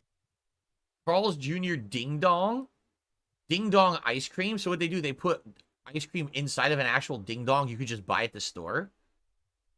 Came up with a name back in 1967. Hostess Ding Dongs, you love them. But I just never pictured this small spherical goat turd called Ding Dong to make an attractive dessert. Supposedly, this one was inspired by the Carl's Jr. Strawberry Pop-Tart ice cream sandwich. What the fuck? After they managed to sell that, they thought, hey, clearly we can sandwich an ice cream between anything. That's right. The result was... Well, I rarely see a dessert this blatantly fugly. Oh my god. Originally, I put this Ding Dong sandwich on the thumbnail, but people kept going, It's so ugly. Put it away. I'm sorry, here's a picture of a goat instead. The Ding Dong itself has been a staple American snack cake for decades now. Basically, a small, unsightly chocolate cake with a creamy, marshmallow-like filling. But hey, maybe it tastes better than it looks. Food Beast tried it. It's pretty darn tasty, but it's exactly what it sounds like. A ding-dong chocolate cake filled with ice cream. When I checked YouTube, the taste testing was approximately 50% ding-dong jokes, but for the other 50%... Wow. I like that it's got the softness of the ding-dong, but it's so messy. Why wouldn't it be? It's a soft cake. It's gonna fall apart in your hands when you're trying to eat ice cream in it. Cupcake sundae shake. I don't even want to see this. McDonald's had cherry pie. Oh wait, well it was cherry in the pie that they currently sell apple in. Enough. In order to be considered a cherry pie, cherry pies had to be at least 25% cherries. And you know, that seems perfectly fair. But McDonald's was failing to manage to make their cherry pies even a quarter cherry. According to the Consumers Union report, some cherry pies did not even contain half a cherry. Oh, come on, Maccas, this is a new low even for you guys. But in reality, none of this was the true downfall of the sugary red coloring pie. You see, the original red pie was fried. And when McDonald's began baking their pies in the 90s, sales plummeted on the pies. According to The Sun, one employee said, "Cherry pies were very low turnover. You may like them, but when we only sell like 10 of them a day, it's tough to justify keeping them on the menu." And what's our delish number 2 choice? The Breeze from Dairy Queen. The 90s. We had Britney Spears, Aqua, glow-in-the-dark stars, and Froyo. Oh my aka God. frozen yogurt. Back then, everything Froyo. had to be low Yep. fat. Froyo and was frozen huge. Yogurt promised just that. In more recent years, society transitioned into a more low-sugar craze. Yeah, that's true. Does anyone eat frozen yogurt anymore? I just realized that. I'm like, it was so huge back then. It was 90s and 2000s. Now, do you even see any? Remember TCBY, the country's best yogurt? And then there was another one too. There was like 2 frozen yogurt chains. I don't even think they exist anymore, does it? I don't even know if you get frozen. Can you even get frozen yogurt at like the grocery store anymore? He's right. Now everything's low calorie or no calorie as opposed to yogurt instead of ice cream, right? Huh. Realizing that excessive sugar could be just as bad as excessive fats. And I do like that consumers are offered more low-sugar products. But I've no idea why the low-calorie phase has never taken off the same way as the low-sugar and low-fat craze. Anyway, many years ago when Netflix just began, Ted Danson stated a truth about frozen yogurt that has stayed with me to this day. You know, from The Good Place and Becker if you're old as me. Really? Does TCBY near you, Gatsu? Apparently it still exists. He says that I don't care. He actually has one near him. Huh. Food that people think they enjoy, but that's also kind of a bummer. Frozen yogurt. Frozen yogurt has always been kind of a bummer to me too. It's just okay, which means it's perfect. It's just okay. But years ago, Dairy Queen began to offer frozen yogurt, aka Breeze, as a healthier alternative to soft-serve ice cream. I think I'm remembering and I this, respect the Breeze. idea of the Breeze. The Breeze was essentially a Dairy Queen Blizzard, Right. but with frozen yogurt instead of ice cream. And the Breeze only contained like 5% milk fat, as opposed to the usual 10 to 15% in most ice cream. low the fat. Breeze was even available with fruit on top. Sounds delish. And I do wish more low-calorie options like this were offered to people in fast food chains. Not just the choice between a 700-calorie burger or a 1,000-calorie burger. Unfortunately, fast food chains have just never managed to lower the calories in their supposed healthy items. Like, your typical fast food salad is more calories than a Big Mac. Yep. Might as well just enjoy the Big Mac. Anyway, because when fast food does seem to make a healthier option like the Breeze, they just can't seem to get people to enjoy the taste. And that's what happened here. People just didn't seem to like the taste of Breeze that much. It's froyo. It's just okay. It seems like unless fast food joints lace their foods in salt, butter, and sugar, most customers just can't taste any real flavor in them. So yeah, the Breeze tanked primarily because they just couldn't sell them. In So fact, I worked at a place, it was called Everything Yogurt and Salad Cafe, and I worked at that place from the second half of the 90s, ever since I was old enough to be employed, basically, which was 15 in Connecticut. I started working at 15. All the way through my early 20s. I only quit the job when I went to college full time. I still worked there at some. I'm trying to remember exactly the timeline. I can't remember. I know at some point I did still work there, but I also was working at Circuit City, so it's confusing because I can't remember if I had 2 jobs or I was working at one and then the other. It's hard to remember. But anyway, I worked there for a long time, okay? In the late 90s, frozen yogurt was a fad. Much like the health craze, like salads, yogurt. Everyone had to eat that instead of the high-calorie food. And there actually was a point where the big burger, greasy food was on a little bit of a downturn, and the health food had a spike, okay? And the problem is, with frozen yogurt, unlike ice cream, it actually is harder to take care of because there's active cultures in it, meaning there's live things in there that are supposed to help your digestion. But because of that, yogurt actually goes bad quicker. And a lot of places don't care. Like, you know what I'm saying? Like, especially when you're already spending more money because it's supposed to be a healthier ingredient. Same thing with the salads. A fresh chopped salad is harder to maintain and sell at a store than, say, a bunch of frozen burgers that you just thaw out and toss into the fryer, right? Or you know, on the grill. It's just harder to, it's higher food costs and more expensive. So not only are you providing a product that is supposed to be healthier, but it doesn't taste as good as what people really want, the ice cream, but now a lot of places didn't keep it fresh either. You know, you want the frozen yogurt. Why isn't it as tasty? Why does it feel like a little bit more mushy, right? Or why does it have that weird taste to it? Oh, because it spoiled fast and you didn't realize it. So you didn't clean the machine and change it out. Now when a customer tells you that, you say, oh, it tastes bad. Like, oh, shit. Well, whole machine's down for the day. I got to do a thorough cleaning of it. This is going to take me like 2 hours now. Because it did. You had to run all the fucking cleaning solution and water through it and shit to clean it completely out. You had to open a new bag of the yogurt solution, have that freeze. It took forever. So I get it. Like, everyone wants health, but what really people want is they still want the flavor. They just want it so that they think that they're not killing themselves doing it. But I just find that hilarious because he's right. When I used to work at the salad place, people would come and say, I want a salad, all right? What do you want, the small or the large? I'll take the large, all right? What kind of salad do you want? Well, I'm eating healthy. So give me the chef salad that has turkey, ham, and cheese in it. Also add some egg in there too. Lettuce, tomato, and all the veggies. But I want croutons. And also, give me that chunky blue cheese dressing. Or the Parmesan peppercorn dressing. And they go, blue, blue, blue, thick ass shit in there. You're like, dude, that salad I just made is probably like 1,200 calories. You could have went to McDonald's over there and gotten the Big Mac meal. And that would have been like 1,000 calories. So you fool yourself into eating, you think it's healthy, but you get the most unhealthy thing. And then I always said this, the funniest part, they would always order the Diet Pepsi with it. They have to have a Diet Pepsi with their insane 1,200 calorie gooey salad, you know? So I'm not surprised to hear that they tried a yogurt item at Dairy Queen. It didn't work. All right, let's see what the top one is.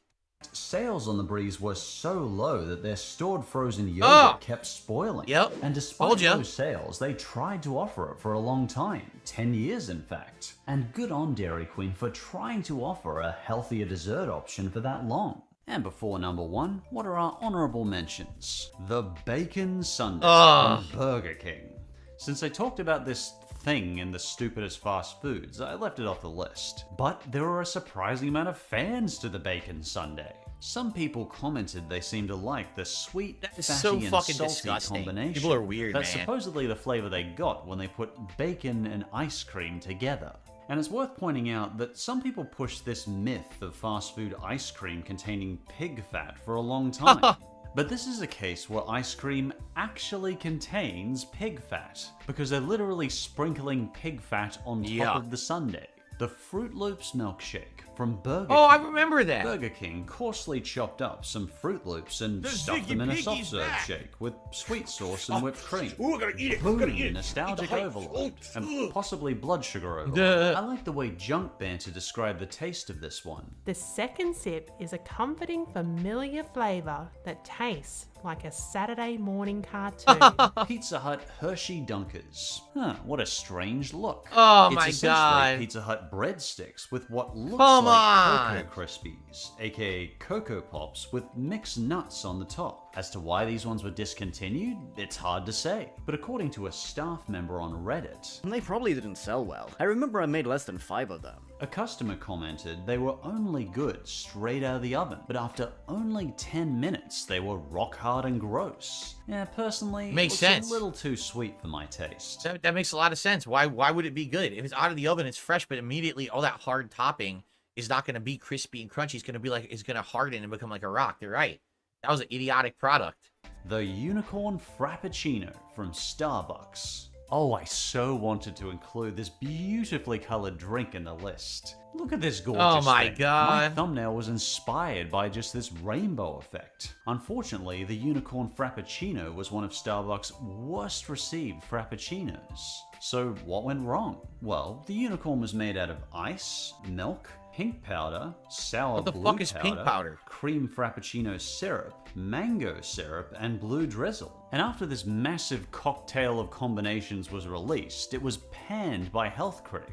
Health experts didn't like that it had 500 calories and 76 Wow. grams of sugar. But honestly, to me, that doesn't sound like that much for a frappuccino. I thought frappuccinos were meant to be sugary and unhealthy. Frappuccinos aren't exactly made for health enthusiasts. It was quickly apparent that the drink was made more for Instagram photos than actual drinking, as one hit of this thing would keep some people up for a week. And with that, on to number 1. And for our number one what is number failed 1? dessert, the Reese's Peanut Butter Cup McFlurry from McDonald's. When it comes to McDonald's This is dessert- weird because there's a Reese's Peanut Butter Cup Blizzard at Burger King, at Dairy Queen, and it's very popular. People love that. It's always been a staple since like the 1990s.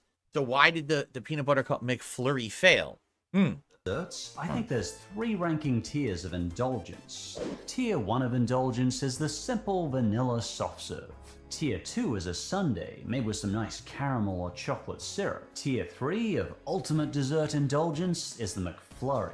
803 calories Oh my of God. pure, undiluted sweetness. So why not make it an even sweeter indulgence and sprinkle some peanut butter cups on top? Personally, I wouldn't sleep that night. The recipe for this one was pretty straightforward. Soft serve ice cream mixed with broken up pieces of peanut butter cups, mixed in that traditional McFlurry style. This thing was the real deal. This short-lived wonder was considered the ultimate McFlurry flavor for so many people. Delish.com even ranked it as the number What? 1 best McFlurry flavor of all time, Wow. according to them.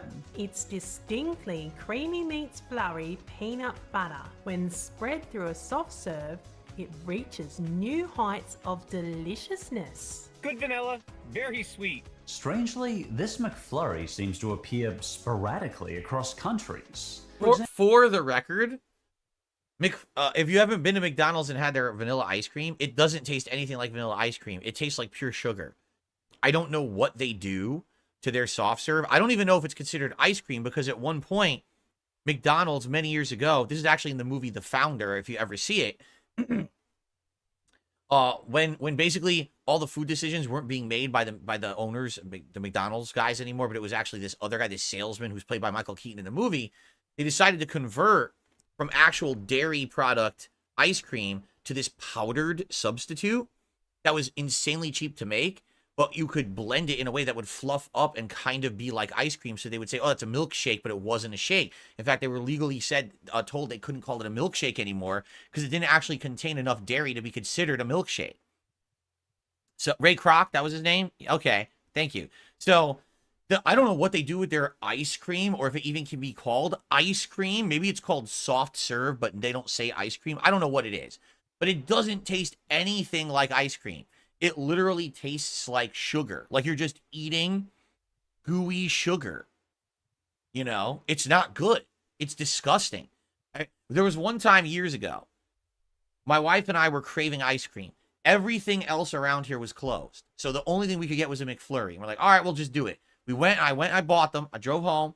We went just like this. We were like, oh, it's too sweet. I don't even think an adult can like that. Like maybe a kid would eat it, but I don't think an adult can like it. It has too much fucking sugar in it. The whole idea of ice cream is not supposed to be just sugar. It's supposed to have actual milk and cream and dairy flavor in it. And McDonald's ice cream doesn't have that. So the idea that you're going to mix a sweet peanut butter cup in with that is probably a bad idea. example, according to this comment, it appeared in Dubai briefly back in 2023. It also appeared briefly in my country, Australia, in 2019. Back in 2012, it appeared and disappeared like a ninja in the USA. It even appeared in South Korea in 2016, selling at 2,701. Unfortunately, despite it being such a huge hit, I cannot find any reason on the web why it just keeps disappearing across countries. Given it's more loved than the Oreo or M&M's flavor, my guessing is it might be a licensing issue with Reese's. But that hasn't stopped fans from rallying to get it back. Like the McRib, the Reese's McFlurry was a huge hit. Facebook groups and Twitter... Well, it's like I said, Reese's, you can get Reese's right now at Dairy Queen, which is another fast food chain in the United States, and you can do the Blizzard, I think it's peanut butter cup, or they have Reese's Pieces as well, which is the little candies with peanut butter in them. You can do either. So maybe Reese's does have this agreement with Dairy Queen, and then they have these limited agreements with McDonald's. They go back and do it from time to time, perhaps. But I think it's funny, he says it's one of the worst failures. Why is he saying it's a failure? It's weird that he says this is a failure when it says like everyone likes it. All right. Anyway, thank you guys so far. Great show. We're halfway through. We still got 3 more parts. Looks like we have 3 more Ultra member submissions. I don't think they're very long. And then we're going to get to the submissions tier videos for the week. So thanks, guys, so far. Good variety of stuff. I'm enjoying the show. I hope you are too. And I'll see you in part 4. Okay. At this point, since we're halfway through the show, I have to pee. So I'll do a brief break. I just want to confirm, because I saw a few people who were typing in the tips command. Just so you guys know, no tips are come through. So again, I hope everything's working well. The only tip I got today was this morning on the podcast. And literally, I've gotten 1 membership and nothing else today on this show. So I just want to be sure that everything is working. We have the usual audience. The usual audience is here. And you guys seem to be enjoying the show. You're talking about it, right? So as long as everything's working, again, guys, support if you can. I'll be right back. I'm just going to use the restroom, and then we will continue on with the show. Big, little picky, why you big. All I see you do is big. Little picky, why you big. All I see you do is big.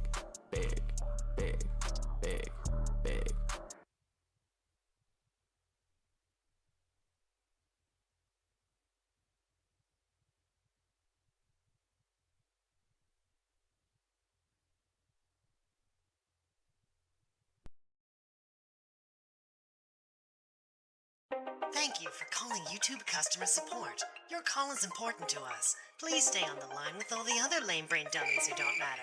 Your expected wait time is whatever. Wolverine doll, 2K24, big ups. Put me on hold? Don't they know who I am? I invented playthroughs. I'm the man with the plan. Mommy's 10-year plan. Did I need it or not? I guess it doesn't matter. Let's hold that thought. I think about money and I hold that thought. I think about my marriage and I hold that thought.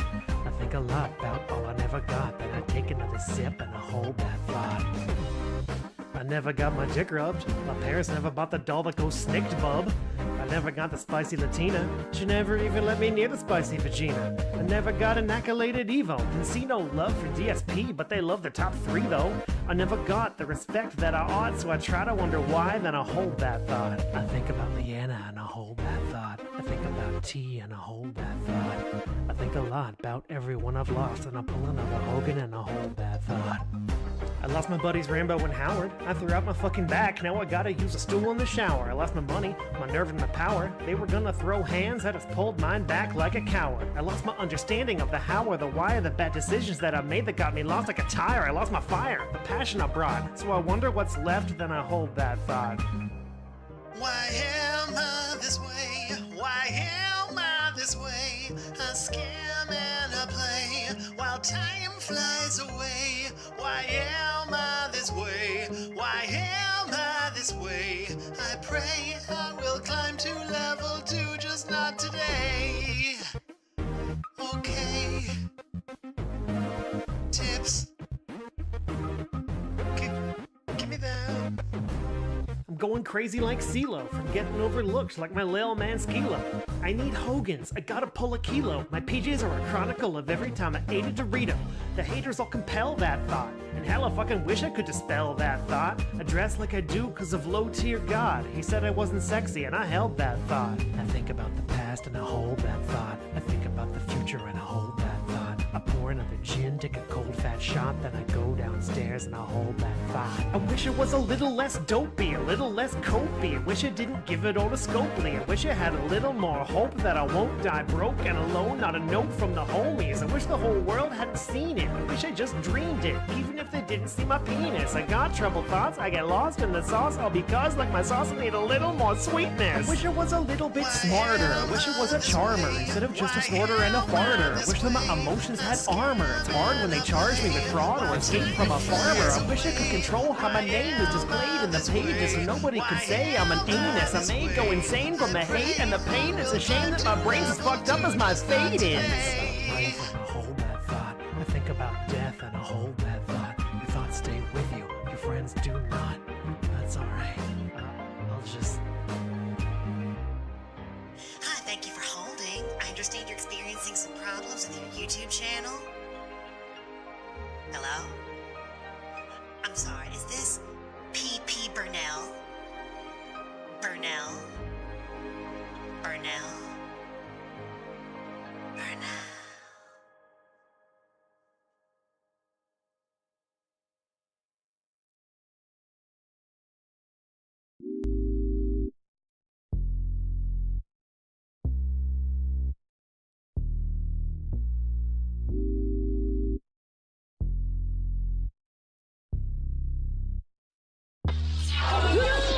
My take is thus.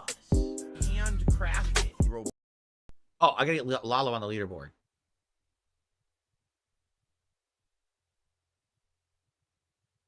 Here we go. Oops. You know what's weird? On this channel and on the DSP Throwback channel, you guys have the ability to like Super Chats. They still didn't enable that on my DSP Gaming channel for some reason. You can't like Super Chats on DSP Gaming, but you can like them on my other two channels. Figure that out. I don't know. I don't know what's up with YouTube rolling things out. It doesn't make sense. Okay, guys, here we go. Welcome back, everyone, to DSP versus the Internet, episode 66. We are finishing up the Ultra member videos for this week. Remember, if you become an Ultra member of this channel, you are the people who we get to watch your clips 4 weeks in a row, guaranteed. And we have 3 left to go. Then after that, we're going to get to the submissions tier, which is basically people competing in a randomized playlist to get their videos watched. Let's see what the final Ultra members have for us for this week. Here we go. So, Zangief got new combos, a new patch side-by-side comparison by Desk a day ago. So this is some of the changes that have happened to Zangief in Street Fighter 6 with the new patch that launched last Wednesday. Let's see.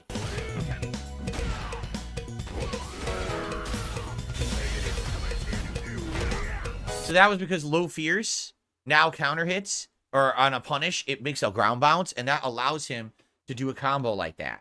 So I'm going to watch that again. So there's the low fierce.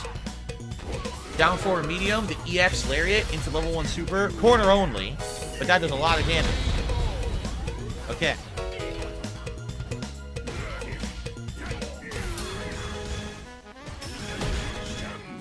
Ah, so what they're showing you is that there's the new wake up reversal that everyone has. He can do the Tundra Storm, which is a leg catch. And on characters, I guess, who maybe you do a kick wake up, it'll stuff it. No one uses that, though. It's pretty worthless, that Thunderstorm catch. Okay, headbutt. Okay, what they're showing you is that this now combos. Now, hold on. What was that again? Man, I can't go back and fast forward better than that. That sucks. Headbutt is now +7 on hit. They're saying headbutt is now +7 on hit, which makes combos with the headbutt better. Okay. So now, oh, that's good. I didn't know that. So you do headbutt, down forward, medium, and lariat. You couldn't do that before. You had to drive rush in order to extend the combo. Now you can do that without a drive rush. Nice. Nice, look at that. Okay, that is a huge difference. Thunderstorm can catch drive reversals. Yep.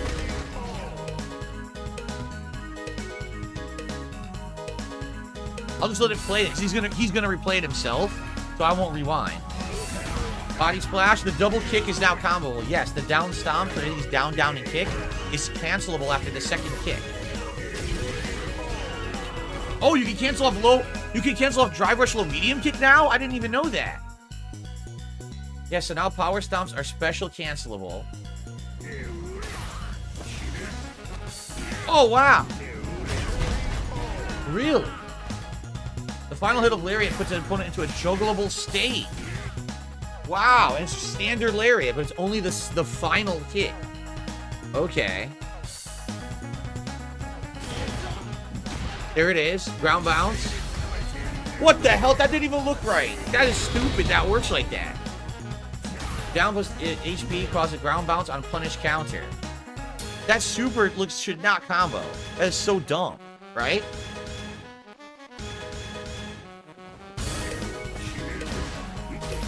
Drive rush double headbutt? He did double headbutt. Oh my god. Oh my god, seriously? You could do headbutt 360 now? Jumping SPD has increased juggle potential. Yeah, that's crazy. You can combo between in the air now. Oh my god. Oh man, there's some interesting changes. Now, why in the hell would you want to do this? Why would you ever want to do that?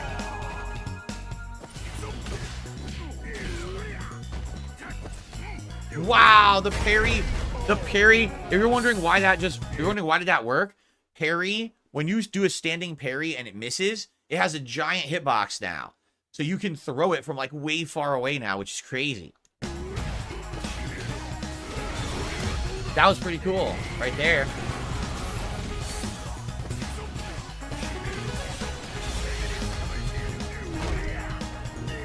Insane corner only full meter burnout combo.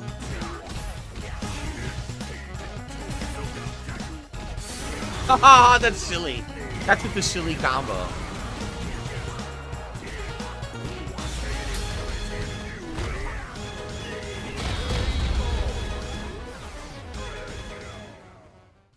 So, 58. What we're seeing there, I would say some of those changes are absolutely great.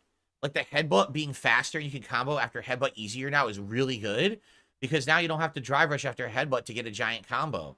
Also, the fact that he did drive rush low medium kick and it comboed into this down forward medium punch means you can combo off a low medium kick. You couldn't do that before.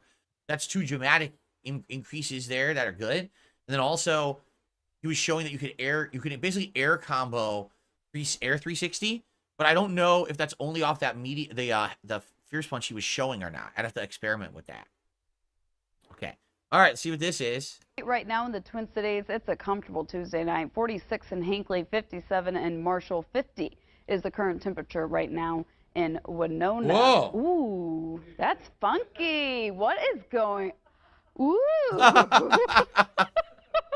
don't really know what's going on. Look at her hands. Endless hands. Oh, man. Do you guys want one Jennifer or two Jennifers? This is what... Oh, my... This It won't end. Can you lead that train off the monitor? Wait, what now? Can you lead that train off the screen? Oh, shit, floor. That's a lot.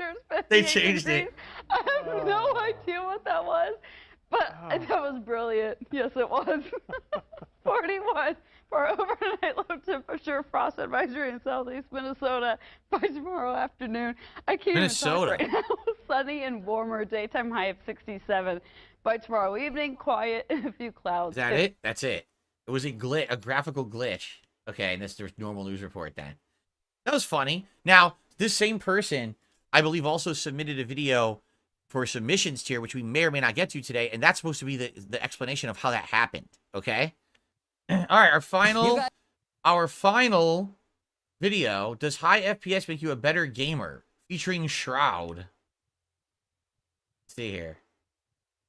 To get some very special guests. How old is this? 4 years ago. To come and participate. Representing the Filthy Casuals, we've got yours truly and Paul from Paul's Hardware. And we are going to get truly embarrassed today because in the pro gamer tier, we've got Corey here from the Washington Justice esports team. I have kind of a general idea of what I'm doing today. Then I wonder if it even applies anymore because he played Overwatch and Overwatch is dead, right? We've got a couple of outstanding Twitch streamers. Mr. Grims. Going from 144 to 240 kind of felt like a slight upgrade for me. And as so very many of you requested, the one and only Shroud. Going from 60 to 144 is like night and day for me, obviously, right? But 144 to 240.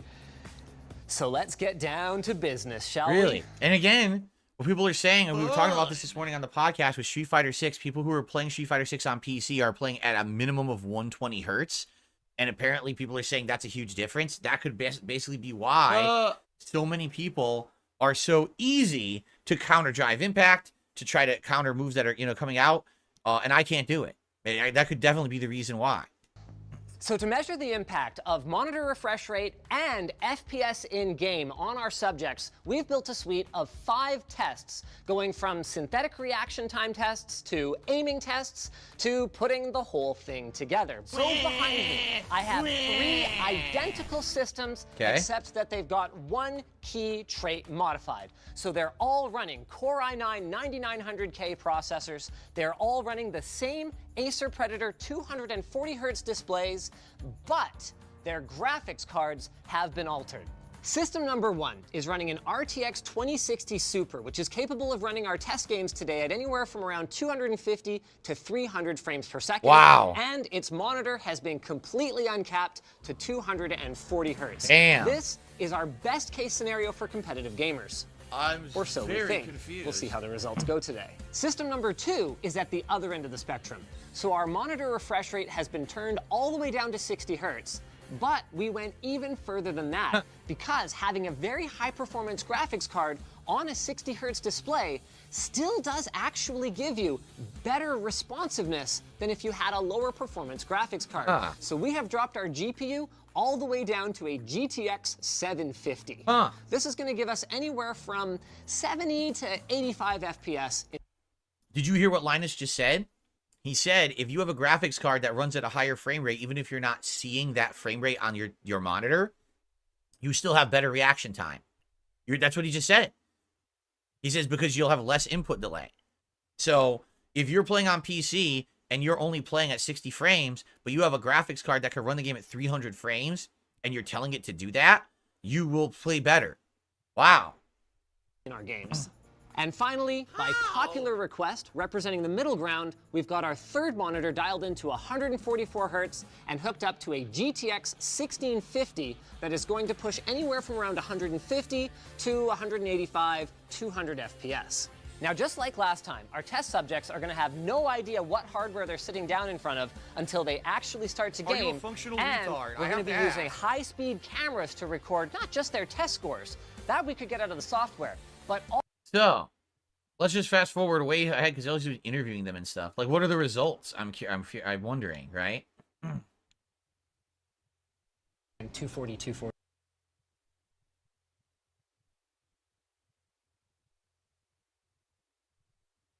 Whoa, what? Look at the difference. At 60 frames, look at the scores.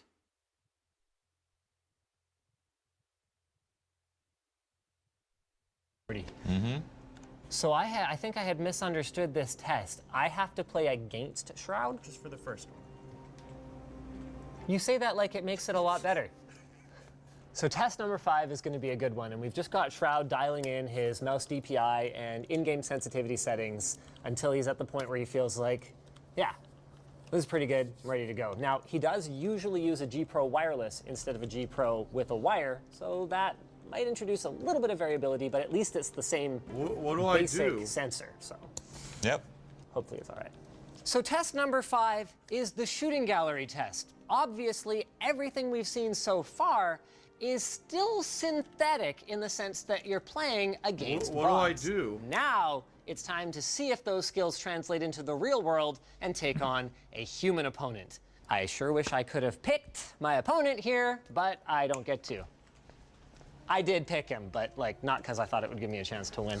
Hey, you could beat me here. Yeah, I don't think so. So the way this test works is both competitors are going to be at the far end of a long hallway, and Seth from NVIDIA is going to be crouched behind a half-height wall and just popping up at random human intervals. Whoever kills him first gets a point. We played a best of 5, then...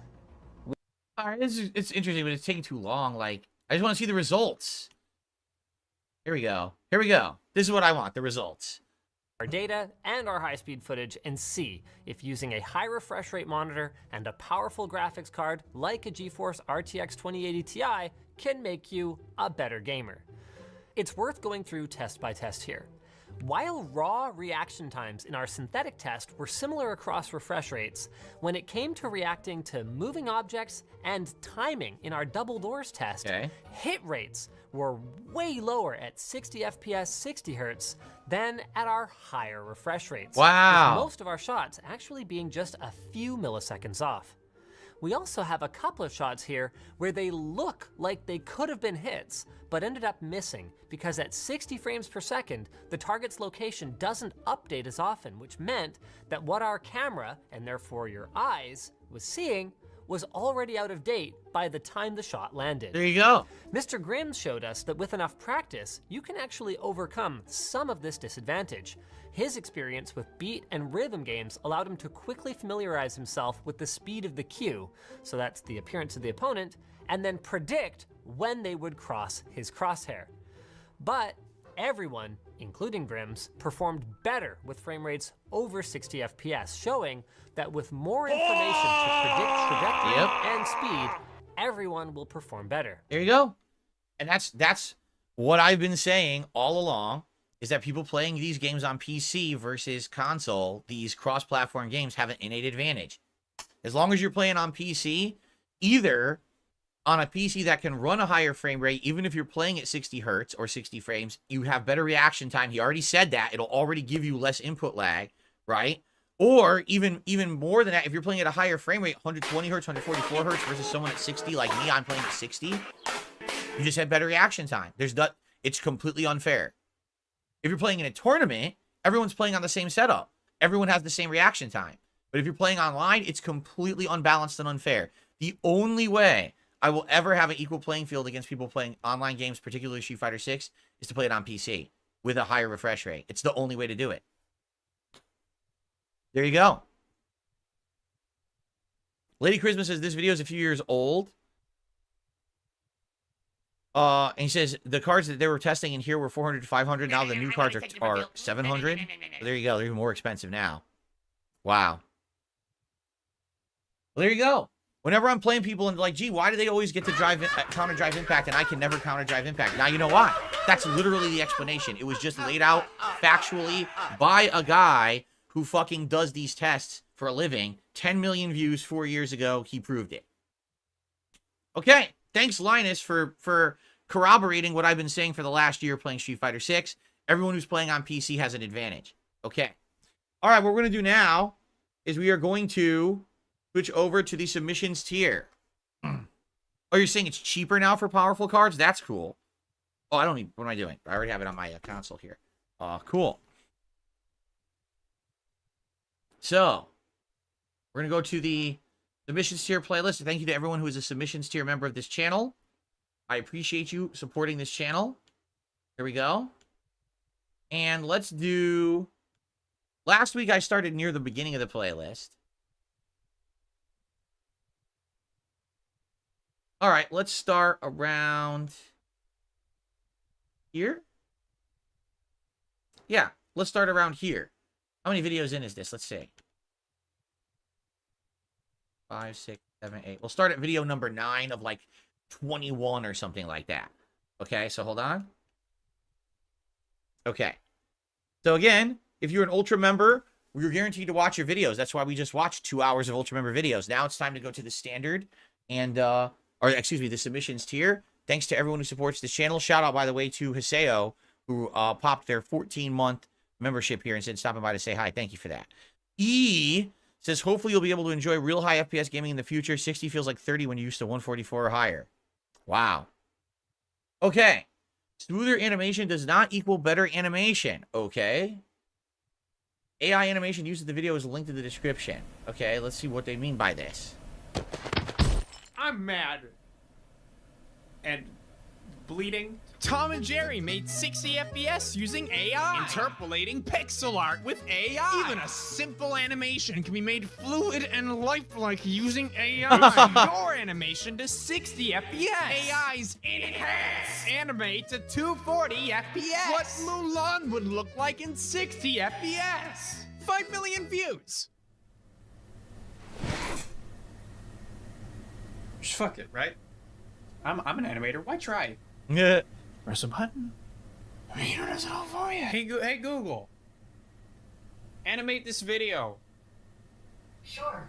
Now playing Sorry About Your Penis. Oh, it's not what I just don't get it. I don't get it. This is the I Mario don't care. and Unreal of animation. A complete slap in the face to the animator. I could give you several reasons. Hell, I could make a whole ass video about why this looks so bad. You know what? I think I will. I think I will. Because either I rant to you for the next 10 minutes to satisfy the goblin in my brain, or he's gonna tell me to do something far worse. Come on. We are watching in HD. Fuck. Make sure. Oh, yeah. It's 50. 50 frames? He purposefully made the video 50 frames. Okay. I've never even seen 50 frames, but okay. Okay, let's just cover the basics. This is 24 frames a second. This is 48. Look close. You see the difference. Good job. Basically, unless you're watching a soap opera, a gaming video, or Gemini Man, most of the video you watch is displayed at the standard 24 FPS. Now, 24 frames every second sounds like a lot. Because it is. But it's pretty rare for animators to consistently create a new drawing for every single frame. Even during the most complex and fluid movements, animators will often hang on a single drawing for longer than one frame. Right. If it's on screen for 2 frames, we call that animating on 2s. If it's up for 3, it's on 3s, 4s, and so on. There's a lot of reasons you might do this. Maybe you want to make 2 things feel different from each other, and a different frame rate helps to sell that. Maybe a low frame rate is part of the style. Maybe a character's movements are so far away that nobody's going to even notice. Maybe a choppier movement looks better with less frames. And I could go on, but you get the point. It's not just a compromise. We did a lot of animation testing, and we found out pretty early on that in order to capture the spirit of the comic books, we'd animate on 2s, and sometimes we would hold frames for 2 or 3 frames. When there's 24 frames a second, instead of doing all 24, you 12, and the mind fills in the gaps between them. It makes it feel more graphic. There is a clarity and a crispness in that. So we latched into that as an aesthetic that I think made it feel more like a comic book. And here's the thing. Just like animating on 2s or whatever looks fine if it's done right, animating at more than 24 FPS can look great. There's nothing wrong with having more frames when the artist intends for there to be. Yes, the issue at hand isn't the prospect of HFR animation. Instead, it's this shit-ass trend I'm seeing more and more of where some degenerate with Moonbrain will take a perfectly fine animation and remaster it, that is, stick it into an AI and press render, to create new frames in between the perfectly fine existing ones. This is widely referred to as interpolation, and not— For the record, the content that I am remastering on DSP Throwback is my old camera footage pre-direct capture. And the reason that we're upscaling it with AI to have more frames is because it looks awful. The old camera stuff was choppier than 24 frames. It was actually meant to be like really, I wanted it to be higher frame rate, but the cameras back then weren't good. They just weren't recording at a higher frame rate. I had cameras that claimed they were 60 frames and they weren't. And so a lot of the times taking those videos and upgrading them to the higher FPS makes it look way better. Like right now with the LA Noire playthrough, when you're watching just an investigation or an interrogation, the 60 frames looks really good. The problem is it doesn't always work. There's cases where the driving doesn't look right in 60 frames, probably because the game wasn't designed for 60 frames. Later on, they remastered it, and then it probably ran much better. I would never go ahead and take a video from my era of direct capture and upscale it. There's no point. The direct capture stuff is fine. The reason that I upscale the stuff from my old days of the camera pointing at the TV is because the camera was a lesser tech. It's not clear, and the frame rate is choppy because of the shortcomings of recording like that. What he's saying essentially is animation is done intentionally. Like an artist might go on 2, so it's only 12 frames per second, or they might decide to go at 24 frames instead of 30. Maybe they purposely animated at 30 because they think it looks more cinematic. All these people who are just taking this and running it through AI and tossing it on YouTube and getting insane views for it, all right, are doing absolutely no work and basically getting millions of views off of animators' work, which is fucked up. The animator worked hard to make that artistic for a reason. Why then bastardize it and ruin it because you think that you've remastered it for an audience without, and a lot of the times I guarantee you that's done without permission. Do you think someone got permission from Disney to upscale Mulan to 60 frames? Of course not. They just did it, and they got millions of views doing it, right? So I get where this animator's coming from, and I know why they're upset. The AI idea here that we're going to upscale everything with AI is messed up. And by the way, this is 3 years old. So this was actually early on when they were doing it. This is happening with everything, right? Not only does it completely fly in the face of artistic intent, it also just so happens to completely undermine several of the most basic principles of the entire medium of animation. Right. Seriously, there's like a whole book about this, written in the Middle Ages by the 9 guys. People call it the animator's Bible. Now, I'm not a religious man.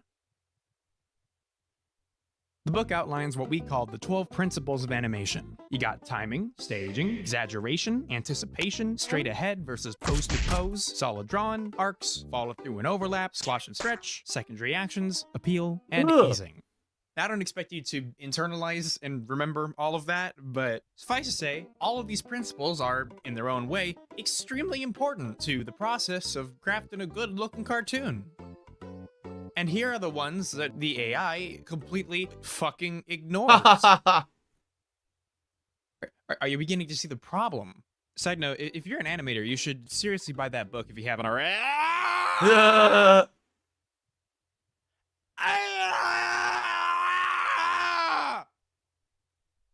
guess it's rare. That's expensive. I want to buy this book, but for not expensive. If only there was some kind of program that would... Oh, okay, it's his ad placement now. All right. Well, I agree with the animator. When you're running everything through AI and claiming that you're remastering it, you're making it better, you're not. There's artistic interpretation, and there's sometimes an animator wants to show things in a certain way for a reason. Just because you increased the resolution, you increased the frame rate, does not make it better. Sadly, people are just simpletons in this line of thinking, especially today. You see what's going on with AI and how everyone's doing this to everything. So, all right.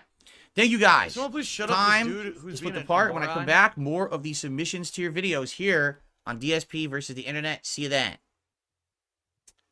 Okay, guys. So I want to say thank you to Haseo, who stopped by to say hi, and thank you for popping your membership message there. I received 1 tip. This is literally the only actual contribution I've received. I take that back. Lalo did a super chat earlier. This is only my second.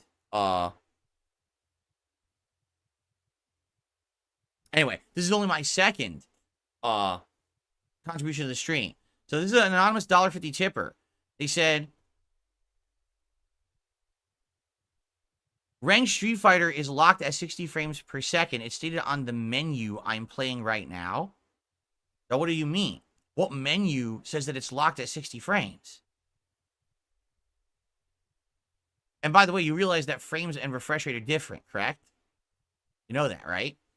You heard what Linus said in the video. He actually said, even if you're playing at 60 frames, if you're playing at on a graphical capability that allows you to play at a higher frame rate. So 300 FPS, even being played at a lower, like a 60 hertz or 60 frames, you still have better input. Less input delay and better reaction time. You may not have to see all the frames, but you still have it. He said that outright. He said that in the video. Yep. So there you go. And by the way, I'm pretty sure there's ways around it too. I don't know. I mean, you're telling me this is like, well, I don't know. I can't confirm or deny. because I don't have a PC rig to try it out, right? Battle Hub and story for Street Fighter 6 is 120 FPS. Online ranked is locked at 60, but PC gets around it a bit. Right, because again, if you have a rig that can play the game at a higher frame rate, or you have the capability of at least doing the higher hertz, even if you're limiting yourself to the lower hertz, you still have a better response and less input delay. That's what Linus outright said in the video we watched. Like, word for word, he said 300 FPS, locked still at 60, you still have better situation than 60 at 60. Yep.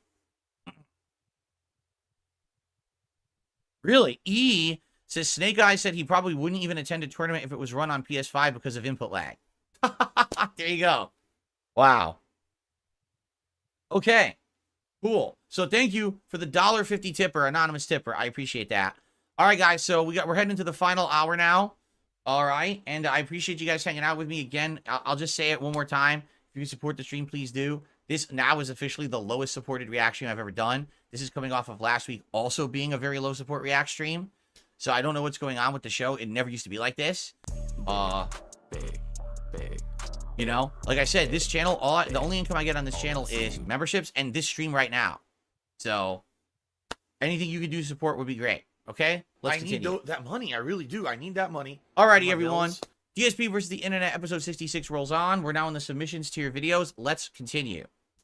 Not long ago, I was giving you 1-star TripAdvisor reviews and asking you to guess which famous landmark they pertain to. Well, we're going to be doing something a bit similar today. I'm going to be showing you some abstract Steam reviews, and I want you to guess what video game they're talking about. Now, please, don't be annoyed if I haven't included your favourite game, or if you disagree with one of these reviews. They don't necessarily reflect my opinions, yeah? There's 25 of these, and they're going to be coming at you quite fast. You ready? All right. Game on! In this game, you're playing as a socially awkward introvert woman who runs away and hides from a lovable creature who only wants to give her a hug and a kiss on the forehead.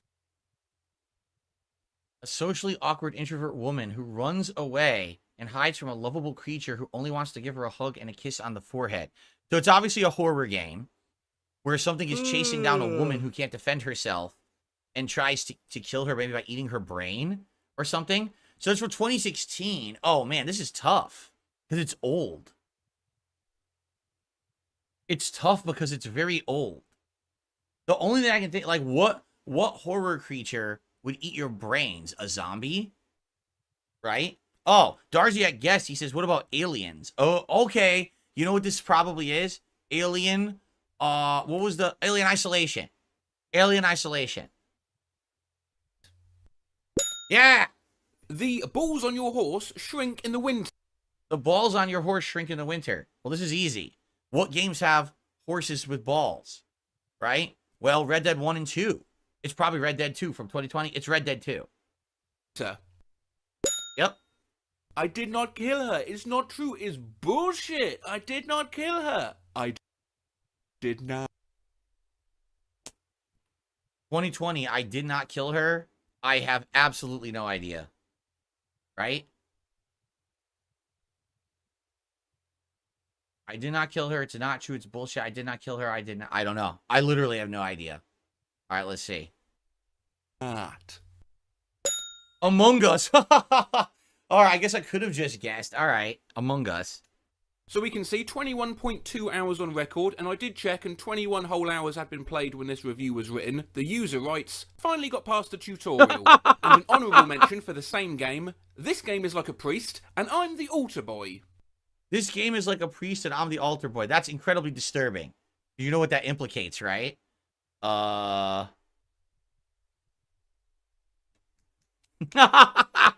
know what? I don't even want to guess. Let's find out. What? What? Cuphead?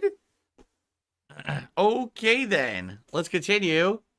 Recommended. My son died tragically in a fire. Oh. Sims 4. This is exactly how my grandparents described how walking to school was for them back in the day. See, he hit the year, so I don't know. This could be anything. Does that sound like? Oh, you know what? I know what it is. You ready? No, Death Stranding. Nothing like that at all. Yep. Yes. Every time you go mining, a bat will knock you into lava. Every time you build a house, a bat will knock you into lava. Every time you try and do anything productive, the fucking bats will knock you into we know Minecraft, lava. obviously. No, it's Terraria. Despair, but also an erection. What?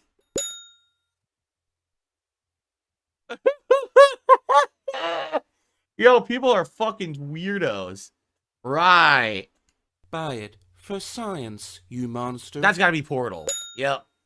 This game is basically NASCAR. You go around in circles until you have to fix stuff and hope an angry hillbilly doesn't kill you. This guy played 363 hours of a game. This game is NASCAR. You go around in circles so you have to until you have to fix stuff. And an angry hillbilly doesn't kill you. And they played over 300 years of it? What do I do?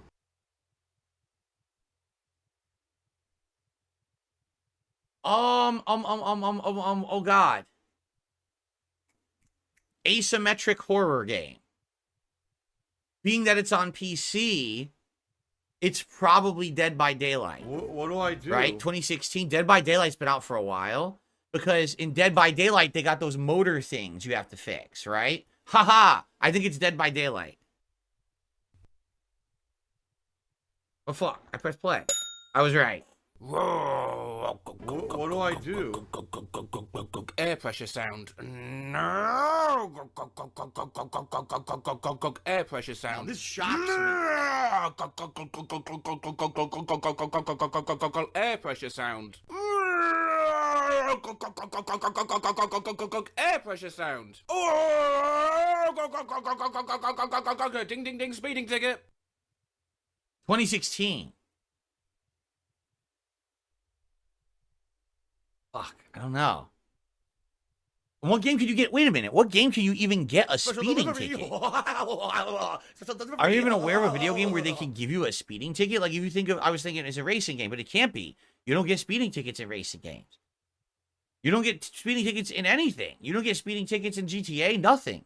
What game gives you a fucking speeding ticket? Everyone's guessing. People are like, Euro Truck Simulator, Forza, Mafia, Truck Sim, Need for Speed, Mafia 2. I have no idea. Let's see what game you get a speeding ticket, because I don't even know. I don't know what game you get one. American Truck Simulator? Oh, well. There's no way we're going to guess that. I didn't even know that game existed. Okay. Like the developers, I didn't finish the game. From, he hid the year on purpose. I mean, this could be Cyberpunk, right? Recently, it would be Cyberpunk. Let's see. I was right. I gave a little hug to a player, he stared back at me for 5 seconds, and then jumped off the map and killed himself. And never before have I felt as much power as I did up to that moment. 2020, 207 hours. So, I gave a hug to a player, he stared back at me, jumped off a map, and killed himself. In what game can you hug a player and they can jump off the map? Right? Jump off the map?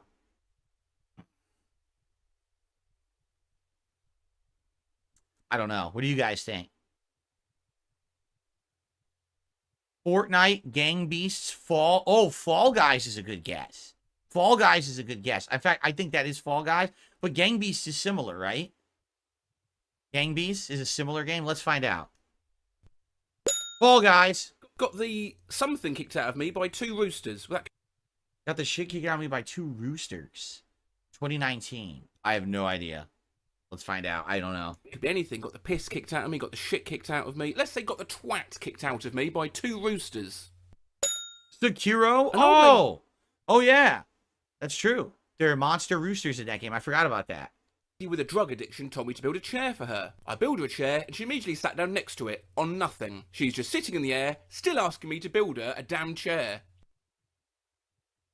An old lady with a drug addiction. This is older. It's 2015. I'm going to build her a chair. I built the chair and then she sat down next to it on nothing. I have no idea. I have no idea. Find out. Fallout 4? One New Year's Eve, a Steam user leaves the review balls. Think about it. Ah. The game is basically robots, smurfs and humans being given immortality by a giant ping pong ball in order to fight the forces of evil geometry. 613 hours someone played this. 2020. Robots, Smurfs. Smurfs has to be the key here. Small blue people? Robots and humans given immortality by a giant ping pong ball. In order to fight the forces of evil geometry. I honestly don't know. This might be one I didn't play. I'm not going to spoil. Let's find out. It's probably one I didn't play. Oh, oh yeah, no wonder. I played it and I wouldn't even know what that is. What do I don't I even do? remember any of that shit at all. It's worth pointing out this next review is definitely not the plot of the game, it's how the user feels towards the game. Okay. So, imagine a guy comes up to you and beats the SHIT out of you and leaves you for death, steals all your twat, and sleeps with your wife. Then, over the next year, he pays for all your medical bills, checks up on you regularly to make sure everything is okay, and tries so often, but not say explicitly, to apologise for the wife thing. He then takes you out and buys you ice cream, and you guys become good friends. Pros. Ah! Because No Man's Sky originally was a broken mess, a broken promise, basically treating you like shit, but then basically the guy made up for it over the years. I see. Okay. Cons. Untitled Goose Game. Yep. Only bought this game to crash into my house. Would highly recommend this game if you're planning to crash into your loved ones. Flight Simulator. Microsoft Flight Simulator. Yes. I accidentally installed a bunch of sex mods. Oh, clumsy. And now horses and dogs keep having sex with all the people in town. I don't want to know. Oh, that's even What more I disturbing. expected? A dark, socio-political tower climbing By simulator. the way, no one accidentally installs sex mods. That's complete bullshit. What I got? Shovel Knight 2, Redneck Boogaloo. Huh? I sunk a bunch of German kids. 10 out of 10. What? I legit cried 4 different times. And I have no soul, so imagine the effect it would have on an actual human. 2020.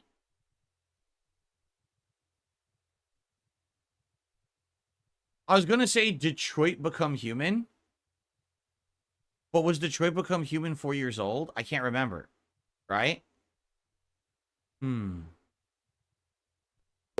What the fuck is... I don't even know what Spiritfarer there is. I've never heard of it. Okay. Last one is a not recommended review of a game that I thought was quite fun. But just think about this. This is more of a verbal clue. Put the letter S in front of this game, and you have my opinion of it. So obviously shit. Shitter. So hitter. The name of the game is Hitter. Shitter.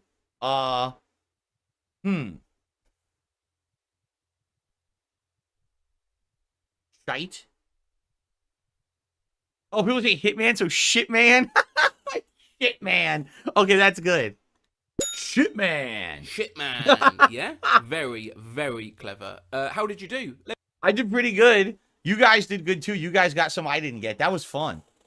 That was pretty fun. I like that. I like videos where we can guess at what it is. That's a lot more fun. Literally, the entire chat woke up and started interacting. That was super fun. Okay, what's next? You are at the hospital. Administration is right here. I'm going Get to in the there. emergency room, sir. Get in there. Where? Get out of my car now. Where is my Get destination? out of my car now. Sir, I'm asking Get you. out of my car now. I have the right to tell you when you get out of my car. It's right now. I don't know where I am. I'm asking you where is my destination. If you will kindly point at where I am pulled supposed into to your go. destination. It said here I was at your destination. It's over. Get out of my car now. It said 1760. Get out of my car now. Sir, it 7 years ago. said... Get out of my car You're now. Why are you yelling at me? Because you won't fucking get out of my car. But you're not to yell at me. You are not to yell at me. 9-1.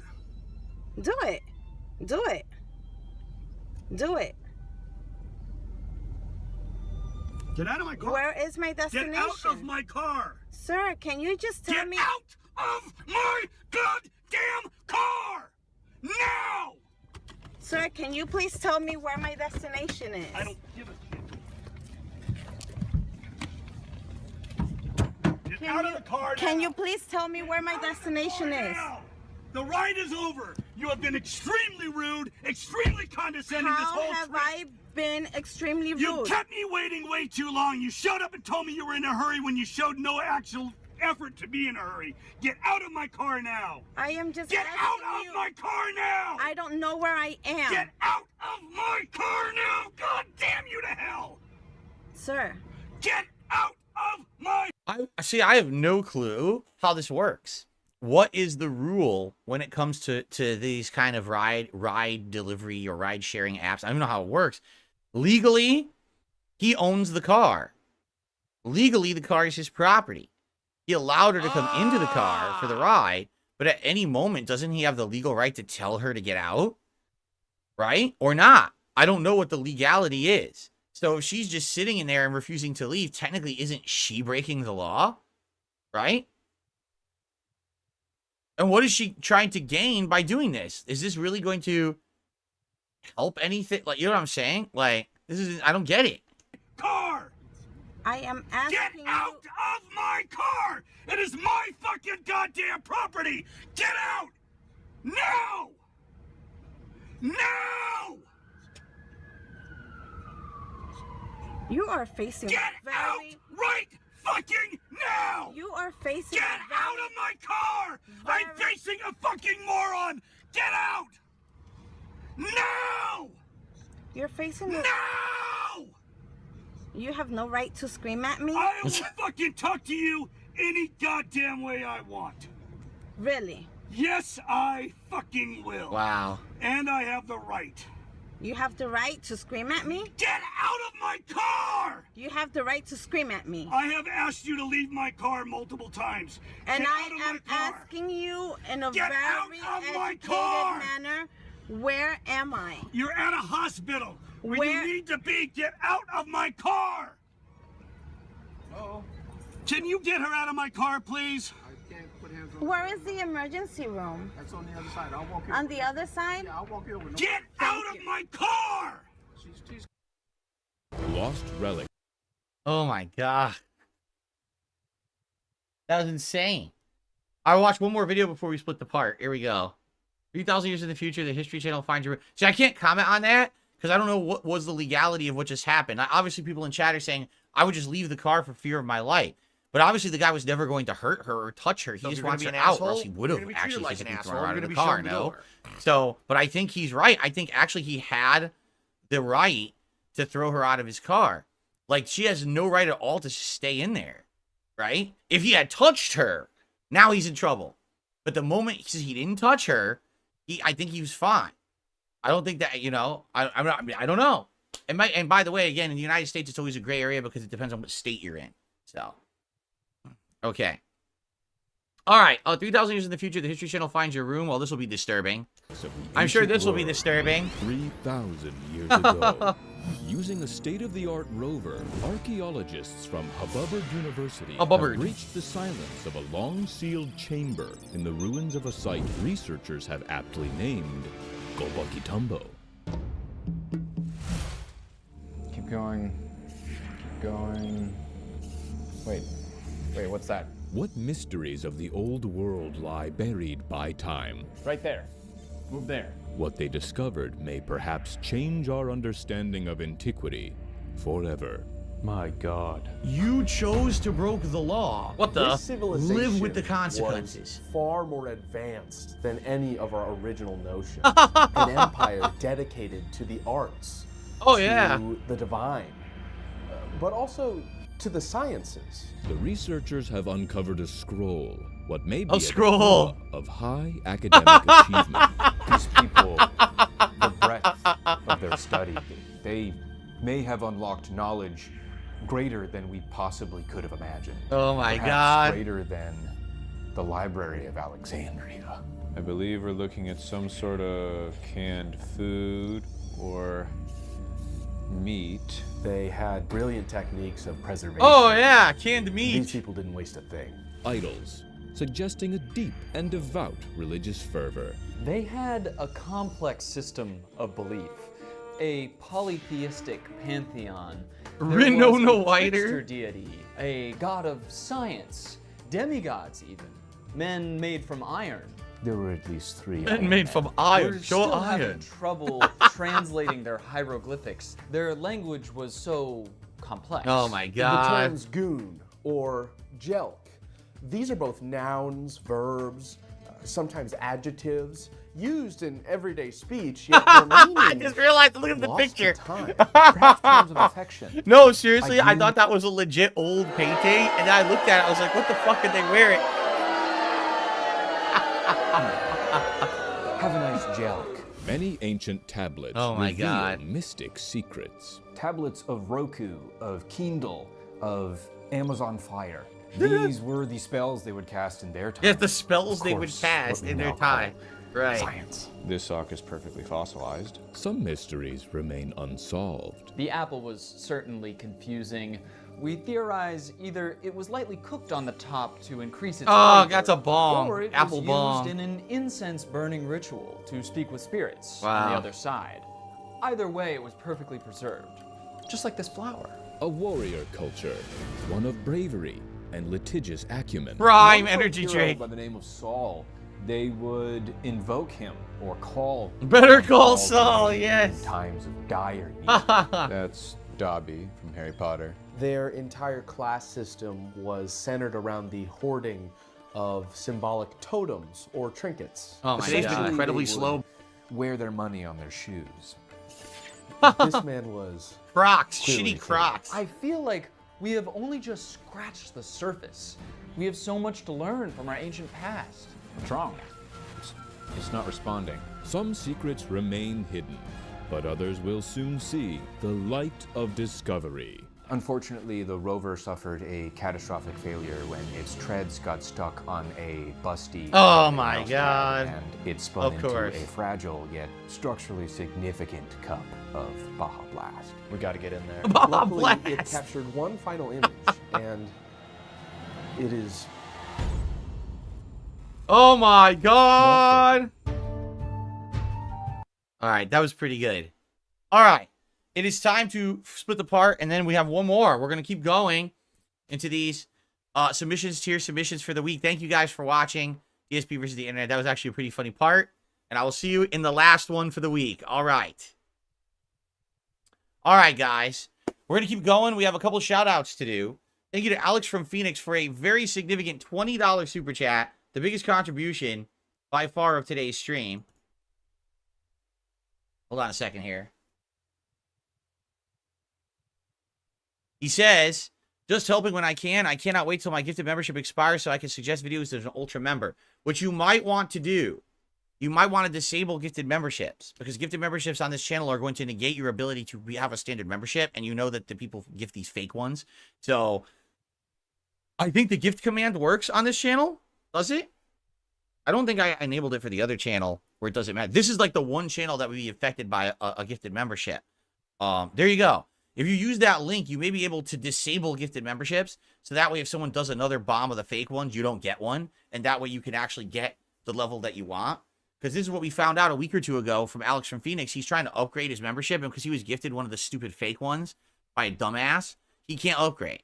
So he's wanted to submit videos for weeks and he can't yet. He's waiting for this dumb fake one to expire. So you can disable that by using the gift command in the chat, okay? Thank you so much for the super chat. And then Big Mac, 6 months as a member, says, which throwback is on tonight? It is time for It is time for Mario and Sonic at the 2012 London Olympic Co-op Games, our co-op playthrough over on DSP Throwback tonight. It's going to be super duper fun. Okay? All right, guys, let's continue and wrap up the show for the week. Actually, I take that back because I was just about to say, let's do it. And I just received a $10 tip from Tarantula MS, who says, hey, Phil, what's going on, Tarantula? It's good to have you here on the stream. Thank you for the contribution. This is literally the only tip. This is the only tip that I received on today's stream. So thank you very much for the $10. Oh, it says $1? That's wrong. Oh, I have to change it all on here too. Oh, man. All right. I have to change all the animations on this page too. Okay. Let's save that. And let's play the proper animation. There we go. And I have to change the text later too. Okay. Thank you very much, Tarantula MS, for a $10 tip. Our only tip of the day. I take that back. There was a $1.50 tip earlier. But, only our second tip of the day from the podcast, or from the, boy, I can't speak today. I really cannot speak. From the React show. I'm having a hard time expressing myself properly, guys. I apologize. It must be the mind-melting videos we've watched, okay? All right, so thank you, Tarantula, for the tip. Thank you to Alex from Phoenix for the super chat. Thank you to Big Mac for for the membership. Let us now continue, shall we? All right. Cool. All right, final part. Here we go. The Adam Lee says he's enjoying. I'm glad you are, Adam Lee. Okay, here we go. Hello, everyone, and welcome back to DSP versus the Internet, episode 66. This is the finale where we're going to watch a few more videos from the submissions tier this week. Thank you to everyone who is a member of this channel and supports it via their memberships and submits clips for the show. Let's continue.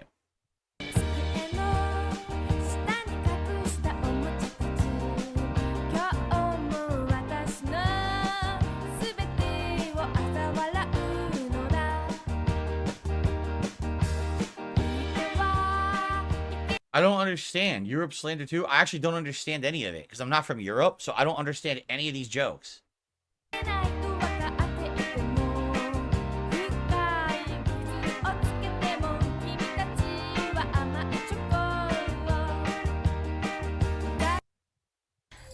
I literally didn't understand any of it. That sucks. Oh well, I'm sorry whoever submitted that clip. That went right over my head. I didn't understand it at all. Again, people say there's stereotypes about Europeans. Oh, see, I wouldn't even understand the stereotypes because I'm American. I don't know any of those. So I can't even comment on it. All right. People are not super wealthy, but we all have an idea of what it might be like to be a wealthy person.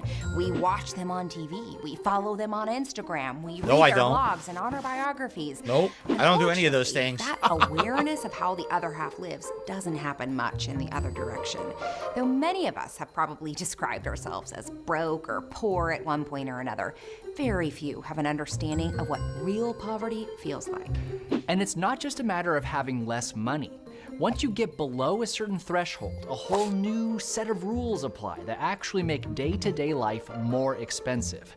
If you've never struggled with real poverty, you might not be aware of the many hidden costs and financial traps that conspire to keep poor people poor. Yeah, I believe that. 100% I believe that. It's very hard to make your way through modern life without access to basic financial services like checking accounts, ATMs, and personal checks. But the less money you have, the more these things will cost you. That's because banks make their profits by accruing interest on your money. So if your account balance is too low, usually under $1,500, they won't consider you a profitable client anymore, and they'll make you pay for their basic services in the form of a monthly fee. And heaven help you if you go below zero. Each overdraft incurs a charge of about $35, and many banks will deliberately reorder your transactions for the day from biggest to smallest to drive you into the red more quickly. Well, just for the record, they can't do that anymore because banks got sued for that by the government and they lost, and now they had to change their entire system. But they did this to me before, where in one day I would have like $100 in my bank account. This is years ago, right? Like for example, when I had my office job. So I have $100 in my bank account, right? In the morning, I go to get a breakfast sandwich. That's $2. Or, okay, $5. I eat the breakfast sandwich. During the day, I get a soda out of the soda machine. That's $1.50. And then at the end of the day, a bill clears for $100. Oops. So what happens is they'll clear all the transactions, but they'll say that the $100 transaction happened first, and then the two small ones happened after, and then they'll say $35 fee, $35 fee, $35 fee. Even though it's not even what happened, that's what they'll just say happened, and they make more money. They were doing this infamously for many years, and then they got sued by the federal government in the United States, and they lost, and they can't do it anymore. So this is one that doesn't happen anymore. They actually fixed it. Now it will actually be in order, but what's really dumb are those fees. Like, for example, those fees are only supposed to happen when they actually clear the transaction. So, for example, let's say you have $100 in your account, but a $101 charge hits. Then if they clear it and pay the $101, they're supposed to hit you with the fee. They're not supposed to hit you with that fee if it doesn't clear, but some banks still do. And I think that's the next one they're going to get sued for. Because why are you hitting me with a fee if you didn't clear my transaction? That doesn't make sense, right? Anyway, no, this is true. This is one I've been through a lot in the past, so. And rack up as many overdraft fees as possible. If a bank is willing to extend you credit at all, the terms will be much less favorable than for someone with a rosier financial history. Of course. You'll pay more money in interest every month, and any late payments means more penalties and fees. Yep. Even cash can be more expensive if you don't have much of it. If you withdraw $100 from an out-of-network ATM, that $3 fee equates to a 3% service charge. But if you can only afford to take out $20 at a time, you're essentially paying a 15% charge to access your own money. Yeah, but that one's bullshit because that's a transaction-based fee. That's not based on the amount. The only way that that would be equivalent is if they said, so they're charging a percent of your transaction every time, but it's higher if you take out more money, and that's not the case. It's just a flat service fee. So that's actually a bad example in my opinion. Taken together, this means that a poor person might end up paying hundreds or thousands of dollars a year for services that wealthier people virtually enjoy for free. It's no wonder then that a lot of low-income people avoid banks altogether. But even that comes at a steep price. Cashing a paycheck without a bank account costs money. Buying a money order to pay your electric bill costs money. And if that bill is due in just a couple days, well, you can either get hit with a late fee or FedEx it, an extra expense that someone with a debit card and an internet connection never has to worry about. That's correct. If you think that dealing with credit card debt is bad, thank your lucky stars you've never dealt with a payday or car title lender. We just talked about this a week or two ago. Payday loans are the biggest scam in the United States. They are 100% anti-consumer, awful things meant to abuse people who don't have money, who don't know better. It's really messed up that these even exist. These businesses are often the only recourse for people without credit cards, and their interest rates Hold reach on. upward. Daphne says, I didn't know in America you get charged for withdrawing your own money if you do an out-of-network ATM. So, for example, if I have Chase Bank and I go to a Chase Bank ATM, it's free.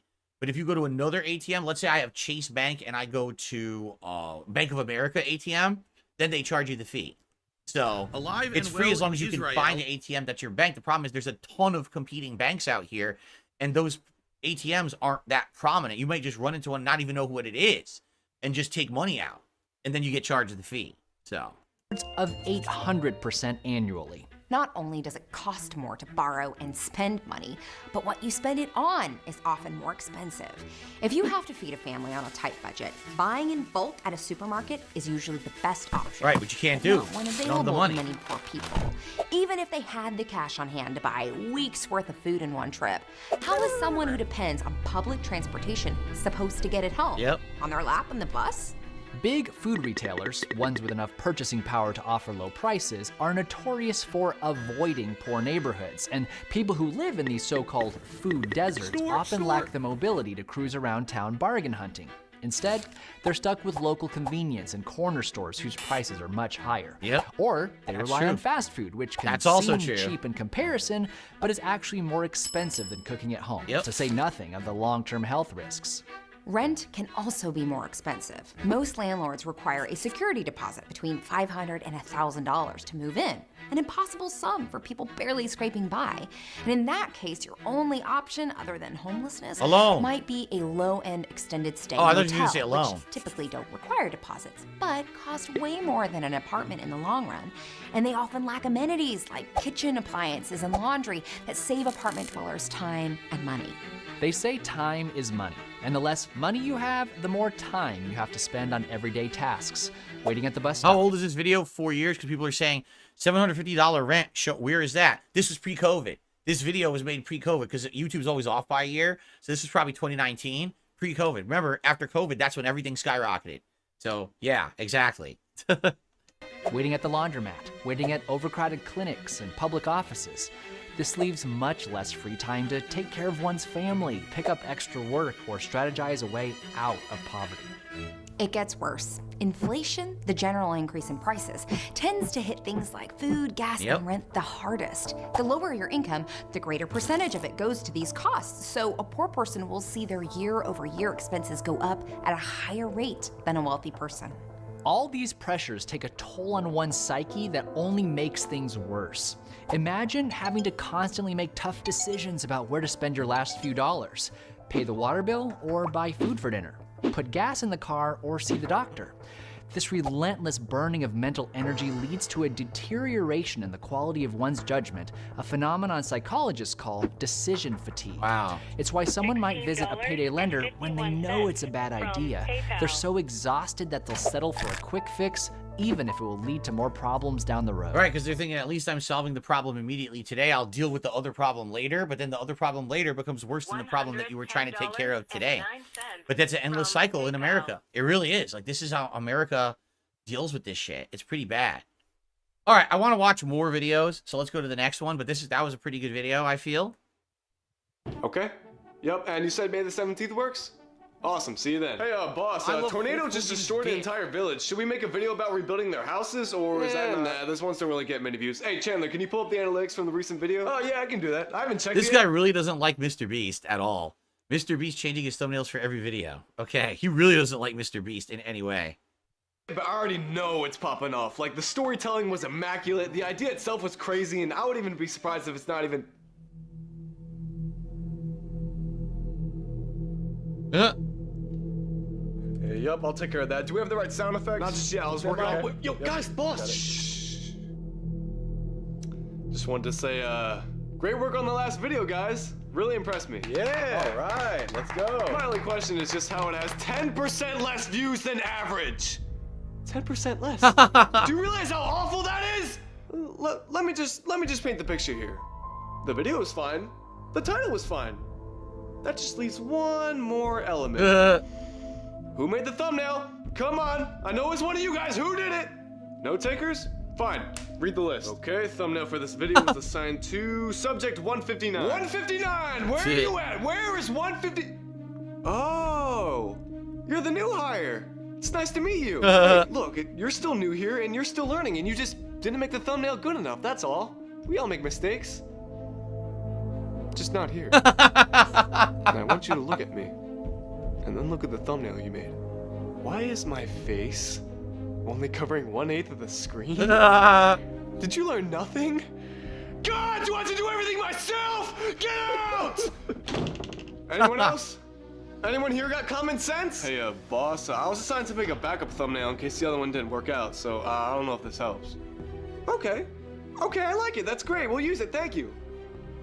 Time up. Wait, what? Hey, what's going on? Time up. You liked it. Well, at least I do. We just need to see if the public likes it. Like, if views go up, you're free to go, but if they go down, you'll never see your family again. This is sick. Well, you're sick. What the hell is wrong with you? It sounds nothing like that at all. Do you know how much money I make every minute? What? Why does that matter? Don't you just give it all away anyway? Oh, no. No, you couldn't be any more wrong. Thank you, everybody, for watching, and subscribe for more. Hey, man, thank you so much again. This money is really going to change my... All of that money is going to my own personal research. Duplication and cloning. More Jimmys. More content. More money. Videos will be posted faster than you can take another breath. You won't even realize which one's the real me. I could die and nobody would know. What if he's already dead? What if our plan was already in pursuit? What if we put microchips in the Feastables bars and already have control over half the population? What if we've already won? What if you've already lost? You know, there's this feature that someone told me about last year. It might have been Overpower Boone. He says there's going to be a new feature on YouTube. When you post up a video, you can post up multiple different thumbnails. And you can, I guess what happens is you can have it so that all three of them randomly display for different people. And then based on which people watch the video longer and have longer engagement, then it will auto-select the one that's doing better. And this was talked about, what, last fall? And I haven't seen it yet. I mean, obviously, that's not what this is. I mean, what they're saying is he changes his thumbnails, because it's true. Like, these top YouTubers, you may not be aware of this. They'll put up a video with a thumbnail, and if they feel like the video is underperforming, they'll change it again. They'll change the thumbnail, then they'll change it again. They'll change the title. I've noticed this. YouTubers will put out a video. Oh, it's not doing so well. Change the title completely. See if that'll hit the algorithm better or whatever. So, yeah, but I haven't seen this feature, right? It hasn't happened yet. Yeah, I've been looking for the feature. The multiple thumbnails feature it's not available yet, right? Weird. Okay, we have a little bit more time. Let's keep going. What's next?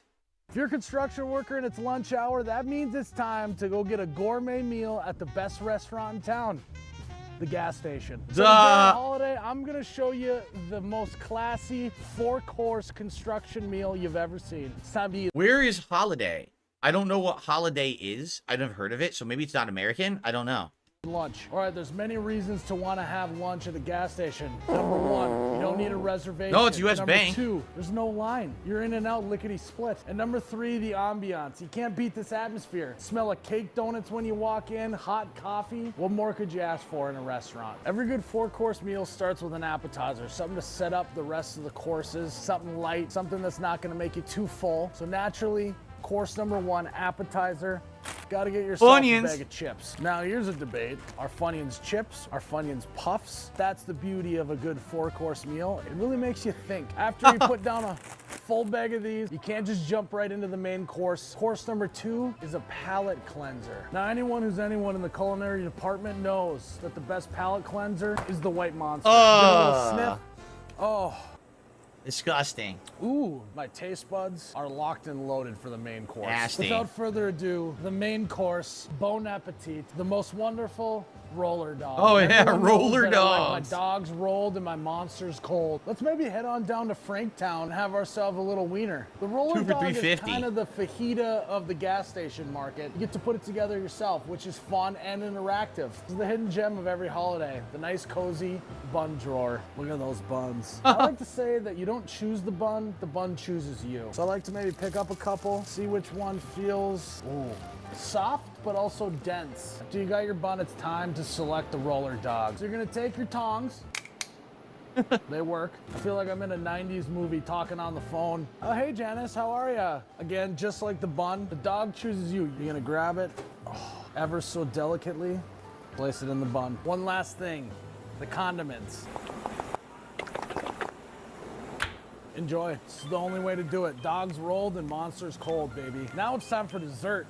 Course number 4. And that brings us to the little dessert freezer. Some of you may say, maybe I'll have a cookie for dessert. Oh, or frozen, maybe the I'll frozen have some freezer. Ice cream for Yeah. dessert. How about both? 2 cookies and a scoop of ice cream all in one. Once I pull this out though, it's a ticking time bomb. I gotta finish all 3 courses before I get to this guy, so I'm probably gonna have to eat it all on the truck. So let's go to the truck, let's eat this lunch, let's get back to work. The last important detail of the construction lunch is to make sure you eat in the parking lot of the gas station, because if you go back to the job site, foreman's gonna be telling you to roll down your window, wanting to chit chat, ruining your whole lunch. And then when you're all done, make sure that you don't throw these in the garbage. Just crumple up all the garbage from the lunch, throw it in the back seat, out of sight, out of mind. Perfect. Kind of out of sight. I think it's funny because some of that's probably like humor, but other is like serious too. That's probably why these gas stations have all that shit in there. It's probably a bunch of truckers and drivers who buy it all. Who else is going to the gas station to spend top dollar on that shit, right? All right. Okay. We have time for 1 to 2 more videos. Let's see here. Andre the DJ says you get a whole pack of hot dogs and frozen treats at a grocery store for the same price. Well, the hot dog was what, 2 for $3.50? So that was what, like $1.75? That's not true. You get hot dogs would be like a pack of hot dogs at the grocery store, like $5-6 now because of inflation. Yeah. So, and it's, you have to cook it yourself too, right? So, okay, let's continue.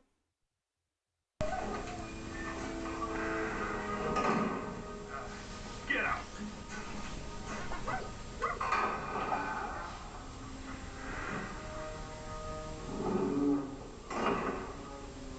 What is this? A dog watching dogs. We've got to get out of here. You know the dogs talk? Unless we dig our way out. Molly watching Air Buddies from 16 years ago. It's an original YouTube video from ages ago. Ah. The dog likes watching the dog movie. They're digging out. Bud, bud, come on.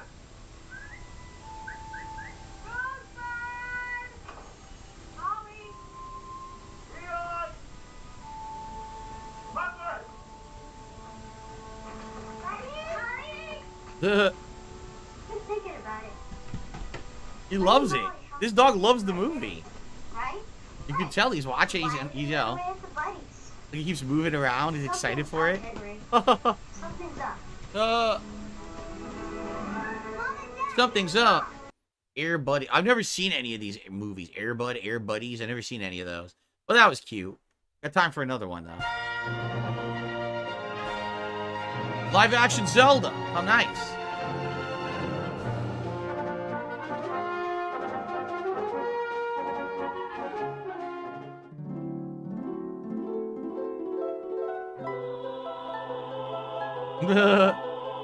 A mutated creature that would look like it was sitting in a wheelchair. You have traveled far and defeated many a foe, but thy journey is far from over. It's dangerous to go alone. Take this sword and become the legendary hero you were destined to. Hey, hi. Sorry to bother you. I was outside adventuring. Your cave was open, so I figured I could come in here and rest a little. I hope that's cool.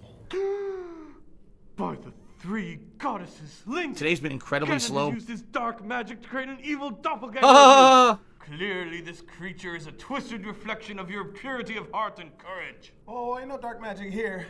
I'm just black. We come like that sometimes. Yet here you stand, adorned in the same garbs as our brave hero. How do you explain that, Dark One? Wow, that's real offensive. These clothes are actually very common. They give them to pretty much every boy once he comes of age, which in Hyrule is 10, apparently. Also, they're super comfortable, which is important when you're adventuring. They breathe. Then there's pockets around here somewhere. I've had enough of your silver-tongued lies. If you wish to earn the right to wield this sword, you must defeat this evil creature. Attack! Wait, what? Whoa! Hey! Whoa! Stop! This is ridiculous. You're gonna get hurt. Oh, it's making actual Link noises. Really? A bomb in a cave? Yeah.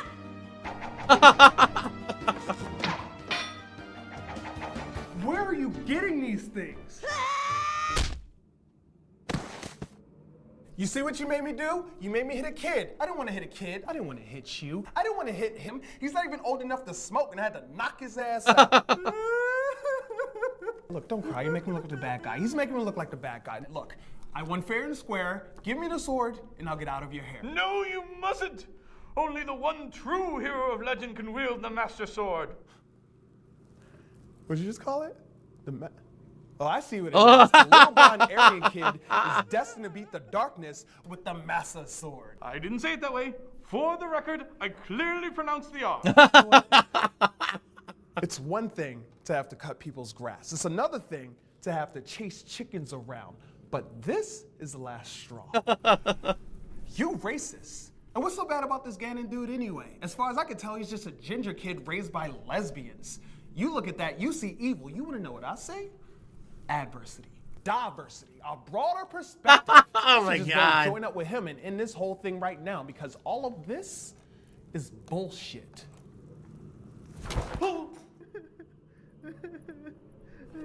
I'll be seeing you again. You could count on that.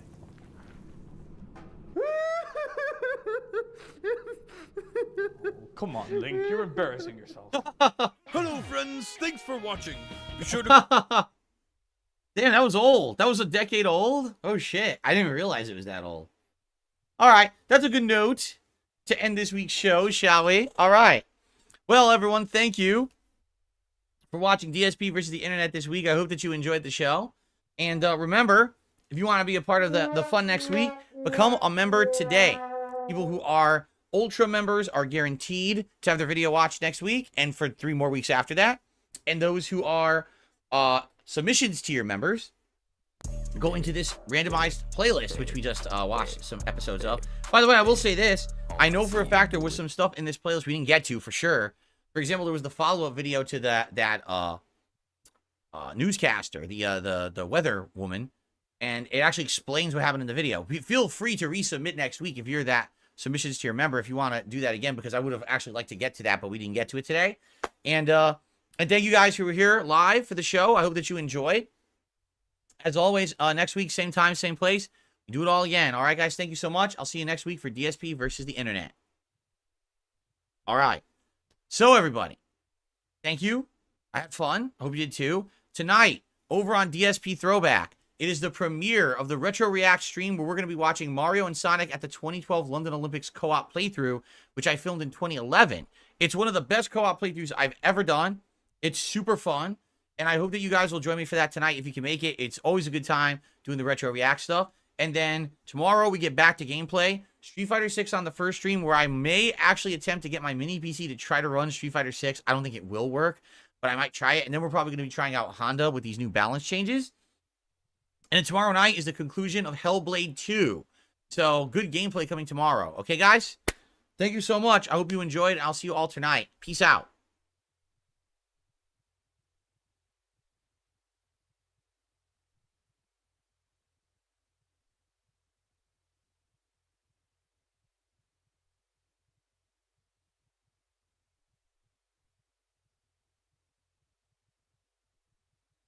If I could get down on my hands and knees and say thank you and still be on camera, I would do it.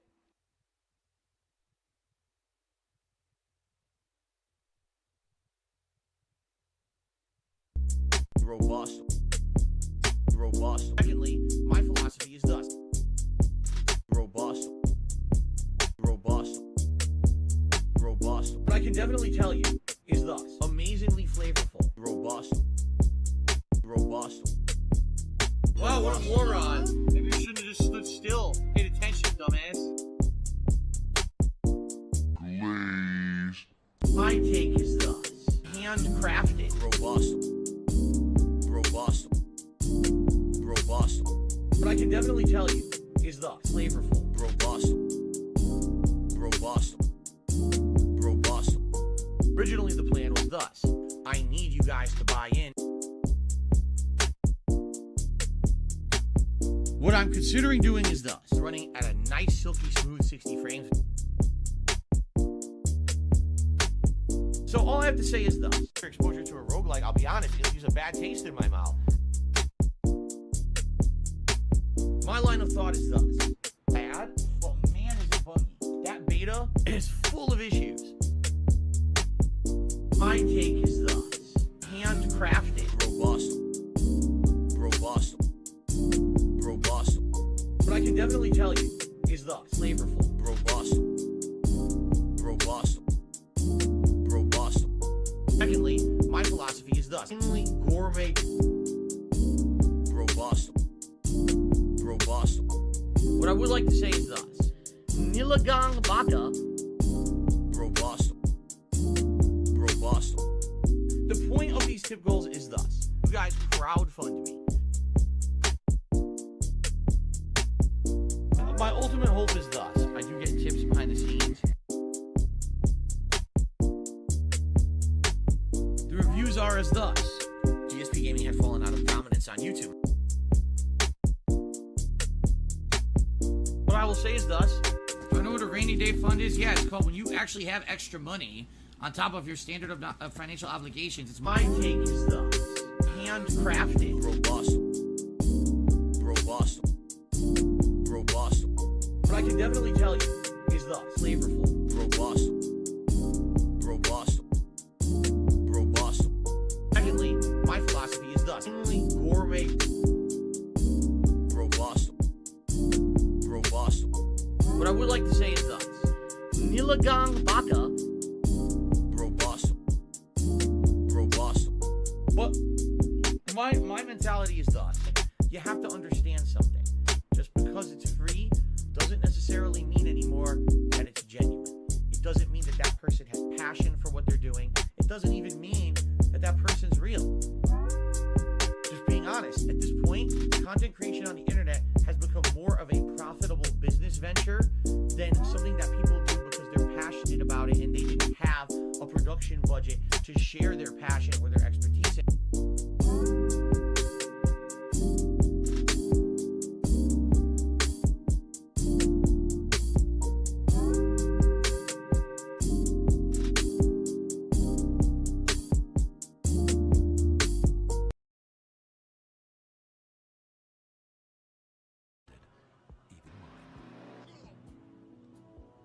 Oh my god!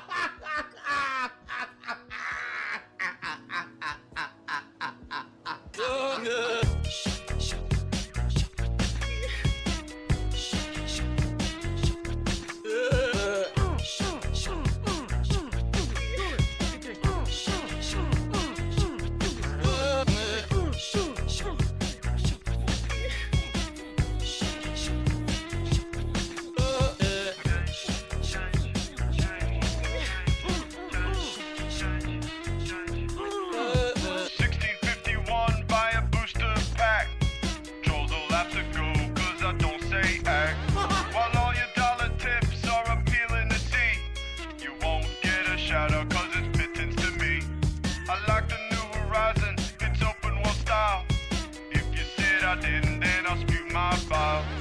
And all I wanna do is send out a back tweet. My gin, I go on sipping cause I don't get sleep, no.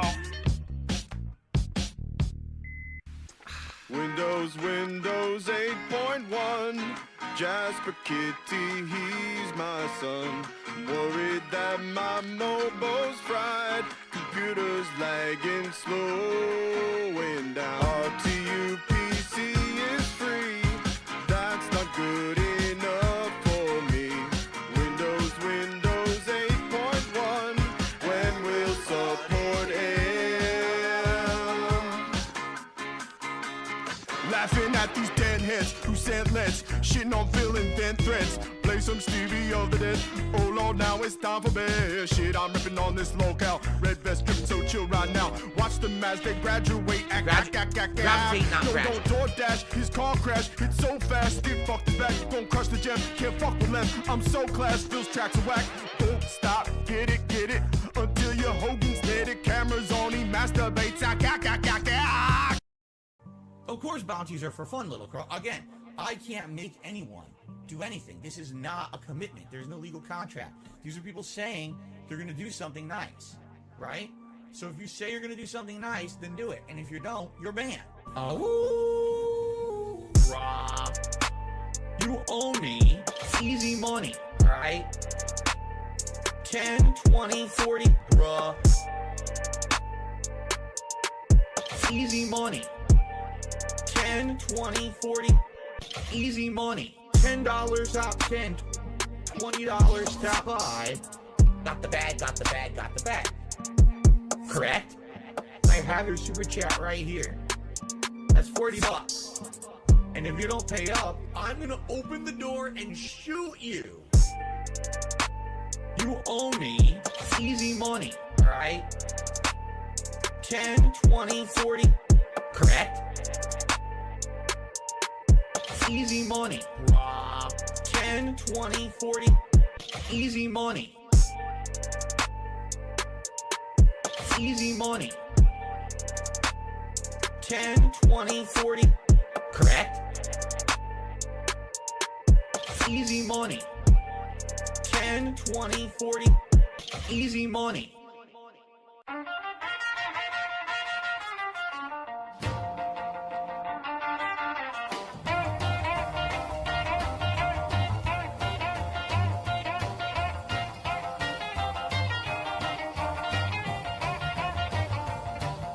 Deep down in South Connecticut in Bridgeport town, near Housatonic College and Long Island Sound, there stood a small arcade in the neighborhood, where played a snorty boy who mashed the buttons good. He never ever learned his social skills that well, but he could place at number 4, his name was Phil Burnell. Low, fourth is kind of low, Philly, low, Phil's kinda slow, Philly, slow. Phil isn't good. His mother told him someday you will be a man. So right now in your 40s make a 10-year plan, cause streaming revenue won't always be around. You need a source of income when YouTube goes down. Philly said I'll make a 10-year plan. Alright now, mommy give cash tonight. Dough. Phil needs some dough. Philly dough. No morals, no, Philly, no. Phil isn't good.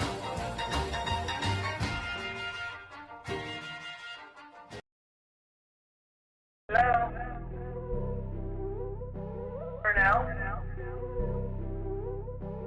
That is a business related, and I do still have it. WWE Champion time. Go. Thanks for the money, stupid fuck. I love it. Go. By eBay. Hell! It's been tough. I always think that it's my fault. Drinking gin. Yep, I'm toxic. I love Hulk Hogan's dick. My ass is so fucking stretched. Oh, no, you didn't, you motherfucking piece of shit cocksucker. Mark my fucking words. I'm coming for you. For now? Go, go, go, go, go, go, go. Thanks for the money, stupid fuck. I love it. Go, go, go, go, go, go, go. By eBay. Hell! Hateful slurs. Lame-brained pieces of dumb fucking hateful slurs. Why am I talking? I love it. Hey, Mr. Brunel, you there? I am present. Right, I understand. He's claiming that he's got $5,000 a month in expenses and only $5,000 a month in income, and net's about $35. It's Kevin's fault.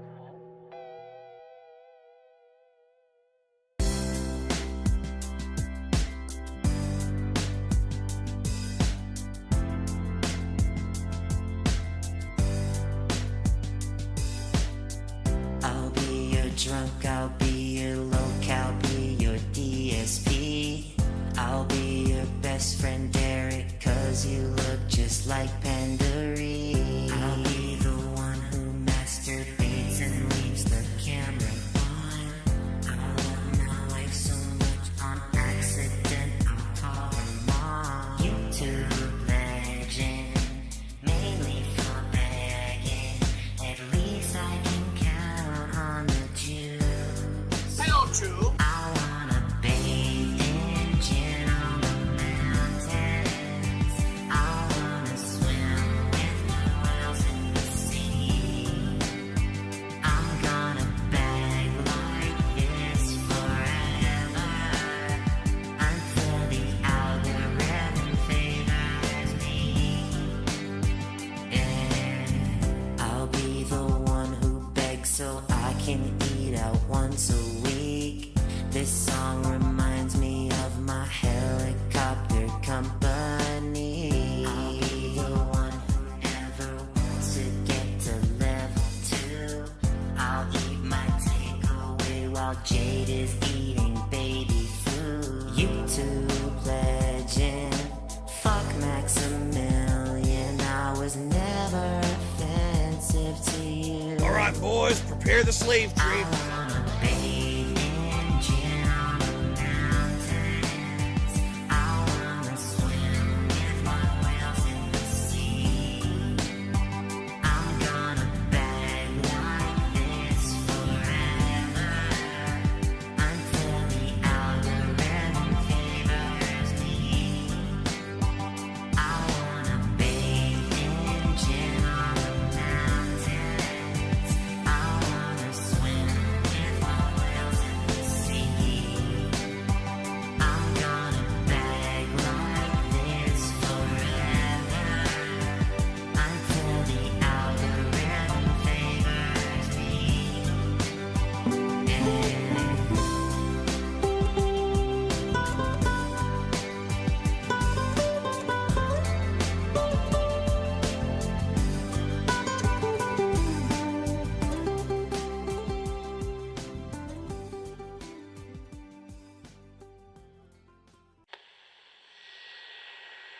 Justice, because back then I was pointing a camera at my television, which was terrible.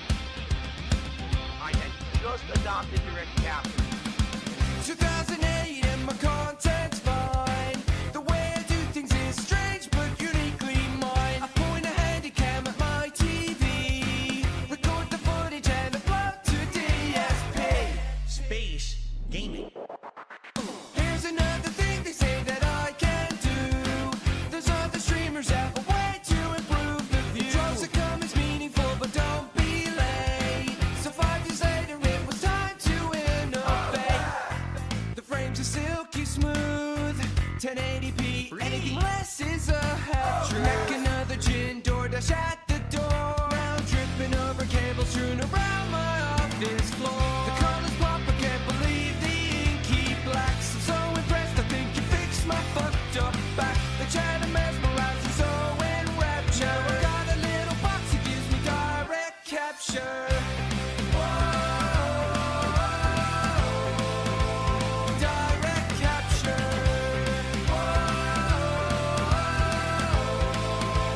Direct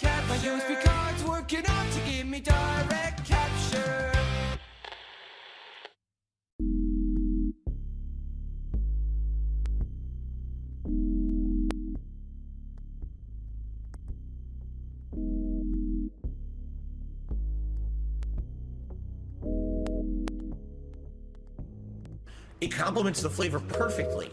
And it's so weird because it's nothing like any other cuisine. It really isn't. I can't even tell you another cuisine that tastes like that, but it's so good. And what I like about Mediterranean food is usually when you get it, you get such a good variety of stuff. Like I got it came with hummus and pitas. You dip the pitas in the hummus, and that was delicious. Robust, insanely flavorful chicken. It's not dry. It's freaking robust. Give you this dipping sauce, garlic infused dipping sauce. Robust. I will tell you guys is thus. Robust. Robust. It came with their rice, which is the seasoned rice. The tastes, again, it tastes kind of different from other cultures' rices. It has peas and carrots, but it's also got this unique seasoning in it that's really good. And then also a side salad, which was like lettuce, tomato, onion, robust, insanely flavorful chicken. It's not dry. It's freaking robust. Give you this dipping sauce, garlic infused dipping sauce. Robust. I will tell you guys is thus. Robust. Robust. Robust.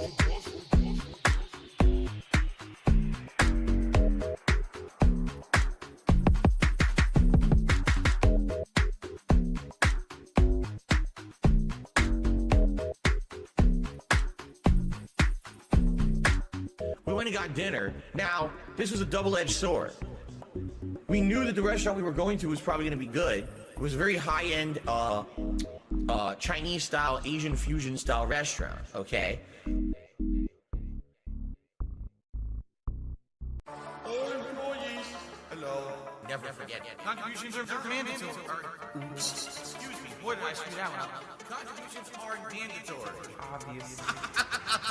What is up, everyone? I'm once again requesting funds. Hey, big. Maybe dying. Hold up, wait a minute. Who is that? Ludwig the Distraction. Back on the list. My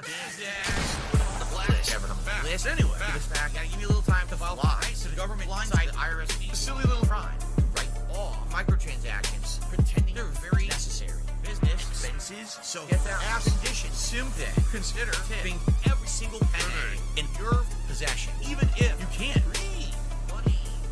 Even if you can't. I demand can be mandatory. Contributions. Get that ass up out of your wheelchair. Get your wallet out.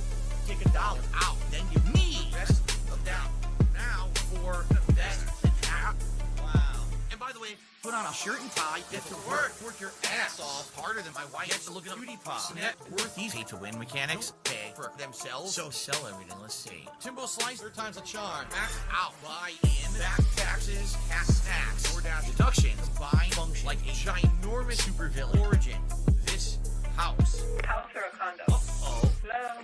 So this mature adult house is like a base of operation, complete with PlayStation, crappy laptop, the Switch, and cat shit. No AC. This is a stream that needs probably 3 dumb fuck cups drop $100. That agrees with What do me. you want now? Get me the fuck out of here. Shit, I don't get to have a Twitter. I hate my freaking job. Annoying as shit. No, but really. Pussy. I had to say it. Fuck this guy. What the fuck did I do? Stupid.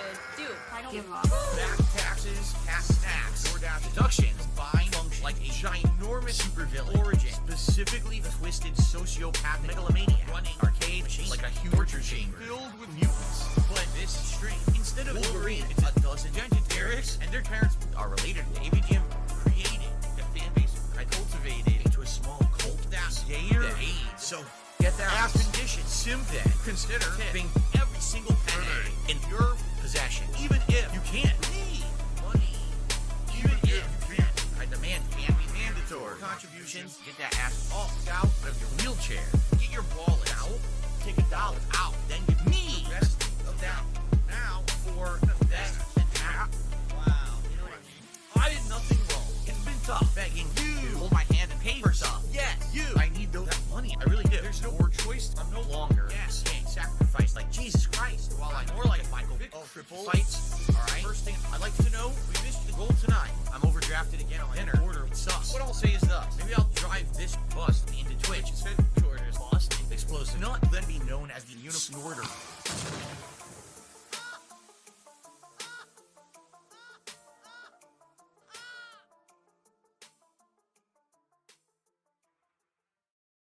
Alrighty. It looks like I'm just going to react tonight. Somebody, for some reason, said there's a Twitter account that I need to start reading. Easy. Just take it easy. Let's pour a drink. Whoa, take it easy. Jasper MC next to me. What do we got? Oh my God! Whoa! Oh no! No! Oh no! No! No!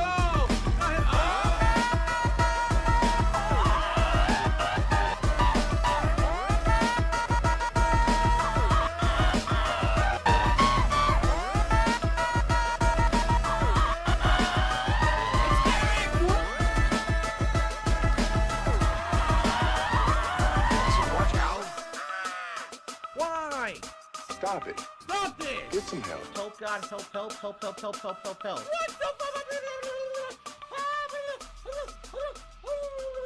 Jasper Kitty, I'm sorry. This guy is so out of touch with reality. Seriously, this guy is like, I think he lives in a different, like dimension. You got tips for me. An e-making scammer. Supportive mentoring. It's been tough. You've got troubles, but I got them too. Do you operate a household? If I don't hit my hackle, Jasper's dead, dude. No, Jasper! I got 2 big bills and a DoorDashed food. I need new cod bounties. We're not gonna call them bounty. My wife is always hungry. I'm probably ordering some food for my wife. Some other folks might be a little bit smarter than I am. I'm stupid. But I'm not a shill. I'm honest too. This guy's a fucking piece of shit. And none of them would ever exploit you the way I do. It's me and you, boys. We're Derek. As the years go by, my begging will never die. Money, it's greed. You're gonna see me die on the street. 'Cause you got tips for me. I don't wanna ban you, please. Yeah, you got tips for Reed. Me! Reed! Shut up.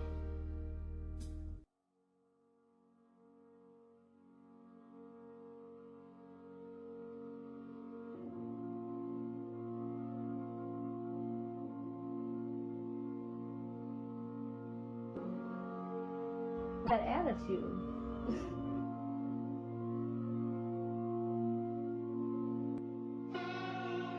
Hey, stay picking at his neck, gin all on his breath. My son is called Philip, you know him as Dogs I feel on the net. I just wish he would've stayed corporate, I wish he didn't have to flex. He still looks like a loser, he thinks begging equals respect. Excuse me, pardon my French, mon fils tu es chouette. You only giving Philly a couple dollars, you have to do it like Landing Jeff. Give money from your wife's death, you know he gotta eat rust. Stick Jack's rack so you can take the bus, kid, cause you know how sticky it get, ayy. You know how sticky it get, ayy. You know how sticky it get, ayy. You know how sticky it get, ayy. He still owes money for his tax, ayy. He buying feedbacks for his cat, ayy. You know how sticky it get, ayy. Ayo, Derek, you give them girls some range, cause those sweets looking strange, and you be put in a cage, and you think it looks cool, but you look like Phil in 10th grade. Every girl thought he was a lame, so he started acting strange, yeah, decided to Medicaid, ayy. The parenting was a wave, ayy. Should've given him away, ayy. Now I see him every day, ayy. Begging hard for JPEGs, what? His wife gaining weight, what? 5 pay pigs left, what? All that talk about the best, what? You know how sticky it gets. You even bake for money. I mean, I have plenty of money, so why not spend it, right? Yeah, if he has to, can he still need one? If she alone, she getting it sweet. Her never an escort, can't even speak to one. This guy's a bitch. The track to spill tea, said nothing too steep. Come keep coming through, so you left the steep. Some back in the vortex, you go, it's a deep one. 5 shots in his feelings, then turn tail, act like a civilian. You say he changed, he says for the better. He did. He couldn't stand the fact he held back, respect the pack, John not coming back, howling in the trash. Now he just ranting out to the void. Damn. It meant something to me, thinking he was gonna take from me. I didn't meet livestock when he came back and he said had something for me. I thought he already had a job set for me. Why invest in a bachelor's degree? Tractor's gotta do a fact check for me. When when everything is put to rest, and your channel takes its last breath, and everything gets addressed. It's you alone with your regrets, all that pumping up your chest, all that talk about the best. You know how sticky it gets. Like, we weren't supposed to come up with something this clean. You know, like something happened.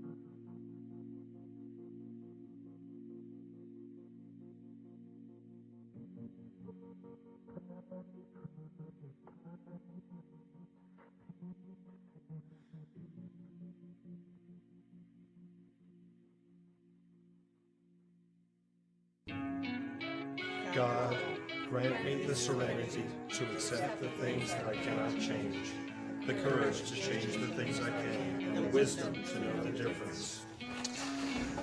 All right, so we'll get into the big book and the 12 steps a little later tonight, but I always love to hear everyone's stories. Why don't you talk tonight? Vest got me sweating, but the room getting colder. Looking at the camera and the kitten on my shoulder. Will they tip tonight? I don't know, is it over? Booted at a Best Buy for stealing controllers. Lean with me, rock with me. I get by from all of the crowdfunding. Snort with me, drink with me. I got my mom's liver and my dad's kidneys. Lean with me, rock with me. I get by from all of the crowdfunding. Snort with me, drink with me. Gin is great. Sweaty JPEGs, Kevin Nash spending. Told them if they tip, better tip now. I got married to a big cow. Got a problem, you know what it is. Gout. I'm the guy that stream with his dick out. This shit ain't fiction, it's too real. Too real. Fuck Penalty, I'll give her 2 pills. I need the support, so I know I'm gonna find it. Ring, ring, hit that DoorDash, perfect timing. I know I'm just fat, but it's okay, cause so is Kat. Oh, she hates it when I DoorDash, but I'm spending that cash. It's all my cash. Lean with me, rock with me. I get by from all of the crowdfunding. Snort with me, drink with me. I got my mom's liver and my dad's kidneys. Lean with me, rock with me. I get by from all of the crowdfunding. Snort with me, drink with me. Sweaty JPEGs, Kevin Nash spending. Gin is great.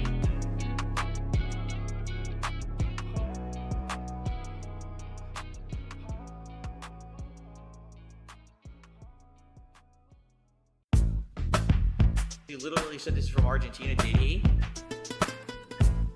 Oh, he did? Oh, okay. Enjoy your ban. Crypto is permanently banned. He literally said in chat, yeah, it's Argentina. I use the VPN. All right, go fuck yourself. And enjoy never coming back. Oh, fuck you, Argentina. Fucking up all of my money. Paying pennies on the dollar. Not even OIC can make that up. Oh, oh, fuck you, Argentina. Get banned if you come my way. And we got sounds on the guitar, baby. Played by my man King Cobra.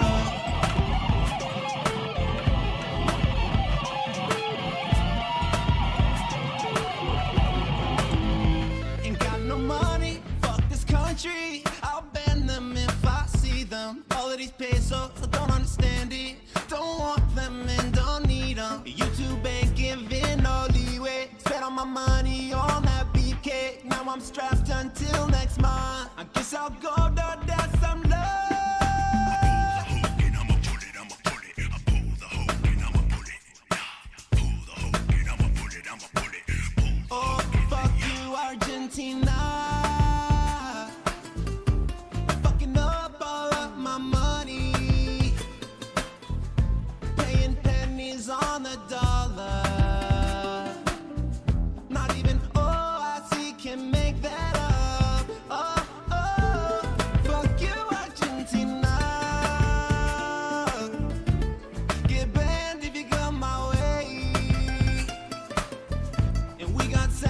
on the guitar, baby.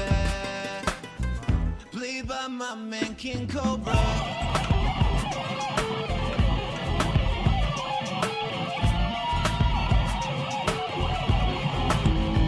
My community got the members. I'm so happy they got them. Ignoring the slow mode, unlimited talking. But go fuck yourself, Nikita. You think that you can exploit YouTube, make everyone happy like I can do? Give me 100, maybe 2. Remember bombs all through the roof.